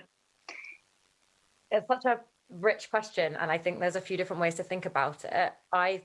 From kind of listening to all of the different panelists, I guess for me, figuring out how to build power both within our community and between our communities, starting from where we actually are and not from where perhaps we wish we were, I would sort of divide this into two camps, or two different things that I think are important here. The first is kind of an idealistic kind of approach that I think is really necessary to building power within communities, which is the world is a beautiful, interesting and diverse place. Engaging with socialism, engaging with left-wing projects is never going to happen in a cultural vacuum. We should be embracing our experiences and our loves and the things in our lives that give us kind of nourishment and spiritual growth. And that often can belong in the political camp, and it can also belong in our religious, social, ethnic and racial experiences. And I kind of say identity tentatively because I don't think it needs to be seen as an identity. I think it's basically that, you know, building power means starting from where people feel nourished. And so I think that while there's a risk in essentializing, there's also a risk in devoiding our lives of the things that we love and the histories and the lineages that bring us joy. And I think joy is a really important part of organizing. And so from a Jewish perspective, so many of the reasons people enter these spaces is so that they don't have to see their politics and their community as irreconcilable, but rather build something that brings those two things together, or perhaps refuses to see those two things as separate in and of themselves. So that's kind of the idealistic kind of dimension. And then the other dimension is a pragmatic one, starting from where we are. So pragmatically speaking, in the Jewish community, there is a huge amount of distrust, both towards the left and also towards kind of human rights discourse. And I say this as someone who works in like for a Jewish human rights charity and works with Liberty, works with Amnesty, works with a lot of different human rights organizations, which have varying reputations depending on who you talk to in the Jewish community. Because the leadership of the Jewish community will often lean rightwards or be quite centrist, and is quite marred by the insanity of the Corbyn years, basically. And I say insanity because I think that the hubbub and the intensity of that time and the degree to which it was sort of co-opted by the right really made it impossible for us to see the wood from the trees. And so it doesn't even matter what kind of where we land on that question, but more importantly, what matters is rebuilding trust. And community is a great place to start in doing that. And, you know, even thinking about in my own work, one of the things that we'll do, for example, to try and challenge Tory policy on the Nationality and Borders Bill, is we'll go to a synagogue which runs a drop-in centre for destitute asylum seekers. they run those drop-in centres often from a perspective of saying Jewish people were refugees and they want to show solidarity with people who are refugees now. My job is to educate people on why those refugees exist now. What are the policies that underline those things? What is the hostile environment? And get those people to a protest. So we shift from kind of, I guess, charity almost to solidarity. And making that shift, you need to start somewhere. And I think it's important to think about like the institutions that are at our disposal to do that. So yeah, I guess those are kind of the two approaches that I think could be important in this work. I think that double schema is really interesting. I wanted to ask the other panelists whether you had examples of that. And Esther, if you could elaborate on the examples of the joy in the community on the one hand and hope, which maybe is at once socialist and communal, and then this pragmatic element, which might have to take on more of one side, the communal side in certain instances, and more of the universalist side in other instances. So I don't know if Fatima or Mish, for example, that speaks to you and your ideas of organizing that double binary, or whether you think about it in a different way.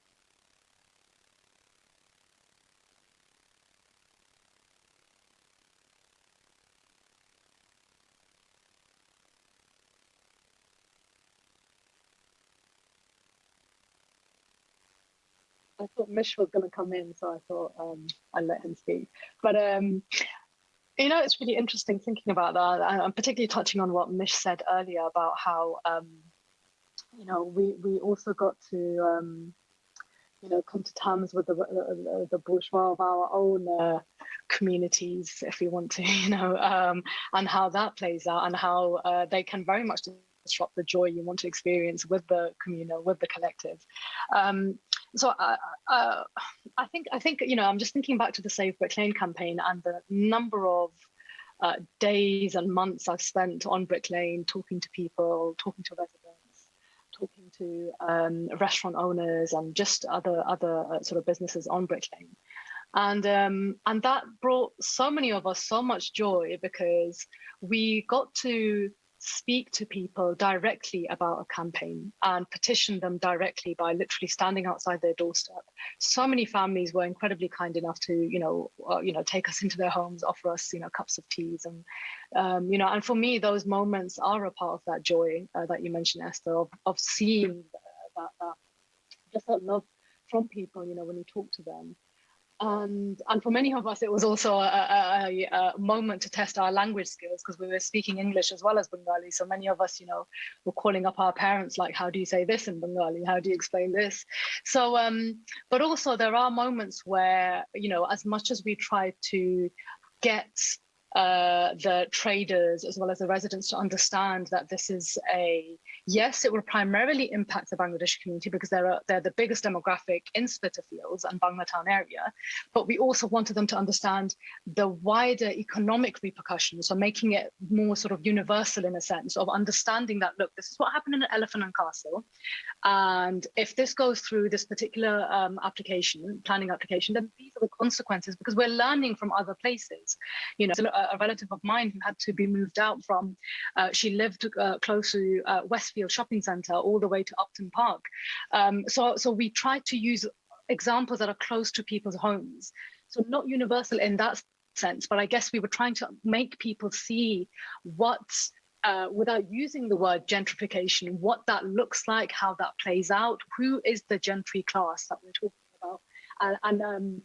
And as much as people will, you know, joke and say, you know, it's about those who pay £5 for a muffin and £6 for a coffee on Brick Lane, you know, and yes, that is a part of that, but also to consider how, you know, what the gentry class does, particularly in the housing context, because a lot of the demands that we're making for the Truman Brewery site is for it to be a site that is 100% social housing, and even social housing that isn't then taken over by housing associations that, you know, that are outsourced by the council. We want it to be modelled on the council running this. So I guess, you know, we really had to listen to people, talk through these things, talk about it in the local sense, but then try to connect it to other issues closer to home. And the other thing I think I do want to point out, and I think it's important for to place and understand, Nija Manush as a group. We're not also party affiliated because we're very much anti political parties, and that's precisely why we set up, because of the frustration of how so much of the reliance on sort of electoral politics is the result, is why we have the doom, that it's resulted in this doom that we're in. So a lot of us don't participate in party politics, and this is why we try to work on what you just mentioned, Esther, of building power with people together on the ground. It's not easy work. It takes a lot of time to build that trust, to be in the area. So and also many of us take inspiration from, and I mentioned earlier, from the Asian youth movements and whatnot. But also, there's a long socialist history which Mish touched upon, in West Bengal, in Kolkata as well, and across Dhaka in Bangladesh, Chittagong, So I think, many of us look back at that and try to also redeploy that in the sort of East End context and beyond as well. So, yeah, it is a bit of a tough one, because sometimes, you think, am I essentializing myself in order to get this message across? But at times, I think it helps when you draw upon that, your sort of heritage history, but also linking it immediately back to other things, because we simply can't be tunnel visioned and look at it from just sort of our ethnic group experienced it in this way. Therefore, it has to be beyond that. And if not, then what is even the point of working with other people and solidarity? So I think that's something we've been very conscious of at Nija Manush. Sorry, I've been speaking for some time now. So I think something that is worked, especially the campaign for himself, was one on the nationality and borders bill. So not long ago, just for a bit of context, of course, my ethnicity as a Bangladeshi, or a British Bangladeshi, Bangladesh is just a young country. I'm 43, I was born in 79. That country itself is only 8 years older than me. So Bangladesh as a nation is only, 52 years old. So we are behind our Pakistani and Indian neighbours in terms of our community here as well. So we are still a young community. And it was mainly in the 70s and 80s when the Bangladeshi community started to really build itself as a permanent community. And many people in that time, although they were involved in anti-racist organising and in workplace struggles, they just didn't have the time to engage in politics because of the demands of their work and demands of their social pressures. And politics and community organising was even a privilege at that time, and it was often reserved for those that were educated within the community, students, graduates, and those that were able to work in specific sectors. People that worked predominantly in the factories and the restaurants and the garments sectors, they did not have time for politics. They did not have time to organise, and that's where I believe the fact that the nationality and borders bill came in just rang a certain element of surprise, shock, and importance to these communities. Because I did a video for Momentum, and obviously Momentum videos do quite well in terms of their outreach, and that nationality and borders bill suddenly just went viral online, and it had like millions and millions of views. And I think one particular platform, I think it was on TikTok, it then transferred onto WhatsApp groups, and obviously WhatsApp groups are harder to measure. It ended up in every uncle and auntie's WhatsApp group going in the country. And I'd get stopped randomly on the petrol station and in a peri-peri takeaway, halal takeaways, and they say, bro, are you the guy in the TikTok video? Are they really going to send us back home? Are they really going to cancel our immigration status? And that led to actually a UK-wide tour of talking to different communities and different organisations about the impact of it, lobbying MPs, and at the time it was the House of Lords. And we actually worked with lefty Lords, and we managed to get some amendments passed at the Lords where it fell. In the end, it went through, but there were some amendments that were helpful. But that also just went on to show that the level of interest and importance when it does engage people in various sectors and people in various levels of community that people do.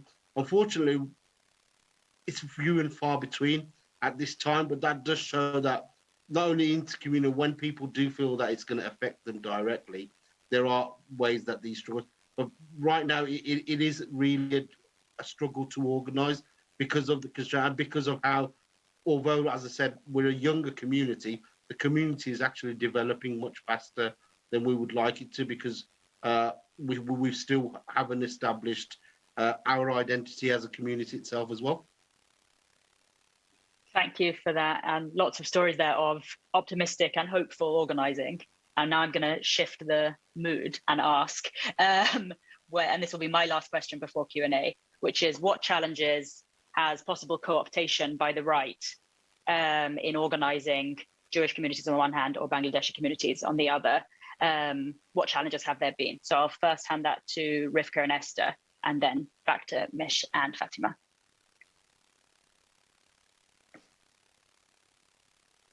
I'm happy to jump in.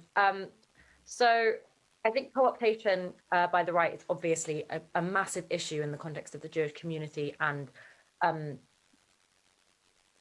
it extends far beyond the last 5 years of kind of anti-Semitism and the Labour Party and those issues, and actually speaks more deeply to actually what anti-Semitism is, which is often the role of Jewish people as a kind of bulwark to those in power, and a kind of a quote unquote favoured minority, which constructs this idea that Jewish people are then to blame for ills of society and so on. So I think it's important to bear that in mind, and that broader context, as well as obviously the ills of the difficulties of and the tumult of the last few years, before we talk about this. But as I kind of already said, there is a widespread kind of distrust and kind of suspicion towards left-wing politics, socialism, and even human rights language. And that's for a variety of reasons that would require its own panel to discuss. But I think in terms of breaking down why this work is harder as a result of this kind of co-optation, I think it's important to kind of bear in mind some important kind of just basic facts. So for a range of reasons, the representative institutions of our community are broadly, I would say, right-leaning or centre-right, and a lot of that is to do with the shifting nature of our demographic. That I think means people vote more, in my opinion, on kind of economic and class lines than they do on ethnic, like ethnic and racial lines. And by that, I basically mean that the kind of shift of the Jewish community primarily into like the professional class means that people are more protective of their interests as individuals. And I think that's then become reinforced by like what's happened basically in the kind of dominance, as Rivka spoke about, of a specific narrative around anti-Semitism being on the left, when we know that anti-Semitism is pervasive on the right and is ignored or very often by our Jewish communal institutions. Think basically back to what happened with Liz Truss and her kind of gross alignment of Jewish values with basic ideas of being kind of conservative or property owning or kind of business adjacent. And I think it's important to just bear that context in mind, and none of that having anything to do with innate Judaism, but rather a very common kind of immigrant trajectory that happens with some groups rather than others. I also think it's important to bear in mind that there's basically a divide and conquer situation happening, which is kind of what I was speaking to when it comes to the way anti-Semitism operates in and of itself, where I think in many ways, if you look, for example, at the kind of co-optation of Jewish like people as a way to kind of show that that the Conservative Party, for example, cares about minorities, what we see actually is that the Labour Party's response to this has really reinforced that, because they've attempted to kind of, in my opinion, and it's quite potentially controversial, but in my opinion, Keir Starmer and Jeremy Corbyn is sort of two sides of the same coin. Jeremy Corbyn said that he was anti-racist as a way to kind of quash criticism of anti-Semitism within the party. failed to address the specificity of kind of Jewish concerns. And Keir Starmer, by extricating Jewish concerns from anti-racism, has reinforced the same thing. And so we've got a failure to kind of work with those two things at the same time. And this divide and conquer has really created a difficulty addressing and understanding the reality, which is that actually anti-Blackness and anti-Semitism are often from the same roots. And there are a lot of grassroots organizations that have really helped to try and challenge this. There's the Black Jewish Alliance, there's Jewish Solidarity Action.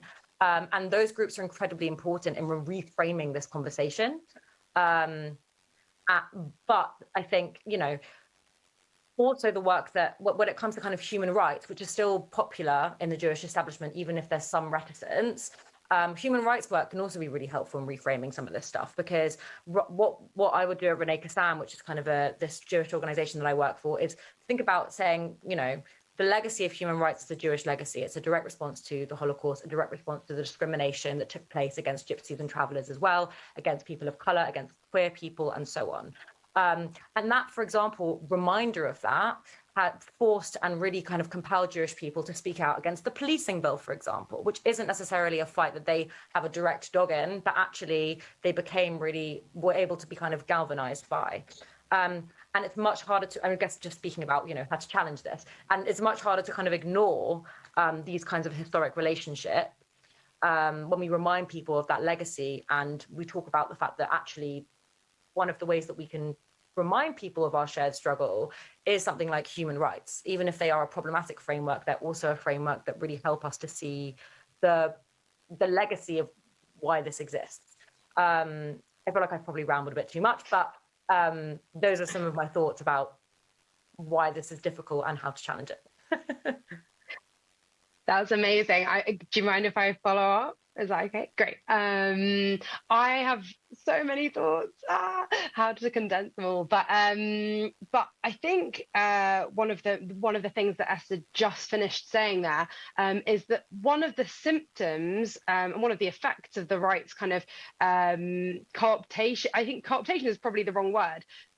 Jewish communities, as Esther has said, have drifted to the right for primarily social and economic reasons. But as a result of that, there's been a forgetting and an erasure of some of our shared histories. And I'd actually really love, if we have time, to hear about some of, Fatima, the histories that you've come across in your research, because it sounds like you may have some wisdom that we should revive, and some history that we should, restore.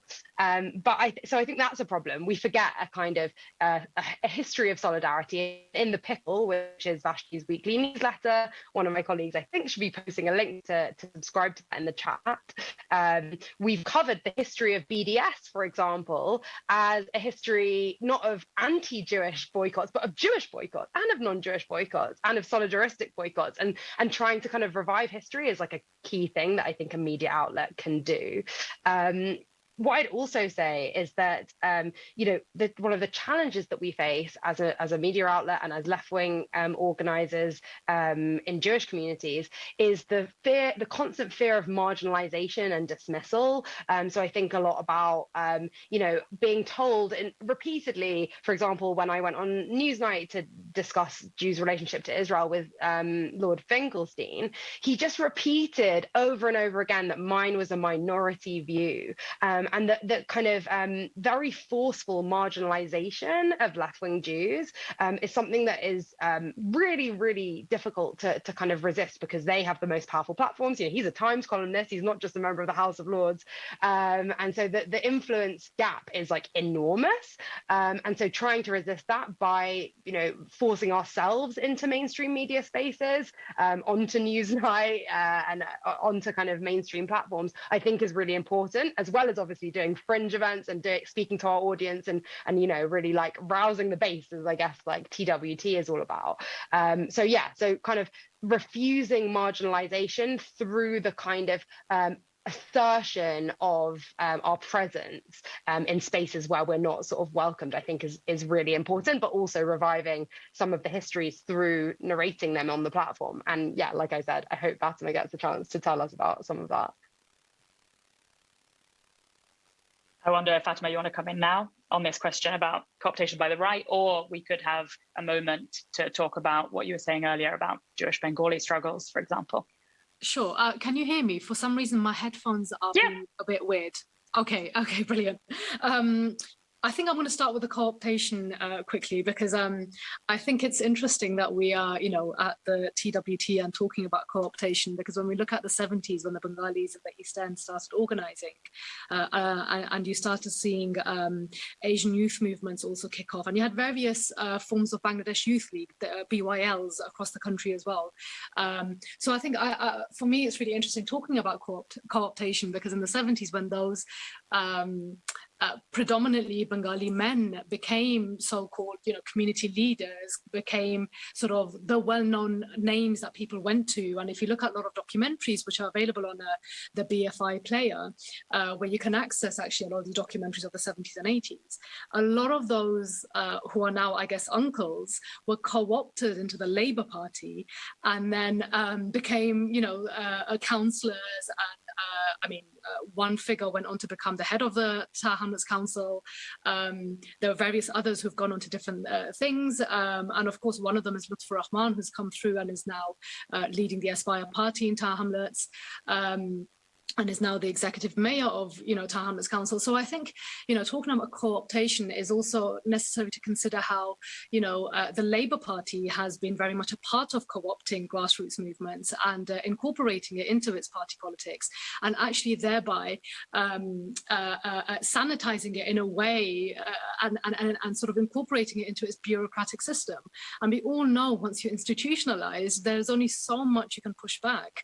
And we've seen this, and it's through that we see a lot of Bengali councillors and politicians who are deeply centrist and Blairite, and yes, they might come out and be vocal about Iraq and Afghanistan, and be very vocal about Palestine, but these are individuals, when it comes to domestic policy, are very much fiscally conservative and leaning more so towards centre right and maybe even right.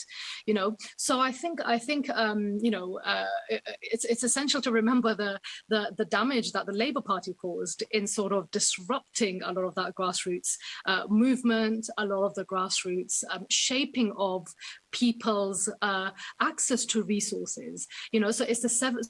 So, for example, when you're on Fieldgate Street, which is at the back of East London Mosque, where you used to have, Fieldgate Synagogue right next to it as well, that street is really interesting because some of the side roads were the roads where majority of those Bengali families squatted in those houses, because again, I go back to squatting because it became such a fundamental moment for so many Bangladeshis to be able to assert physically the fact that, look, this is, we're here to stay. You need to stop making these assumptions that we're going back. So it's this myth of return that was being pushed back by the community that actually, no, this is a myth. This isn't going to happen. We're not returning. And this is where, I would recommend the work of looking out for Dr. Shabna Begum's work, who did her PhD at Queen Mary, where she looks at these families, and she interviewed a lot of these families who did the squatting, where the men, when they'd go out, it was the women who guarded the houses, to protect outsiders from coming in, because, and I think I should also tell the audience that squatting was legal. So you just had to turn up, change the locks, put a mattress on the floor, and that was it. That was your property, So I think to remember that, some of those significant achievements and moments in history were actually broken apart by the Labour Party. And I really want to make this point as clearly as possible. But also, I think, it's important to remember, and I think, Esther, you may have touched on this, is sort of the voting and how the voting pattern. And I think, again, I'm coming back to Tower Hamlets because I know Tower Hamlets politics very, very well. You have this thing where, the Labour Party has taken this particular voting bloc for granted. And we saw it play out in Batley and Sven, actually, when they had their by-election as well, where, again, this assumption that the predominantly Pakistani community will just come out, in their large numbers and vote for the Labour Party. So I think this underlying assumption that these communities communities will solely ever rely on electoral ways of being in politics is also very, it undermines the community actually, because you're paternalizing and assuming that they're incapable of understanding politics, which is completely untrue. And I shouldn't have to again state that, but that is not how politics operates when you try to engage people from the grassroots. But, you know, so yes, that was one of the points I wanted to make co-opting. Rivka, your point about the sort of Jewish Bengali sort of history of the East End, I would firstly recommend the works of Dr. Sarah Glynn. She has done excellent work in tracing a lot of, she has this fantastic article where she, it's called, I'm paraphrasing here, Are Bengalis the New Radicals of the East End? And she uses actually a lot of the sort of Jewish organizing and mobilizing in the East End, and looks at then how the Bengali community were organizing and mobilizing. And she was basically looking at all the similarities of how, again, decades apart, but then all the similarities of how they were engaging with sort of very radical politics, and again, engaging with it through their heritage, history of how that was done, you know, 100 years ago, you know. So, so Dr. Sarah Glynn is definitely the person, although one of my only critiques of Dr. Glynn's work is much of it engages through solely a Marxian critique, you know, and I don't think that's sufficient to understand how, you know, race and ethnicity, not so much, because I feel like there's more of a conversation these days happening around race and sort of racialization, because we've got to remember with the Bangladeshi community, the vast majority are Muslim, a tiny community of Christians and Hindus. So I think it's important to remember how you know, race and racializing of this community. And when you look at some of the horrendous stories that have come out of, again, predominantly Tar Hamlets, and referring to it in, you know, referring to it as the Banana Republic, Islamic Republic of Tar Hamlets, I've seen that being used as well. And the sort of, you know, Islamophobic, you know, ways of speaking about the borough. And of course, class is important, because again, Tar Hamlets, when you look at the poverty, you know, disparity is disgusting. You can see, you know, Merrill Lynch, Bank of America, you can see all these skyscrapers in Canary Wharf, which are in Tar Hamlets, and just walk down 2 minutes and you see all the food banks that are there, you know. So I think, you know, class is essential, but my sort of critique would be that, okay, we've also got to factor in how, you know, race is intrinsically linked to class and vice versa, and how those things play out, which can then inform how people participate in, if you want to say, party politics, formal politics. But yeah, and just one other point actually about the Jewish Bengali history. A lot of them also worked together. So a lot of elderly uncles that I interviewed who worked in a lot of these garment factories, either the Jewish uncles were their bosses, or they were also tailors, machinists, seamstresses who also worked together. And on our campaign, actually, when we were knocking on people's doors on one of the estates, we met a very elderly Jewish auntie who was telling us she worked as a something to do with bottles when the brewery was still open, the Truman Brewery was still open. And again, sort of seeing the, you know, Bengali men out and about on Brick Lane. And, you know, so it was more about the everyday, there was that interaction and recognition of, you know, we're of the East End, we made the East End, and this is our history. But yeah, Dr. Sarah Glynn is who I would recommend. And just the archives, amazing archives of Tar Hamlets Library and archives have phenomenal stuff you can access and see the comparative element there too. Thank you so much, Fatima. I'd love to hear Mish on questions of co-optation left, right, and then I'm going to have to check my phone to see about the questions from YouTube. So, sure. Mish. I mean, I don't have much to add. I mean, Rivka, Fatima, Esther have covered a whole lot of ground there, and they've touched almost every topic, and especially on but on co-optation. I mean, co-optation is the reason why the Tories have black and brown faces on their front benches. That is the very definition of co-optation and why they do it. And co-optation is nothing other than an extension of British imperial divide and conquer. It's how these communities are still being kept under control. It's because they're being put under control by these community leaders who are appointed either by a group of men or by the powers that are given to them by political parties or organizations or whatever, and very little is said beyond them. And that is what's happened. and the people that actually speak up against it, and those politicians that actually get through this net and do end up making it, but then speak up against it, those are the ones who are quickly chopped down. A very good example, if you look in Tower Hamlets, Rivka's nodding her head, she'll know, you've got 2 MPs from the same borough. One is genuinely representative of the working class Bangladeshis, and that's the one who people want to get rid of. And that again is also a result of this cooptation system. And I think it is going to be hard, and that is the biggest challenge that we face as our community. Ideally, we would want and love to be able to build a rainbow coalition that Fred Hampton dreamt of between the anti-racist Jewish community and the anti-racist Bangladeshi community, as well as all the intersectionality between our LGBT community and other communities who come out for us at our time of need. Because when the 80s and 70s, when we were marching against the fascists, there were lesbians and gays that came out helping the Bangladeshi community and the Asian communities against the fascists and the National Front. And this rainbow coalition that we could build would be, but our biggest evil is this conflict. And Fatima is absolutely right. The Labour Party, that's how it controls it, and that's why it's losing that control, and that's why it's losing dangerously its control, because these communities aren't going anywhere else. They're actually going straight to the Tories, because when you play that game, Tories play better than you, and Tories have learned that better than them as well. So yeah, it's a dangerous time, and it's going, and the cooptation is the biggest evil of them all. Thank you. Okay, so questions, if you have them and you're watching the YouTube, you can post them there and they'll be fed back to me. But I know we have someone here with us on the Zoom who has a question, which is Kieran. Just get my video started. Yeah. Hello, everybody. Thank you for such a wonderful, stimulating conversation. I really, really enjoyed it. I would have been here anyway because it looked so fascinating as a prospect to be here.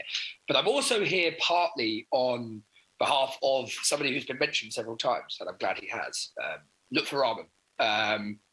I am Lutfer's head of external relations, and I don't think I'm betraying any confidences or selling any state secrets when I say that he was asked to appear alongside present comrades on the panel.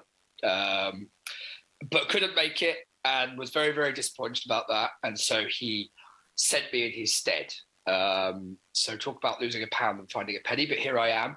And I just wanted to affirm on Lutfer's behalf his determination to, work with some of the groups represented on this call, Vashti and beyond. And also, while I was watching and while I was listening, I was growing more and more frustrated that he wasn't able to appear, because I'm sure he'd have some very, a lot to say about what he heard. Particularly, I was interested in what you said, Fatima, and I'm sure that he would have wanted to come back to you on some of those points. I definitely agree with you about the Labour Party taking its base for granted, and I know he obviously would too. But anyway, it was just a quick intervention from me. I don't have a brilliant question, unfortunately. I just wanted to say, Rivka, did you want to? No, do you want to finish what you were saying? And because I have sure, yeah. It was I just wanted to basically say, brilliant discussion.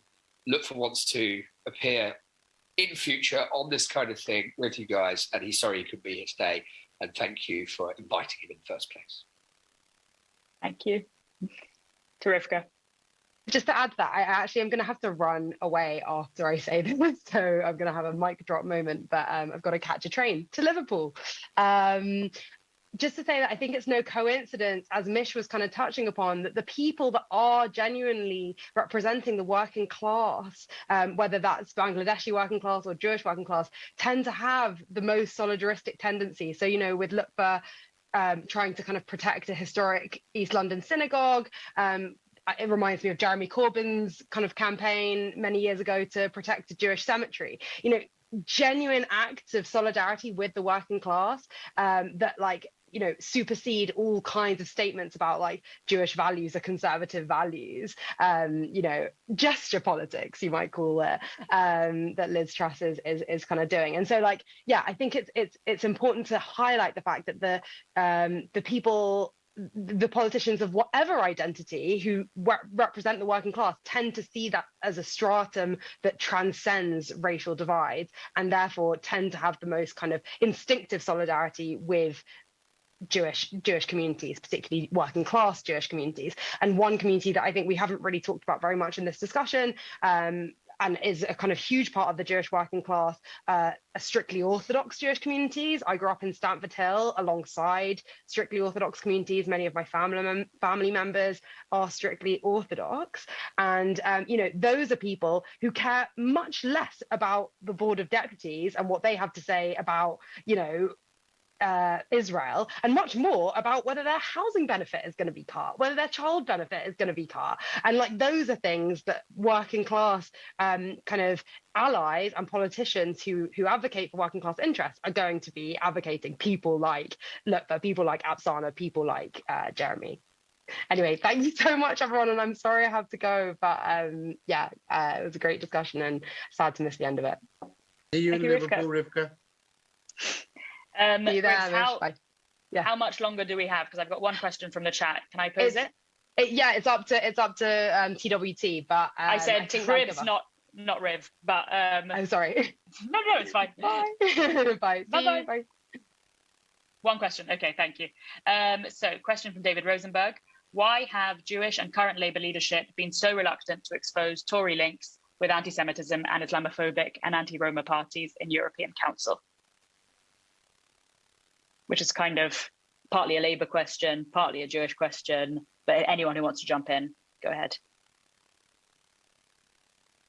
Sorry, can you repeat the question? Sorry, I'll do it again. Yeah, sorry.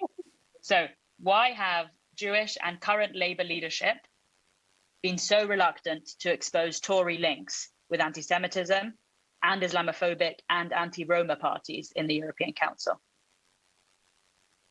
I'm happy to jump in quickly on this, although I think it's a tricky one. Basically, my view on this is that Keir Starmer's whole approach to this, which I think I tried to explain a little bit earlier, my view on his approach to this is that he wants to, again, in a way that I would consider anti-solidaristic, kind of extricate the Jewish community from a broader anti-racist analysis to such a degree that they feel affirmed and protected by the Labour Party, potentially above other minorities. I don't think that's necessarily the intention, but that's definitely what's happening as a result. And when you look at some of the behaviours in contrast and the statements that Keir Starmer's made, like refusing to deeply critique institutional racism within the police, kind of engaging very tokenistically with questions on Black Lives Matter, I think there's a lot to be said for a lack of that kind of analysis. The reason for that, I think, is that Keir Starmer is basically obsessed with re-engaging the Jewish community, which I don't really understand because I don't even think electorally it makes that much difference. But there's actually I think a big part of the reason that he refuses to draw out these links is because he doesn't want to appear defensive. I think as soon as he tries to illuminate any of these connections, he draws himself back into this conversation that he doesn't really want to be having because he's seen how much of a hot potato it is, and B, doesn't want to appear defensive because he is so obsessed with courting a very specific communal, institutional dimension of the Jewish community. That would be my instinct on why he's doing that, but I'm very open to what anyone else has to say. I'm very curious as to what David thinks, to be honest. Go ahead, Mish. Well, this ends up being my shtick, you see, and my shtick is that the Labour Party is not an anti-racist party until it actually talks the talk and doesn't walk the walk. And it's clear that there is a hierarchy of racism within the Labour Party, and the hierarchy of racism doesn't mean that one abuse is seen as more serious than the other. The hierarchy of racism is that there are some abuses which aren't given the seriousness that they deserve, and that is the problem.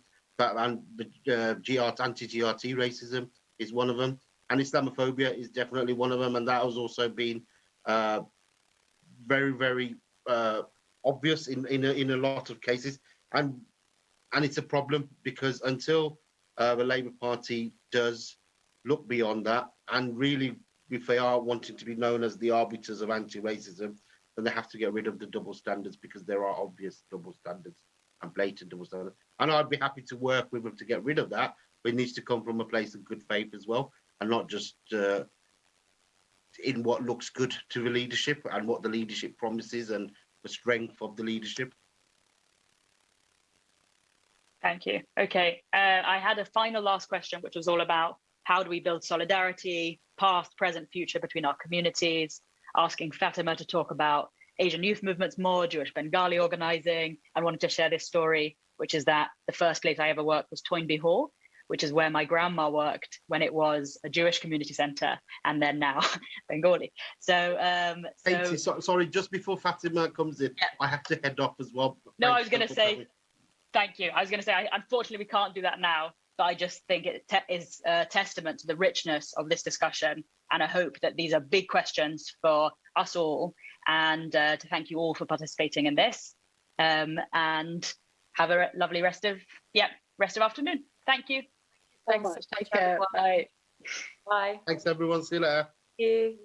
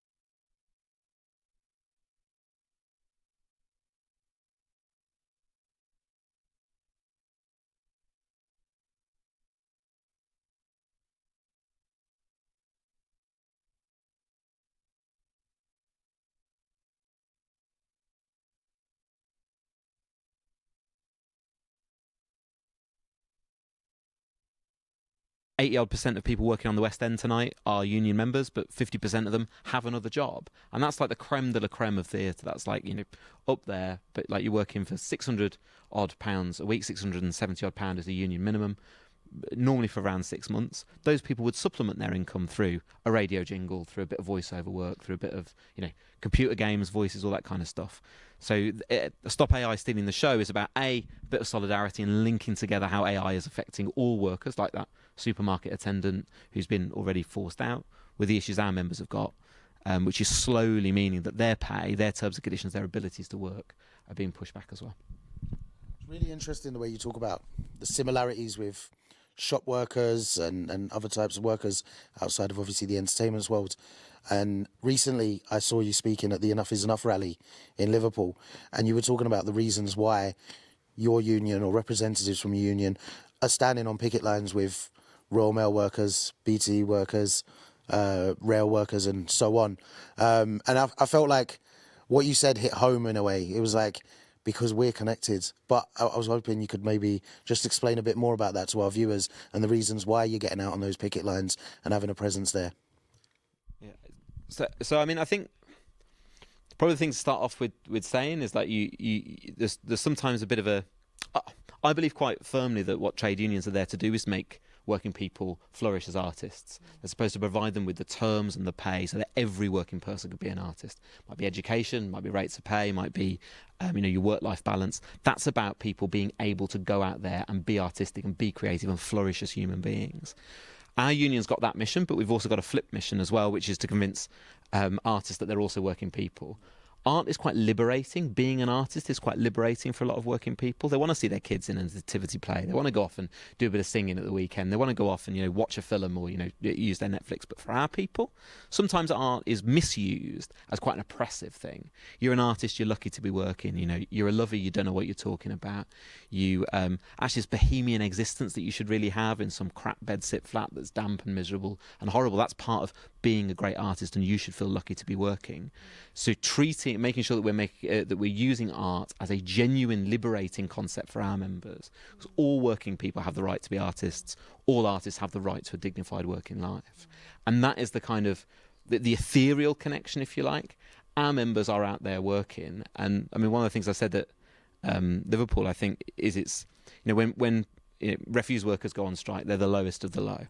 When it's nurses, they should really be thinking about their patients. When it's teachers, they should be thinking about the students. When it's rail workers, they're fat and lazy, entitled, and what do they know about? And when it's our members, they're lovies. Well, if our members are lovies, and that's how they choose to denigrate the profession they have, the work that they do, then all working people are lovies, and the lovies united will never be defeated. That's the core of the message. Was it yesterday we had the room just chanting the Workers United will never be defeated? I feel like this is a whole energy for this week now. It's just like, don't fuck with the workers. Oh, wait, we dropped our first F-bomb of the week. My bad.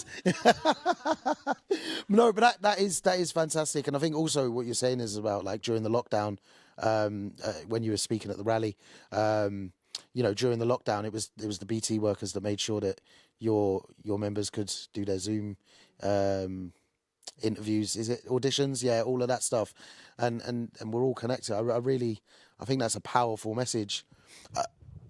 Go on. If on a really, really fundamental level, our 40% of our members got no furlough, 40% got no self-employed income support at all throughout the whole of the pandemic. So they were thrown aside. This is about the government saying who can and can't be an artist. In the middle of the pandemic, they released that poster, Fatima, her next job's in cyber, getting ballet dancers to retraining, something the government felt was more acceptable. Well, why do they want to do that? They want to do that because they want to limit whose stories are told and who's telling them. It's about saying, kids who are at Eton, an old Etonian will have gone through a school which has its own theatre, its own studios, incredible access to art. Well, I think that kids in Old Swan have as much right to be an artist as kids who are old Etonians. It's about that kind of universality. And the government didn't care. 40% of our members, no cash. But those BT workers were making sure that they had an internet connection. Those railway workers were keeping them running. Those delivery workers were out there making sure they had stuff come to their door. Working people aren't letting each other down. It's the government as university letting us down. And when you look at like rail privatisation or sewage being pumped into the rivers, that's what they want to do to Channel 4 right now. 72 hours ago, they decided to review the business case again. But like privatising Channel 4 is the lesson of privatising water or rail or electricity or gas, that it worked for working people. Those fights are our fights, because you're always going to be the next person down the line. Working people, casualised, turned into a precariat. That's what our members have faced for 90 years. Privatising rail, water, electricity, gas is the BBC, Channel 4 and your local theatre next. It's one struggle, really. And this is why we've got Paul on the show today. Finally, just wanted to touch on... Sorry, Andrew, did you want to ask another question? So, in terms of the campaign and stuff that you've been doing, what would you say is the most pressing thing for actors at the moment? I mean, for our members, fundamentally, this cost of living crisis, or, the cost of profit crisis is the truth. That is the biggest issue. We're seeing people... So we're talking about 60% of our members having considered leaving the industry in the last 2 or 3 years. And then that goes up to almost 90% when you talk about black women. Okay. So like those groups who find it hard on the average day of the week, after 2 years of COVID and a cost of living crisis, it's even harder for them. So simply put, it is pay. Pay is complicated in our industry because it is about the level of work, the amount of work, the intervention of AI. It's about some employers, your little fringe theatre around the corner, they haven't got any money. And that is a tense artistic question about whose stories have the right to be paid. Our members will always have the right to be paid, but where can it be pushed to?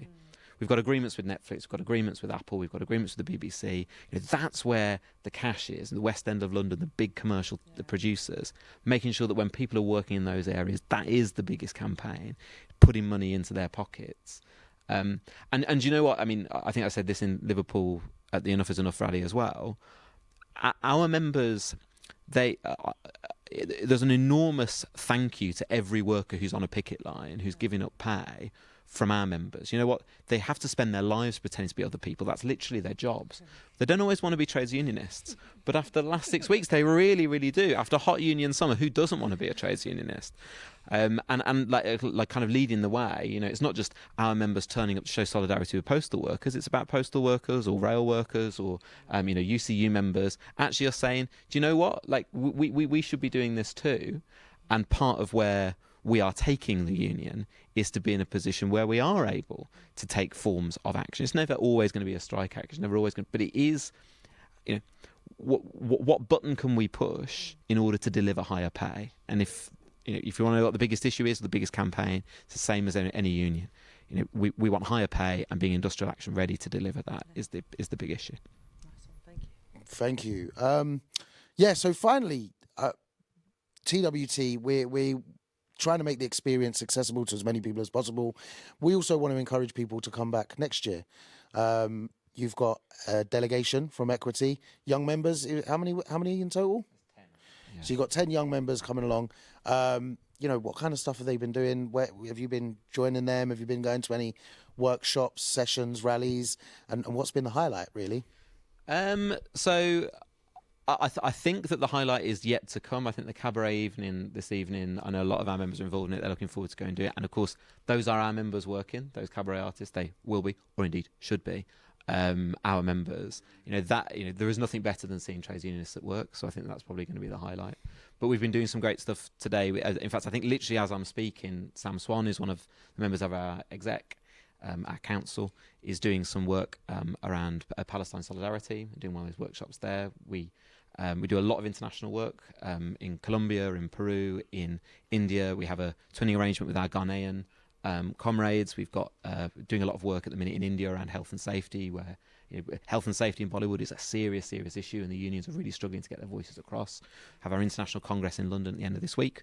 We are one of the 3 most powerful entertainment unions in the world. We're the most powerful entertainment union in Europe. We're one of the biggest, and people look to us for that help and support. And Sam, part of that strand is working with Palestinian artists and with a Palestinian proto-union that are trying to set up and deal with those issues. And so I think, the kind of links and lessons that Sam's been doing there, I'm pretty sure that's... I'm missing it out. I'm missing out on it in order to be here with you. Wow, we love that. We love that. Sam won't mind. Actually, it was Sam that hooked us up with getting you here, so I'm sure he won't mind at all. So, is this your first time coming to the World Transformed? I think it's my 3rd time. It's your 3rd time. Best one yet, right?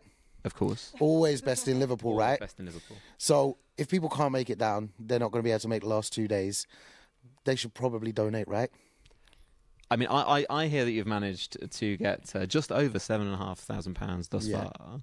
But, 15k is the target. 15k is the target. So you're over halfway there. You're only a day in. I mean, You're going to smash it because people are going to be so phenomenally generous with their cash. Those eyes. Ooh, woo, woo, woo. I felt them. Yeah, definitely. Listen, guys, if you are donating, there are different competitions that are being run through the festival. There's loads of different prizes that are going to be available. Earlier on, Scousebird gave us a voucher for her shop here in Liverpool. You can use it online as well. We've got Jeremy Corbyn signed T-shirt. Mick Lynch signed 2 T-shirts because he wanted it to be fair. So there's a Trot Jamboree. And the Keir Starmer is a Wet Wipe T-shirt signed by Mick Lynch, the one and only. Zara Sultana, Richard Bergen. We have all kinds of stuff. Loads of goodies. CW goodies. Equity might even give us some goodies, right, Paul? Yes. Yes. And we have the finest goodies, to be fair. They we do. have the Do you know what I mean? I love Equity, man. Like they do everything right. So yeah, we've got Equity goodies. We've got all kinds of goodies. We've got TWT goodies, and also you know that you've donated to an awesome organisation that provides the sickest and baddest and illest socialist political education, 24 hours a day, 365 days a year. We don't really, but we try. We're gonna get there if you keep donating. That's the plan. But yeah, what I'm going to do now is I'm hoping that Ribs or someone is going to shout out to me what the next session is so that I can let you know who's going to be coming on to the stage. Pardon? Care. This one's exciting. I'm looking forward to this one. Brilliant. Paul, thank you so much for coming in. We really appreciate it. Thanks for bringing the delegation and thanks for representing your members and all of the solidarity. It's sick. I'm trying not to drop any more F-bombs. But yeah, thank you so much, Paul. Next up is Care Under Capitalism. I'm Dan. This is Paul. That's Andrea. This is TWTtv. Locking out from Toxdiff TV. We will see you guys in the morning. Stay locked in, though. We've got 2 more sessions. And then we will be moving over to the Novara channel for a very special episode from Novara tonight. If you are unsure, head over to theworldtransformed.org, click on the program, and you can see everything that we have going on. While you're there, hit the donate button. Peace, love, solidarity, and kisses, people.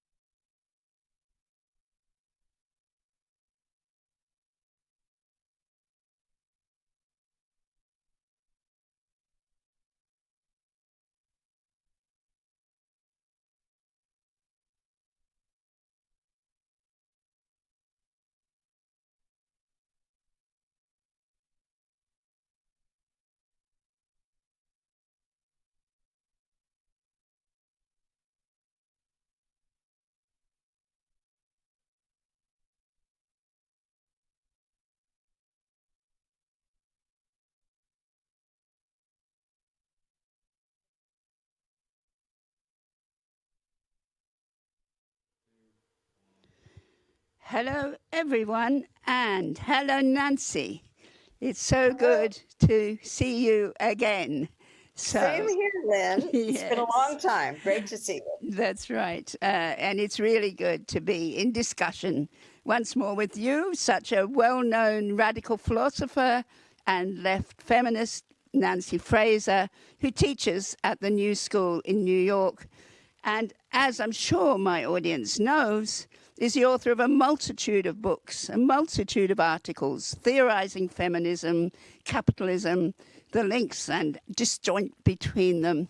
And today, we're going to be discussing her new book, which is this book, Cannibal Capitalism, which has the subtitle, Are We Toast?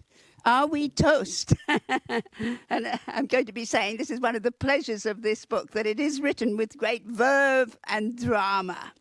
And so we'll be raising all the topics we most want to be talking about right now, how we relate to each other, to the planet, how we address issues of care, and really how we can find a way of surviving in what is a really dreadful time. Now, are we toast, or is there an alternative, is a good thing to be discussing at the place where I am, the world transformed, because what we're all hoping here is that we can be a part of helping to transform the world. And of course, that is just what Cannibal Capitalism is also addressing. So Nancy, perhaps you can run us through some of the main themes that you're addressing in this new book of yours. Well, first of all, I agree very much with your diagnosis, which I share and articulate in the book, that we're in a very serious, acute crisis. And it's a very, very difficult situation, so that the question of survival is a real one. It's not a rhetorical question. And the book offers a diagnosis of the deep roots of this crisis. And it suggests that unless we address those deep roots, our prospects are not good.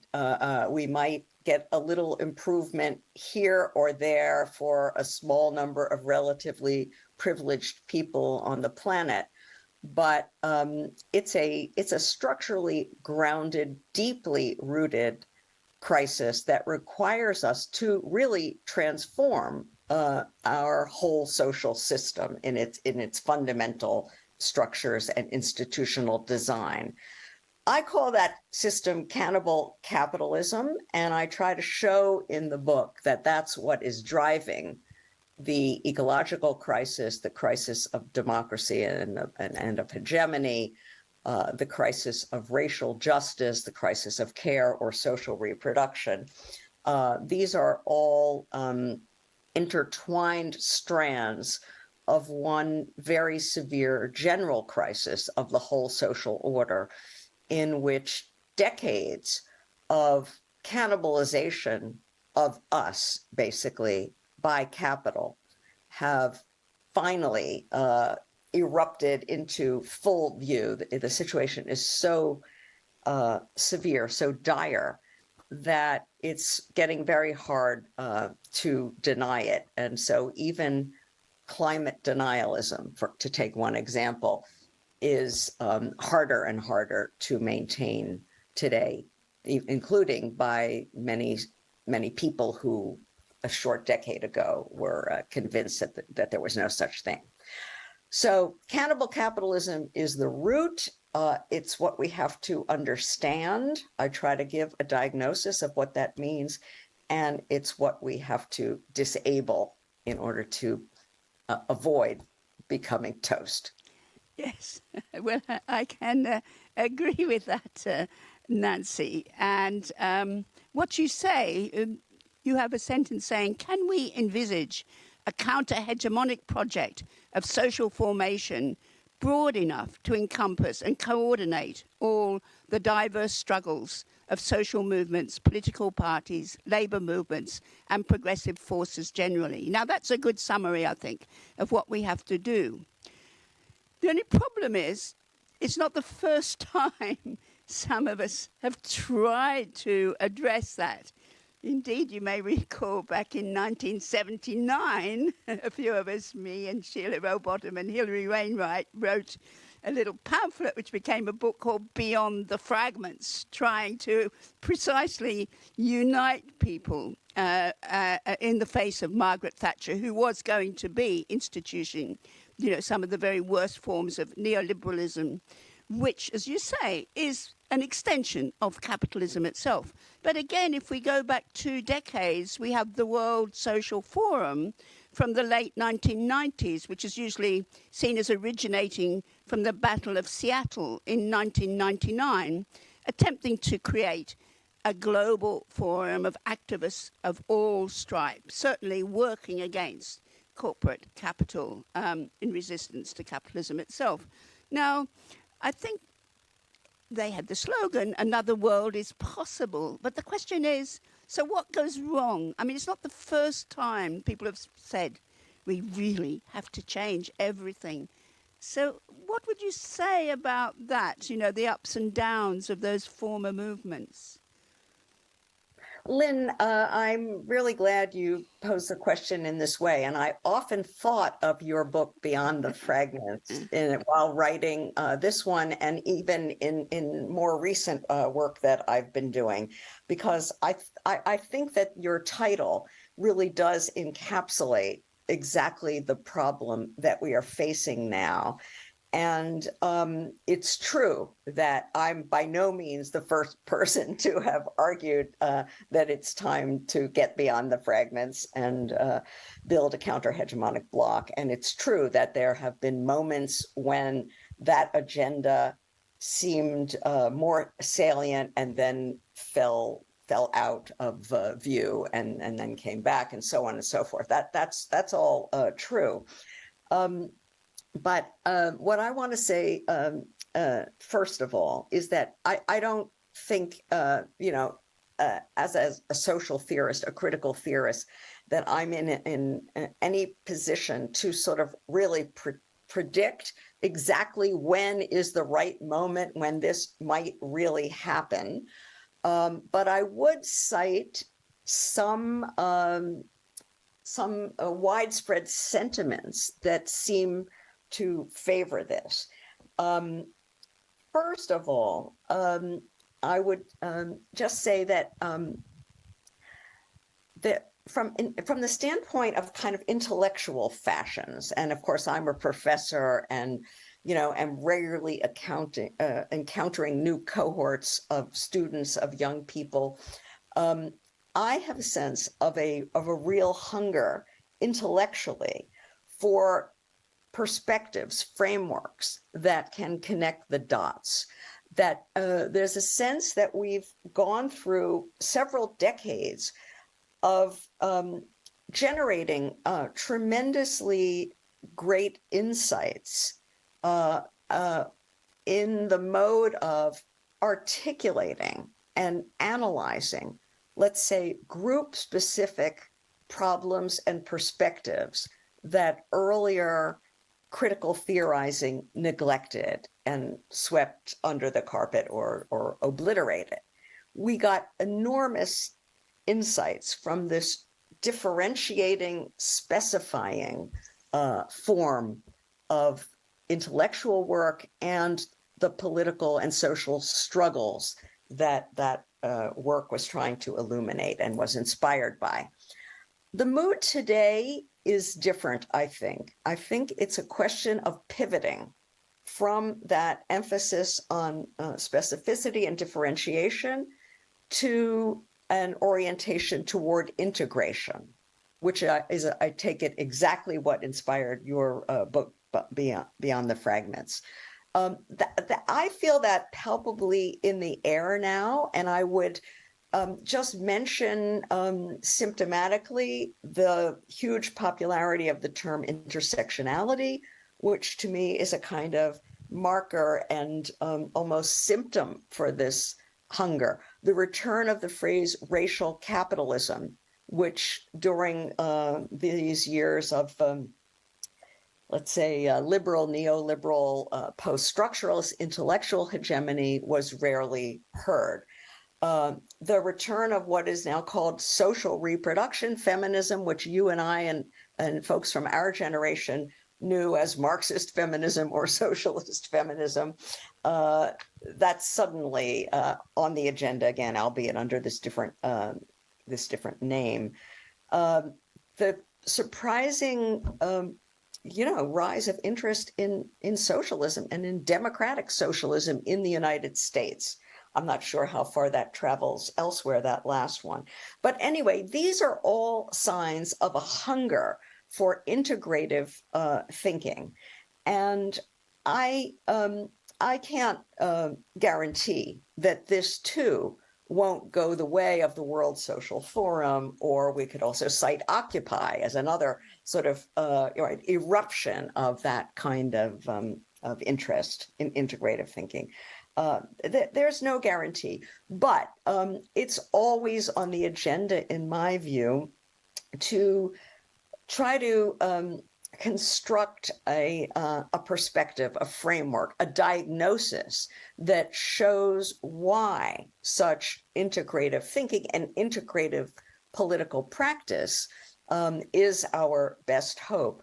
And I want to be very clear that I don't see it, and I know that you and Hillary and Shayla did not see it as obliterating the specificity of group-specific situations and aspirations and needs, but as finding forms of articulation and connection and cooperation.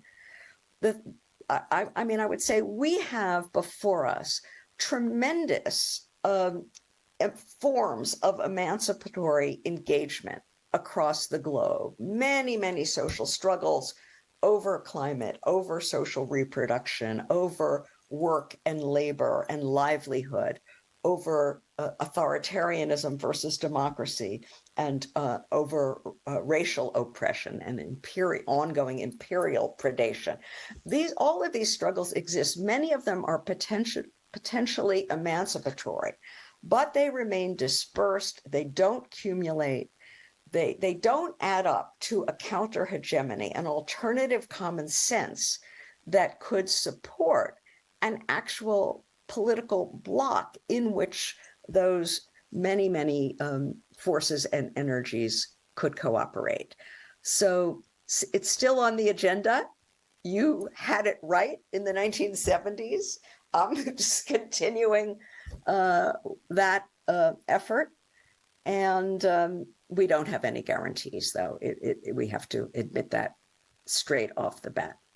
Right, certainly no guarantees. I mean, you and I, of course, come from that moment. Then not only you and I, where currently I'm very much mourning the recent death of Barbara Ehrenreich, who, of course, was an incredibly important socialist feminist. And when she didn't see feminism in the USA being broad enough, she just began working with poorer women, actually joining poorer women, trying to give a voice to poorer women in the USA. But one thing I wanted to say about sources of hope, when I think of feminism and left feminism, for instance, which never completely went away, but where we see a real wave emerging is in places like Latin America, also a little in Poland, but that green wave from Latin America, which begins addressing violence against women and femicide and abortion rights. But you get people like the Argentinian theorist and activist Veronica Gago really describing all the work that's gone on for decades in organising people on the streets, addressing it, on her university platforms. And of course, right now, we do have another red wave, but also a green wave in Latin America, in various countries, Chile, Colombia, and so on, Bolivia. We can see movements that look very progressive, but also that are intersectional. I mean, they do mention women trans issues, anti-racism, that is all there on the agenda. So I do see coming more from outside the Anglo-North American world reasons for hope. I wonder what you think about that. Yeah, I completely agree, and I would add Southern Europe also, although there's now a very dire development in Italy at the moment. Nevertheless, in recent years, Italy, Spain, Portugal were the seat of huge feminist energies that were anti-capitalist, as well as being intersectionalist in all the ways that you've mentioned. So it's not like we are inventing this project out of whole cloth. It does connect to things really going on. And like Veronica Gargo, I see myself, and this book is aimed at trying to articulate what's going on in an analytical way that might point to ways in which we could build on the existing things and extend and radicalize this perspective. And for me, the anti-capitalist part is absolutely central. It's not just about saying that feminist movements and anti-racist movements and ecological movements and democratic movements have to cooperate and have to internally, let's say, intersectionalize, as some of them are already doing. More than that, what the piece I'm adding is the idea that capitalist society, understood not as a mere economy or economic system, but as a whole larger social order, that capitalist society is the one and same social system that generates these fault lines and differentiations, that generates these intersections, and that generates the crisis brought on by its inherently cannibalizing nature that we have to address. So the piece I'm adding is a kind of an attempt to argue that an intersectionalism today that has the heft and the vision that we need to make deep structural change has to put the question of capitalism at the center. And I think capitalism is the system that actually enables us to connect the dots, to show why the problematic of gender, why the problematic of ecology and nature, why the problematic of race and of class or labor as it's usually understood, why all these things are baked deeply into one and the same social system, and why none of them can be resolved in a good way separately, short of being thought through in tandem with the others and with the huge and difficult task of imagining a new post-capitalist social order. Yes, I think that's right, Nancy. And I think I'll raise a few issues in relation to this post-capitalist social order. One around growth. That's something people are very worried about, aren't they? Which you do address in the book, which is some people say we just have to stop growth. There's a degrowth movement. Then on the other hand, there's a green growth movement that we really need more and better infrastructures given existing horrors of inequality, both within our own countries in the north, but certainly across the world. There's got to be some forms of growth. So you address that. Maybe you'd like to say a little bit about that complex issue of growth. Right. Well, I would start by saying that the term growth, of course, you're right, is widely used and debated, in fact. But by itself, it's, in my view, not the best possible term unless we are very quickly moving to specify what exactly should be growing and what should not be growing. It's as a sort of catch-all term. it's too gross to really get at the issues that we need to get at. So I would say that in capitalism, what has to grow is capital, is that mysterious substance of value that is what allows profit to happen and the accumulation of capital to happen. And it's that hardwired imperative to accumulation, that's the growth of capital, that is at the root of the cannibalization process in which the forces, those owners and investors who dedicate themselves to amassing, growing more and more capital are incentivized in a structural way to free ride on care work, to free ride on nature, to free ride on public goods and public infrastructure, to on the wealth and health of racialized and subjected populations. So that's all built into this imperative to grow profit.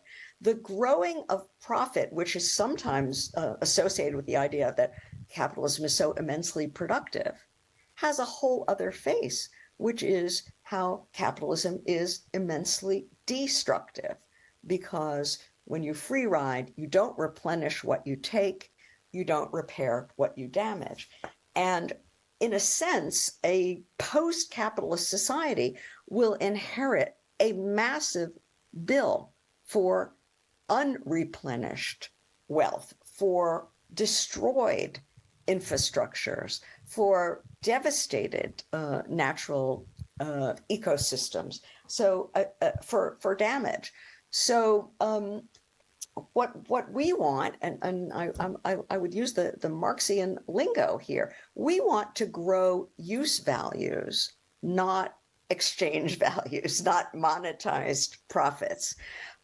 We want to grow the medical and health capacity. We want to grow education. We want to grow decent housing, sustainable food, for the massive quantity of unmet needs across the globe. Does this mean increasing material throughput, which is a term that the environmental economists use? In some cases, yes, but then everything depends upon how these use values are produced, on what basis of energy, under what kinds of social relations, under what kinds of political coordination, and so on and so forth. All of those questions are taken off the agenda and are essentially devolved, handed off to that small, tiny class of investors and owners who resolve them according to their profit calculations and not according to what we actually need to meet human needs, to repair damages, and so on and so forth. So I think that the biggest question is not growth versus degrowth, but how to essentially reclaim the whole agenda of how to organize our form of life in a collective, democratic way that aims to address human needs and the public good in a collective way. What we have to stop growing is capital and the monopoly of the capitalist class on deciding these things for us. You're lucky you're not living in Britain right now, actually, because we have this new Prime Minister who has the absurd idea, if she makes the rich ever richer and removes even more social welfare, we're going to have growth, we're going to have production, whereas what you say, the wealthy just want to make more money, and the way they're making money now is through investments and property and so on. They're not investing in the economy at all, and they're not going to. That's not the way to make profits now. And what I was recently involved in, you've probably seen the Care Manifesto, the way we put it, which is what you're saying, is that we must put care at the heart of our politics in every sphere. But perhaps we're getting near the end, so I think I'll say something about your conception of socialism and the good life, which you have begun to address. But there is also the issue of time. One thing we know, that under capitalism we never have enough time to care, and we're dependent, as you also say, on this global care chain, importing workers from around the world, paying them next to nothing and treating them terribly, and not even having the time or resources to care for those we want to care about because we're doing some bullshit job for the market. But as you point out, it's not the case that under socialism we'd all just be lying back drinking milk and honey. Actually, the sorts of things we need to be doing in caring for each other, seeing our interdependence, in caring for the world, which has been so ravaged by capitalism, is going to require a lot of work. But hopefully it will be rewarding work. It won't be that work which, as the late David Graeber wrote about, you could interview most people and they'd say, the work we're doing isn't worth doing, it's their bullshit jobs. And what we hope is we'll have creative, caring jobs that people will enjoy, even though it will be, of course, forms of work. Absolutely. That's very well put. And I would say, just to start with care, which you've rightly put at the center, for most of human history, most societies have been organized around the idea that they want to reproduce themselves, including their populations. Some of these societies were very inegalitarian and hierarchical, others more egalitarian. But there's a sense in which all of them put social reproduction, which is another term for care, although maybe a somewhat broader and less, psychologizing term. They've put that sort of at the center as the sort of primary thing. And I think what is specific to capitalism is an inversion. It put that question of economic production under the aegis of profit accumulation as its deeply institutionalized social priority.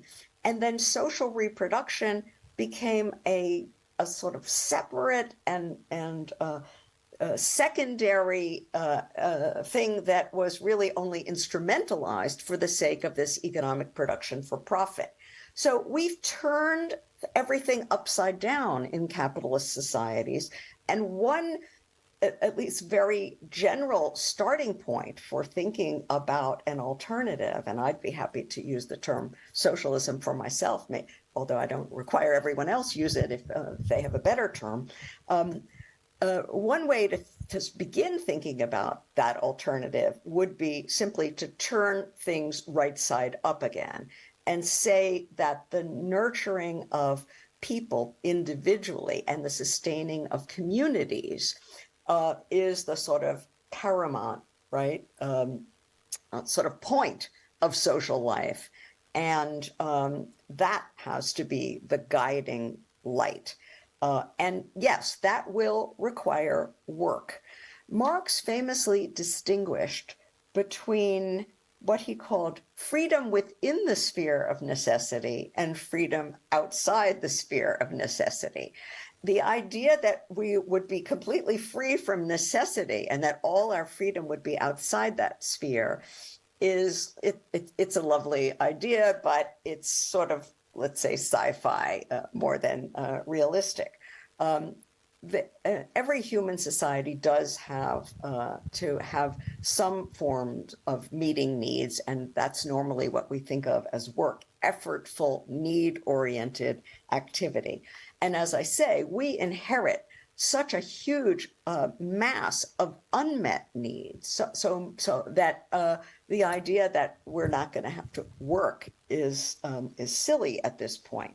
But there is such a thing as freedom within the sphere of necessity, how it's organized, for whose sake, on what social basis, on what natural basis, under what relations of political authority, under what forms of democratic planning.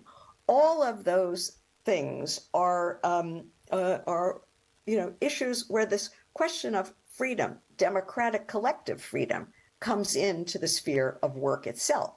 And then there is still free time, and we ought to be able to get a lot more free time than we have now under capitalism, because as you rightly note, in driving down wages and weakening labor rights and unions and so on, the current form of capitalism is requiring more and more hours of our time, more and more of our energies, just to maintain households and living livelihoods.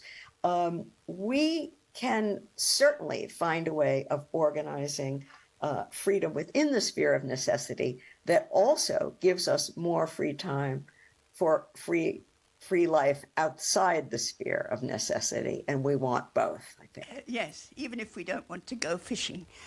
But I just want to close by saying something about borders, which you also address in your book, because you have an epilogue on COVID, and one thing that COVID shows us, it showed us very many things, but one thing it showed us is the idea that we can simply build walls and protect ourselves and ignore the rest of the world is absurd. For instance, it's absurd that people like me have had their 5th vaccine against COVID, and some parts of the world they haven't had any. And so, it seems to me crucial to address the foolishness, the folly of building walls. And I'm very sad to see that Biden is apparently carrying on with Trump's silly wall that he's been building, rather than saying, this earth could be a place we can all share, and then we would find, the pandemic comes from the fact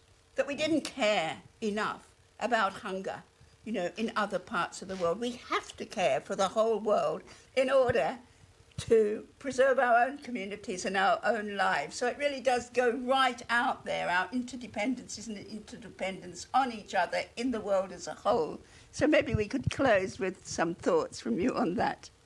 Well, I'm in total agreement with what you've just said, Lynn, and I think we could say the same about greenhouse gases and the whole climate crisis. These are that, like public health crises, pandemics, and so on. And by the way, the two are quite connected, I argue, in that epilogue, because it's really tropical deforestation and climate change that creates the species migrations that bring these organisms into contact and promote these zoonotic transfers of viruses. But the point is that these are both, even if we separate them analytically, the climate crisis and the pandemic health crisis, these are both, situations that cannot conceivably be resolved on local or national or even regional grounds. They are absolutely global. No boundaries can protect anyone from them, although it's true that wealthier, privileged, and whiter populations are able to sort of cushion the effects for at least those privileged people within those societies for a while and to some degree, not perfectly. So there remain the sort of disparate fallout on all of this, which is why environmental justice is such an important issue, and why justice within healthcare and the pandemic is such an important issue. But in the end, you're right. We have to be able to think globally. And we also have to distinguish between those matters that actually can and even should be addressed at a relatively local or even national scale from those that can't. There's no one size fits all frame for thinking about our problems, because capitalism is at one level a global world system, but at another level, it's a highly differentiating system that splits people and differentiates their situations and their conditions. we have to think at both levels at the same time. It's not easy, but that's part of what it means to connect the dots and promote the sort of integrative thinking that could finally lead maybe to that kind of counter-hegemonic bloc that you have long been promoting and that I am. Well, I do hope that we can actually meet in person and you come to discuss this book, Cannibal Capitalism, over here. We could perhaps talk again about it. There is much more to say, how municipal socialism links up with nation states and then nation states with each other. There's so much more to say, but I think we have covered the basics, Nancy, and it's wonderful to have your book out there. So thank you very much. Thank you, Lynn. It's been a great pleasure to talk, and I'd love to continue the conversation. We will, I'm sure. Okay.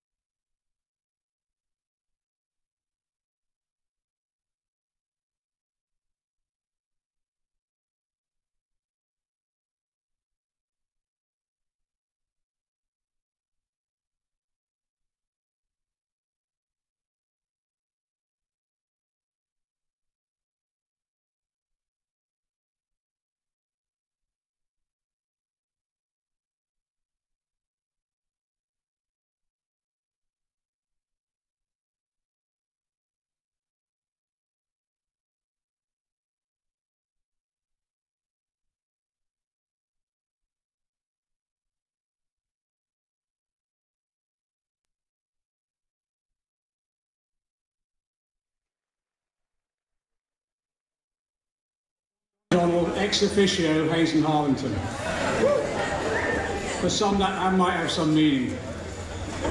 Before I start, I just want to say this. There was a solidarity demonstration in London this morning, which was well turned out outside the Iranian embassy, and I want to send our solidarity to the women in Iran at the moment.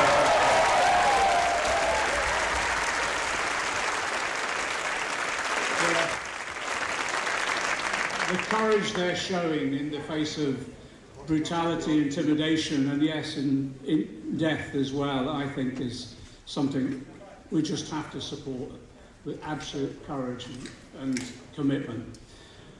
Tonight's theme was the working class strikes back. We have a whole range of speakers. I hope some of you have brought a packed lunch for breakfast. This is going to go on.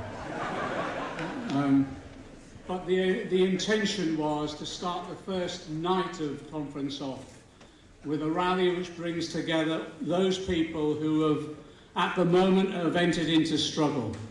It's, over the last couple of years, to be frank, we've had everything thrown at us after 12 years of austerity, wage cuts, cuts in our public services, attacks on benefits, and at the same time, the grinding relentlessness of the Tories coming back time and time again with another round of attacks on our class. You know, there's that thing that I think Mark Sawalker always used to refer to it about, and they say the Tories don't talk about class struggle, they're too busy waging it. And that's what they've been doing relentlessly for the last 12 years, but the ante is now upped again, particularly with what happened on Friday and the way in which they blatantly and appallingly use the tax system to benefit the people who fund the Tory party, the mega rich and the corporations, and at the same time introduced the language that's coming back, which is about attacks on people on benefits, and at the same time then the threat of another onslaught on trade union rights. Now what's interesting, I think they think that this somehow is going to suppress opposition and the fight back. What it's doing is just motivating more and more people to come into this struggle and fight back against them. So tonight is a celebration of resistance, because this is the working class striking back. This is class struggle.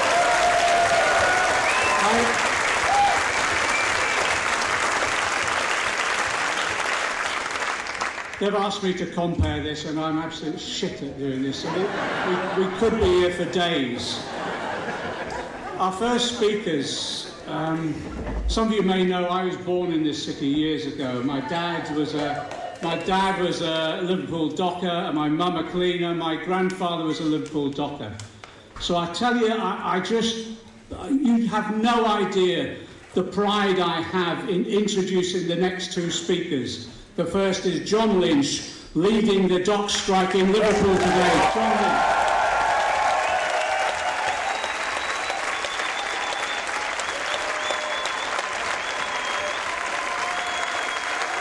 Thank you, everyone. Thank you, brothers, sisters, comrades. Thank you for giving me the opportunity to speak tonight. As you say, Liverpool dockers are on strike now for currently 2 weeks. The mandate was 99.2% favour of strike action. A mandate like that doesn't just fall out the sky. A mandate like that makes the work feel got to be extremely undervalued, extremely fed up, but most importantly, extremely faith in their own selves and their own union. And that's where they are. We're on a picket line for 2 weeks. We're doing a 24-hour picket. It'll be nice for anyone to come down. Stand with us today. We've had a great day today. Families, friends, Jamie Webster, Annie Russell, a local band this way. So it's been like a bit of a carnival atmosphere today. It'd be nice to see some MPs who aren't scared to get suspended by Mr. Karma to come down to the picket line. We've had some of them who are happy to stand with us. But it'd be nice to see Mr. Karma as well. But I don't think we'll see him. He doesn't like picket lines. But just to give you a bit of a roundup, throughout the pandemic, we were key, essential, critical workers, COVID heroes, we were even called at one time. We were given letters, we were given passes. If you were stopped, you had to show them to get into work. Now we're just classed as militant dockers. It's not right. Our company has made £32 million in our department and overall £141 million across the departments, and sold off a percentage of 13% of shares, which works out another £700 million. So enough is enough. Just give us our fare, what we want, a decent day's paid. Any money goes back into our pockets will go back into the economy, not into offshore accounts. So I thank you all for letting me speak.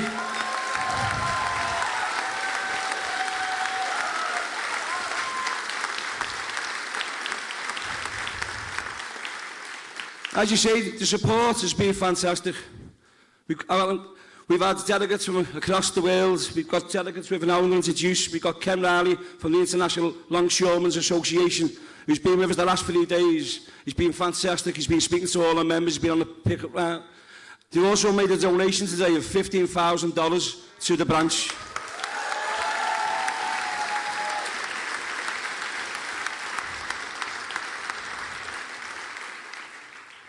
So I'll hand you over to Ken. Well, thanks for letting me speak. And anybody who would like to come down and picket, it's a 24-hour picket. We're also going to be at the Labour Party having a demonstration. So you'll probably see us there. Thanks.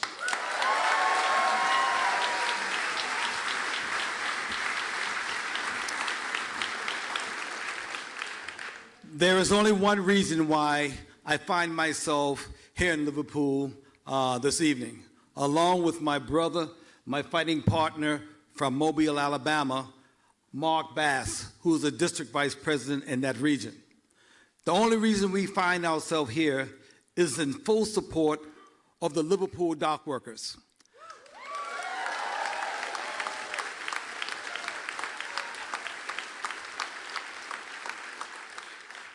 We being here is, I would call it an unintended consequence of the struggle that the dock workers went through back in 1995.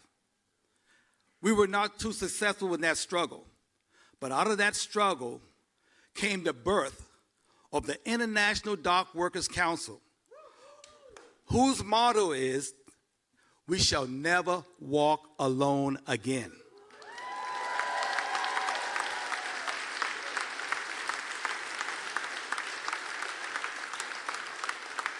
"5 years of planning and working hard to develop this global federation, we finally signed that agreement in the island of Tenerife in the year 2000.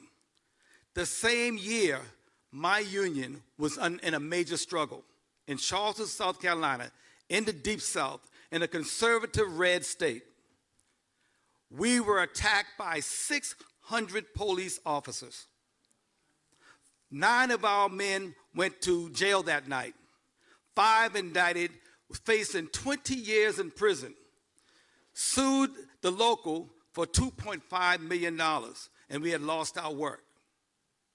Because of the founding of the IDC, which traces its origin back to the Liverpool dock workers, we were able to garner international support of dock workers from around the world.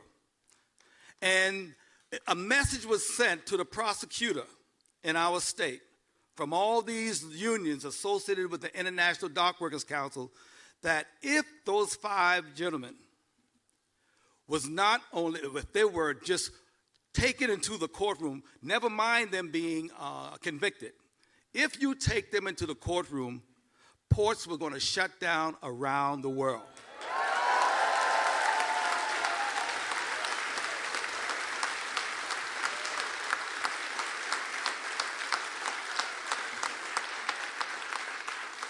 Needless to say, within 24 hours of them going into that courtroom, all charges were dismissed. That is the power of international solidarity. So it's now time to pay back to those dock workers here in Liverpool that we remember who stood with us, who helped to give fuel to the founding of the IDC. We owe them so much. So we are here standing on the picket line with them, taking the message back to all of our rank and file members up and down the East Coast and the Gulf Coast of the United States. And of course, our friends on the West Coast of the United States also send their wishes of solidarity to this struggle. We will be back very soon. This time, we'll be back to celebrate the victory. Thank you so much.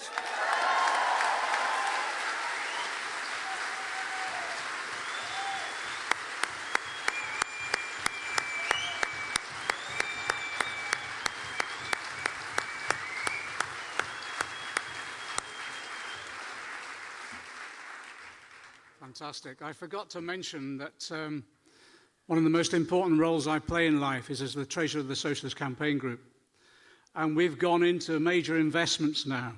We've become absolute speculators because we invested in the co-op for these signers, these interpreters here, who've done a fantastic job throughout our movement.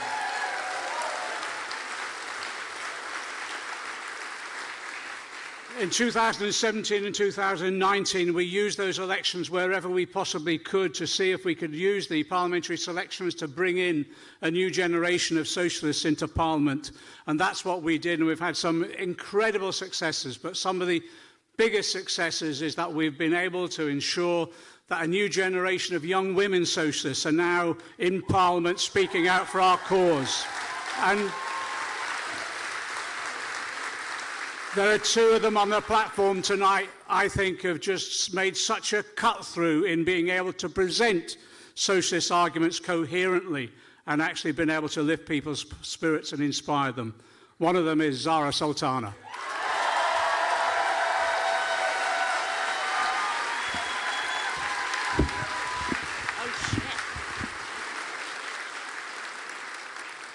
Hi everyone, I just want to begin, like John did, with sending my solidarity to the women in Iran and Eastern Kurdistan who are protesting, demonstrating, risking their lives against patriarchal forces that are making horrible decisions about choices and bodily autonomy, and that extends not just to Iran, but even in the US and beyond, where women, trans people, gender diverse communities are having to fight for bodily autonomy and their own choices. And yeah, full solidarity to everyone who is resisting all forms of oppression, and also full solidarity to the Liverpool dock workers and us Labour MPs who believe in trade unions and will show solidarity with trade unions. We'll be on the picket lines with them on Monday morning, and I hope that you all will be there too.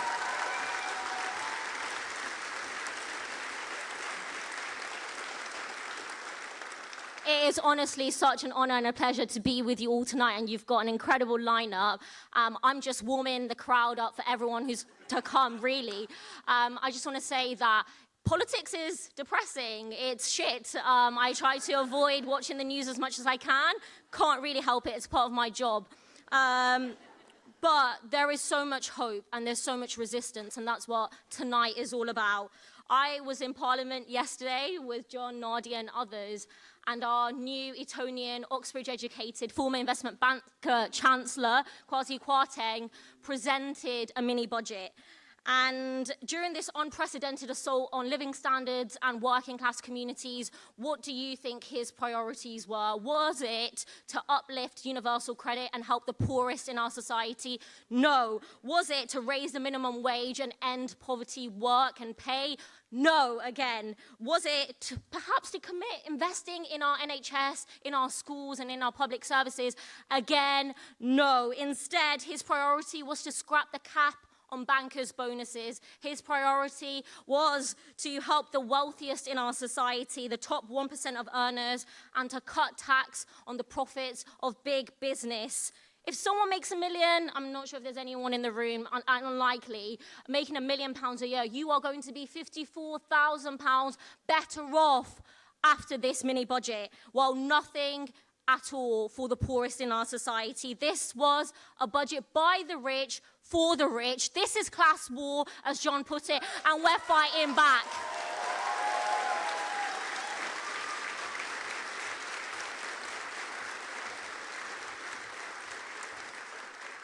And in those so-called corridors of power, it's sometimes quite difficult to keep my cool. You might see me beefing Priti Patel, you might see me giving dire looks at other Tories. It's really hard when they are enacting such cruelty to our communities, and they haven't just been doing it for a year, they've been doing it for 12 years, day in, day out, hurting people, the most marginalized and the most vulnerable.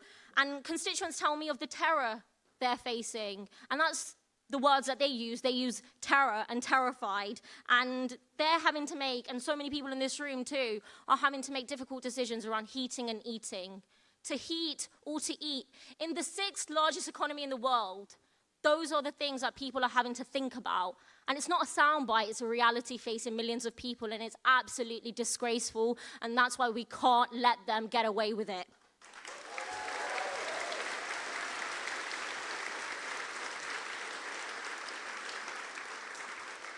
The phrase we use, and I use it too, cost of living crisis, but it's not a crisis for everyone in society. It's a crisis for the poorest, it's a crisis for those whose work simply isn't paying enough to pay the bills, but for the richest in society, they're not experiencing a crisis. In fact, for them, it's a complete bonanza. For them, it's record profits. For them, it's a record number of billionaires. For them, it's record wealth for the top 10%. And let's be clear about this. It's not like there's a shortage of wealth and resources in this country. There isn't. It's because those greedy bastards have hoarded all the wealth, and we're here to redistribute it and take it back.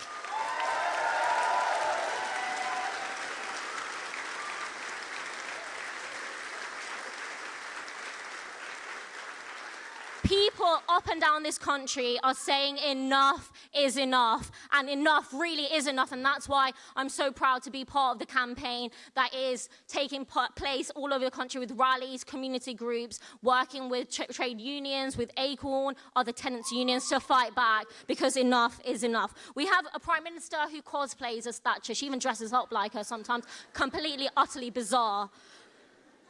She hasn't, she's been inspired enough to continue attacking working class communities like her hero and icon did. And Ralph Miliband described Thatcher's politics as class war conservatism. And that's what this is. This is Tory class war. And it's time the working class fought back with everything in our power.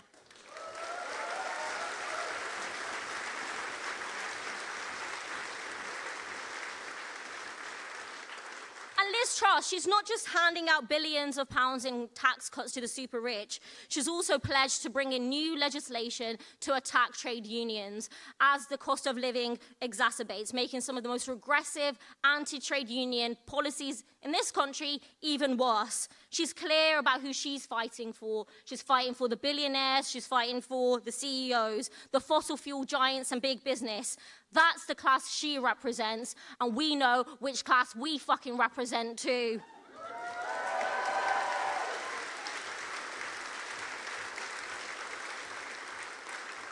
Having said that, not everyone in the Labour Party is clear about the class that they represent, and sometimes it's good to issue some reminders, because the clue is in the name. It's the Labour Party, and it's workers. We stand side by side and we represent.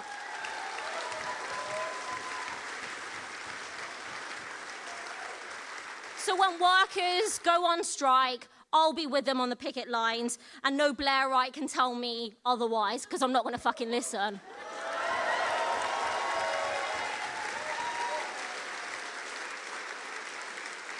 When workers go on strike, it's not workers versus the public.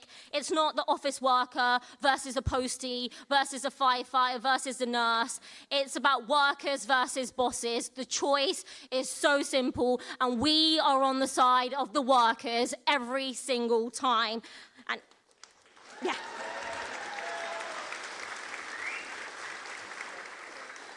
And these strikes are important, and we have to show solidarity and join the picket lines, donate to strike funds. But we know that the crisis we see extends beyond the workplace.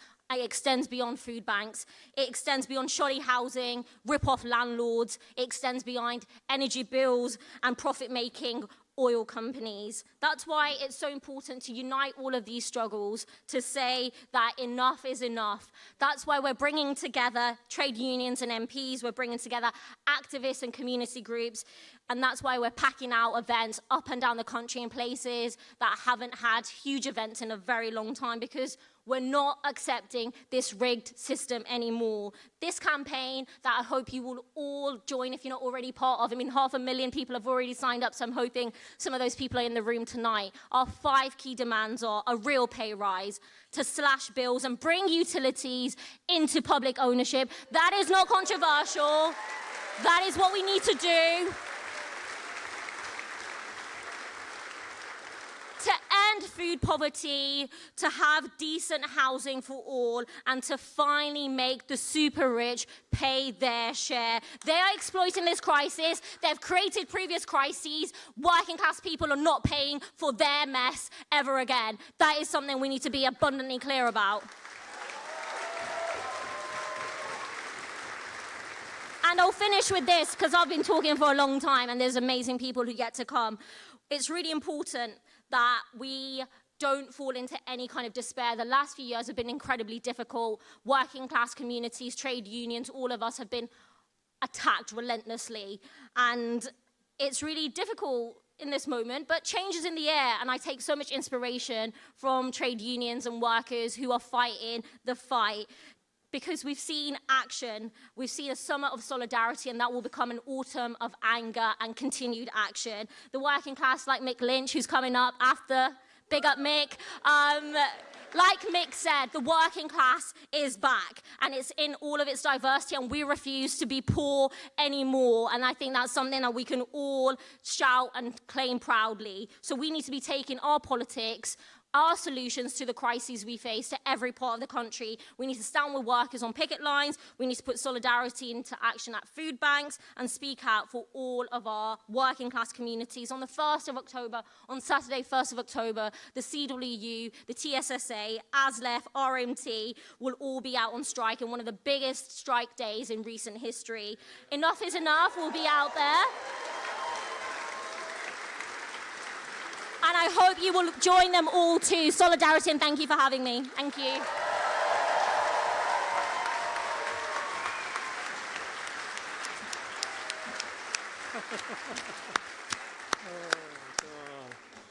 See what I mean?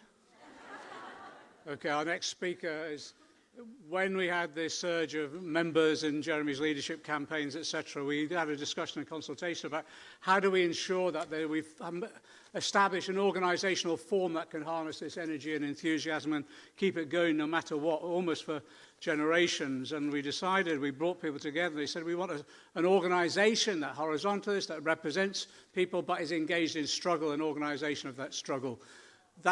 That organisation chose its own name, which was Momentum. So we've now got the joint chair of Momentum, Kate Dove.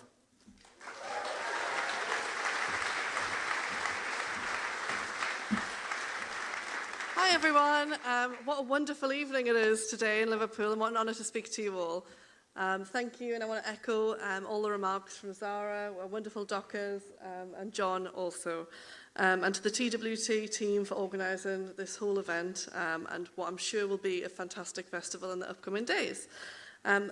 So, if anything, shows that this whole huge event shows that the flame of socialism is burning bright, and this gives me, and I know many young people, so much optimism for what's to come.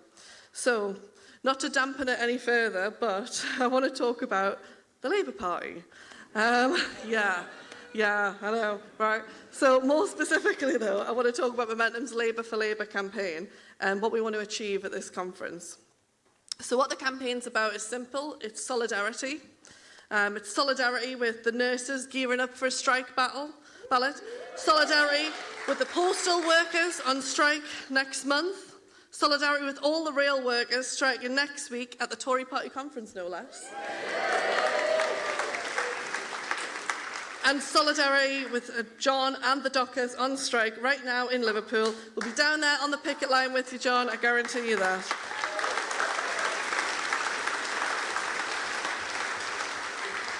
So our campaign is about practicing the values the Labour Party preaches. It's about connecting with our own history, because believe it or not, as Zara says, the Labour Party was founded by the workers for the workers.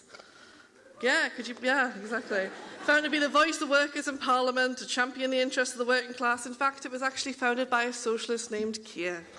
Well, we could do with one of them right now, couldn't we? Well... So we've lost our way a bit, but Labour for Labour is about putting it all back on track. We've launched the campaign last month with two main demands of Keir. Number one, back the workers and end this ridiculous and offensive picket line ban. Number two,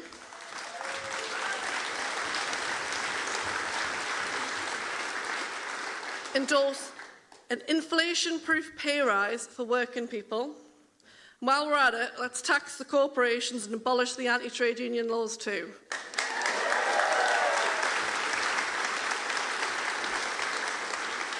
So I suppose the message to Keir is simple. We want Labour to stand with the people that they were founded to represent. Because God knows the trade union movement needs our solidarity now more than ever. And Kwasi Kwarteng's budget just confirmed it on Friday, didn't it, comrades? You know, the Tories are not even trying to hide that they're the party for the rich, of the rich. They're attacking the Labour movement with yet even more anti-trade union laws, where millions of us choose between heating and eating. Bankers' bonuses will be uncapped, and the people on benefits are under attack from this vicious band of private school toffs. Big corporations will see their taxes cut. And to be honest, workers have had enough. And so, the headbangers in Lotto might not see this, but it's actually good to put some clear red water between us and this criminal Tory elite. But while many shadow ministers might have disregarded the ban, Keir still hasn't dropped it yet. We've seen trade union leaders from Unite to GMB to TSSA to the CWU call him out for the lack of solidarity, but still it remains, and we're going to have to push him. And that's exactly what we're going to do. We're going to unite the Labour movement behind the workers. We want our movement speaking as if with one big collective voice, members and trade unions united behind a basic workers' cause. If we win on the conference floor, we'll have sent a clear instruction to the Labour leadership in the national spotlight. The pressure will crank up even further. So, if you're a delegate, make sure tomorrow you vote for workers' rights in the priority ballot. If you're friends with the delegate, tell them to go and vote for workers' rights in the priority ballot tomorrow. And if you're friends with the Blairite, just tell them not bother turning up.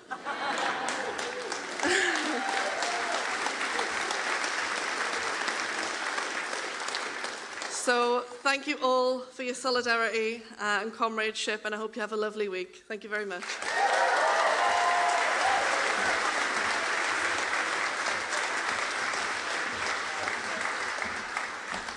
One of the most enthusiastic elements in the recent period is new campaigns, new movements coming forward to address all the different threats that have come from the Tories, particularly under austerity. And one of the new campaigns that's emerged in recent years is those that are campaigning both strictly for tenants. And one of the best campaigns I've seen actually is those campaigns where they're representing individual tenants, fighting against landlords, and yes, if necessary, taking direct action to do so. So I want to introduce Elle Glennie. She's the spokesperson for Living Rent and Scotland's Tenants Union. Elle.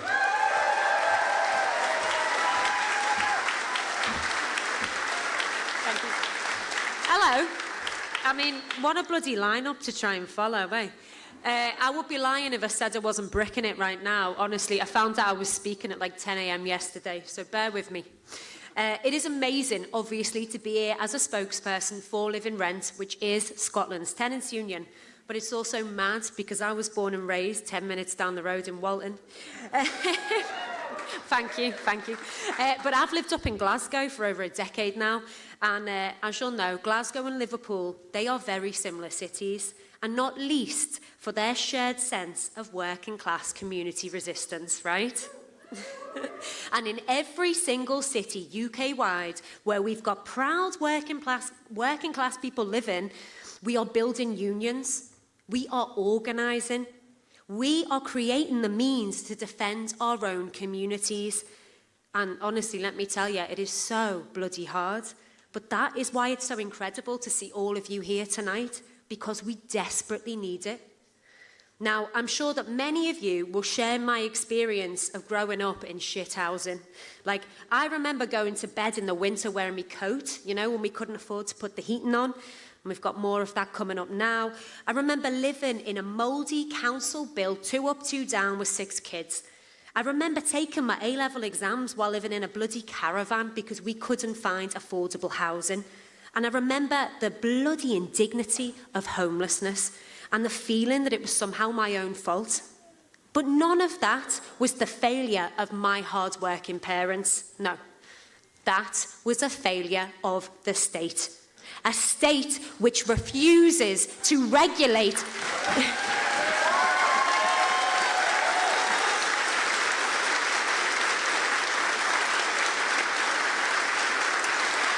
This is a state that refuses to regulate the private rented market. A state who very willingly sold off council homes and refused to build more. A state which fails to see housing as a basic fucking human right.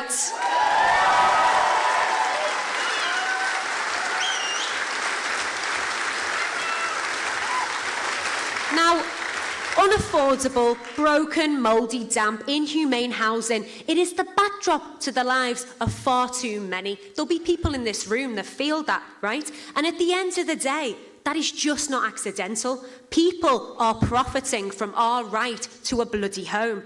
If it was any other dynamic, the country would call it out for what it is. It's fucking parasitic. But of course, our government won't change a thing, will it?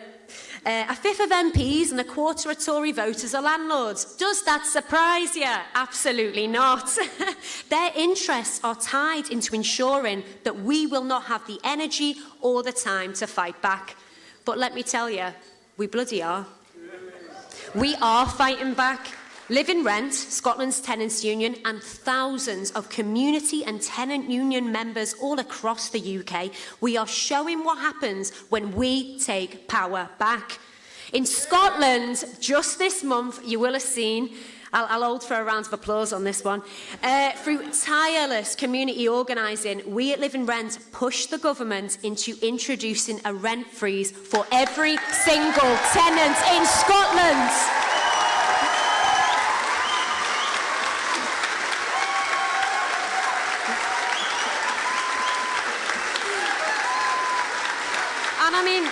Right, that's not all. You know, last year we pushed the Scottish Government into promising to deliver rent controls. Now, rent controls used to be seen as some bygone concept, right? We brought them back into the political conversation bit by bit. And I say this from lived experience, that was done on the doors, that was at street stalls, it was through conversations with our neighbours.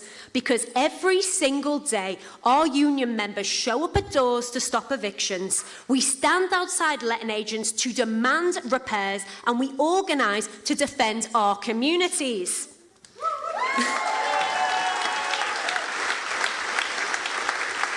Now, rent controls aside, holiday let clampdowns, eviction bans, yeah, we've done all right.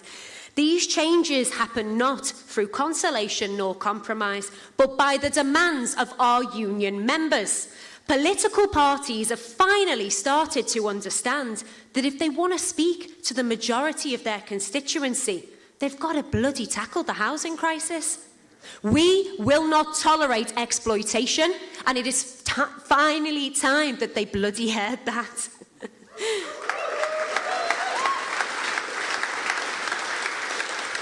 But we're obviously not stopping here. During a cost of living crisis, we are not stopping and we are not giving up. We need community and tenant groups to work alongside trade unions to fight back.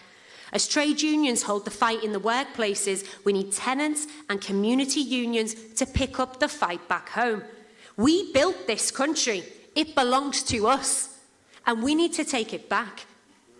Please, I implore you, join your local tenants union, join Live in Rent, join Acorn, join London Renters Union, join CATU. Speak to your neighbours, have faith in the power of the working class and resist. Thank you.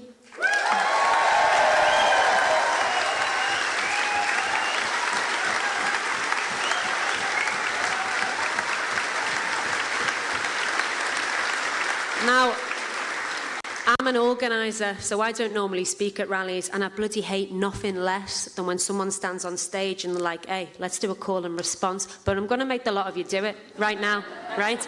You'll be familiar with this one, and I want you to repeat after me. You have to, because I'm shitting myself, right?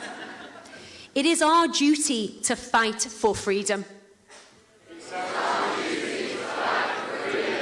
It is our duty to win.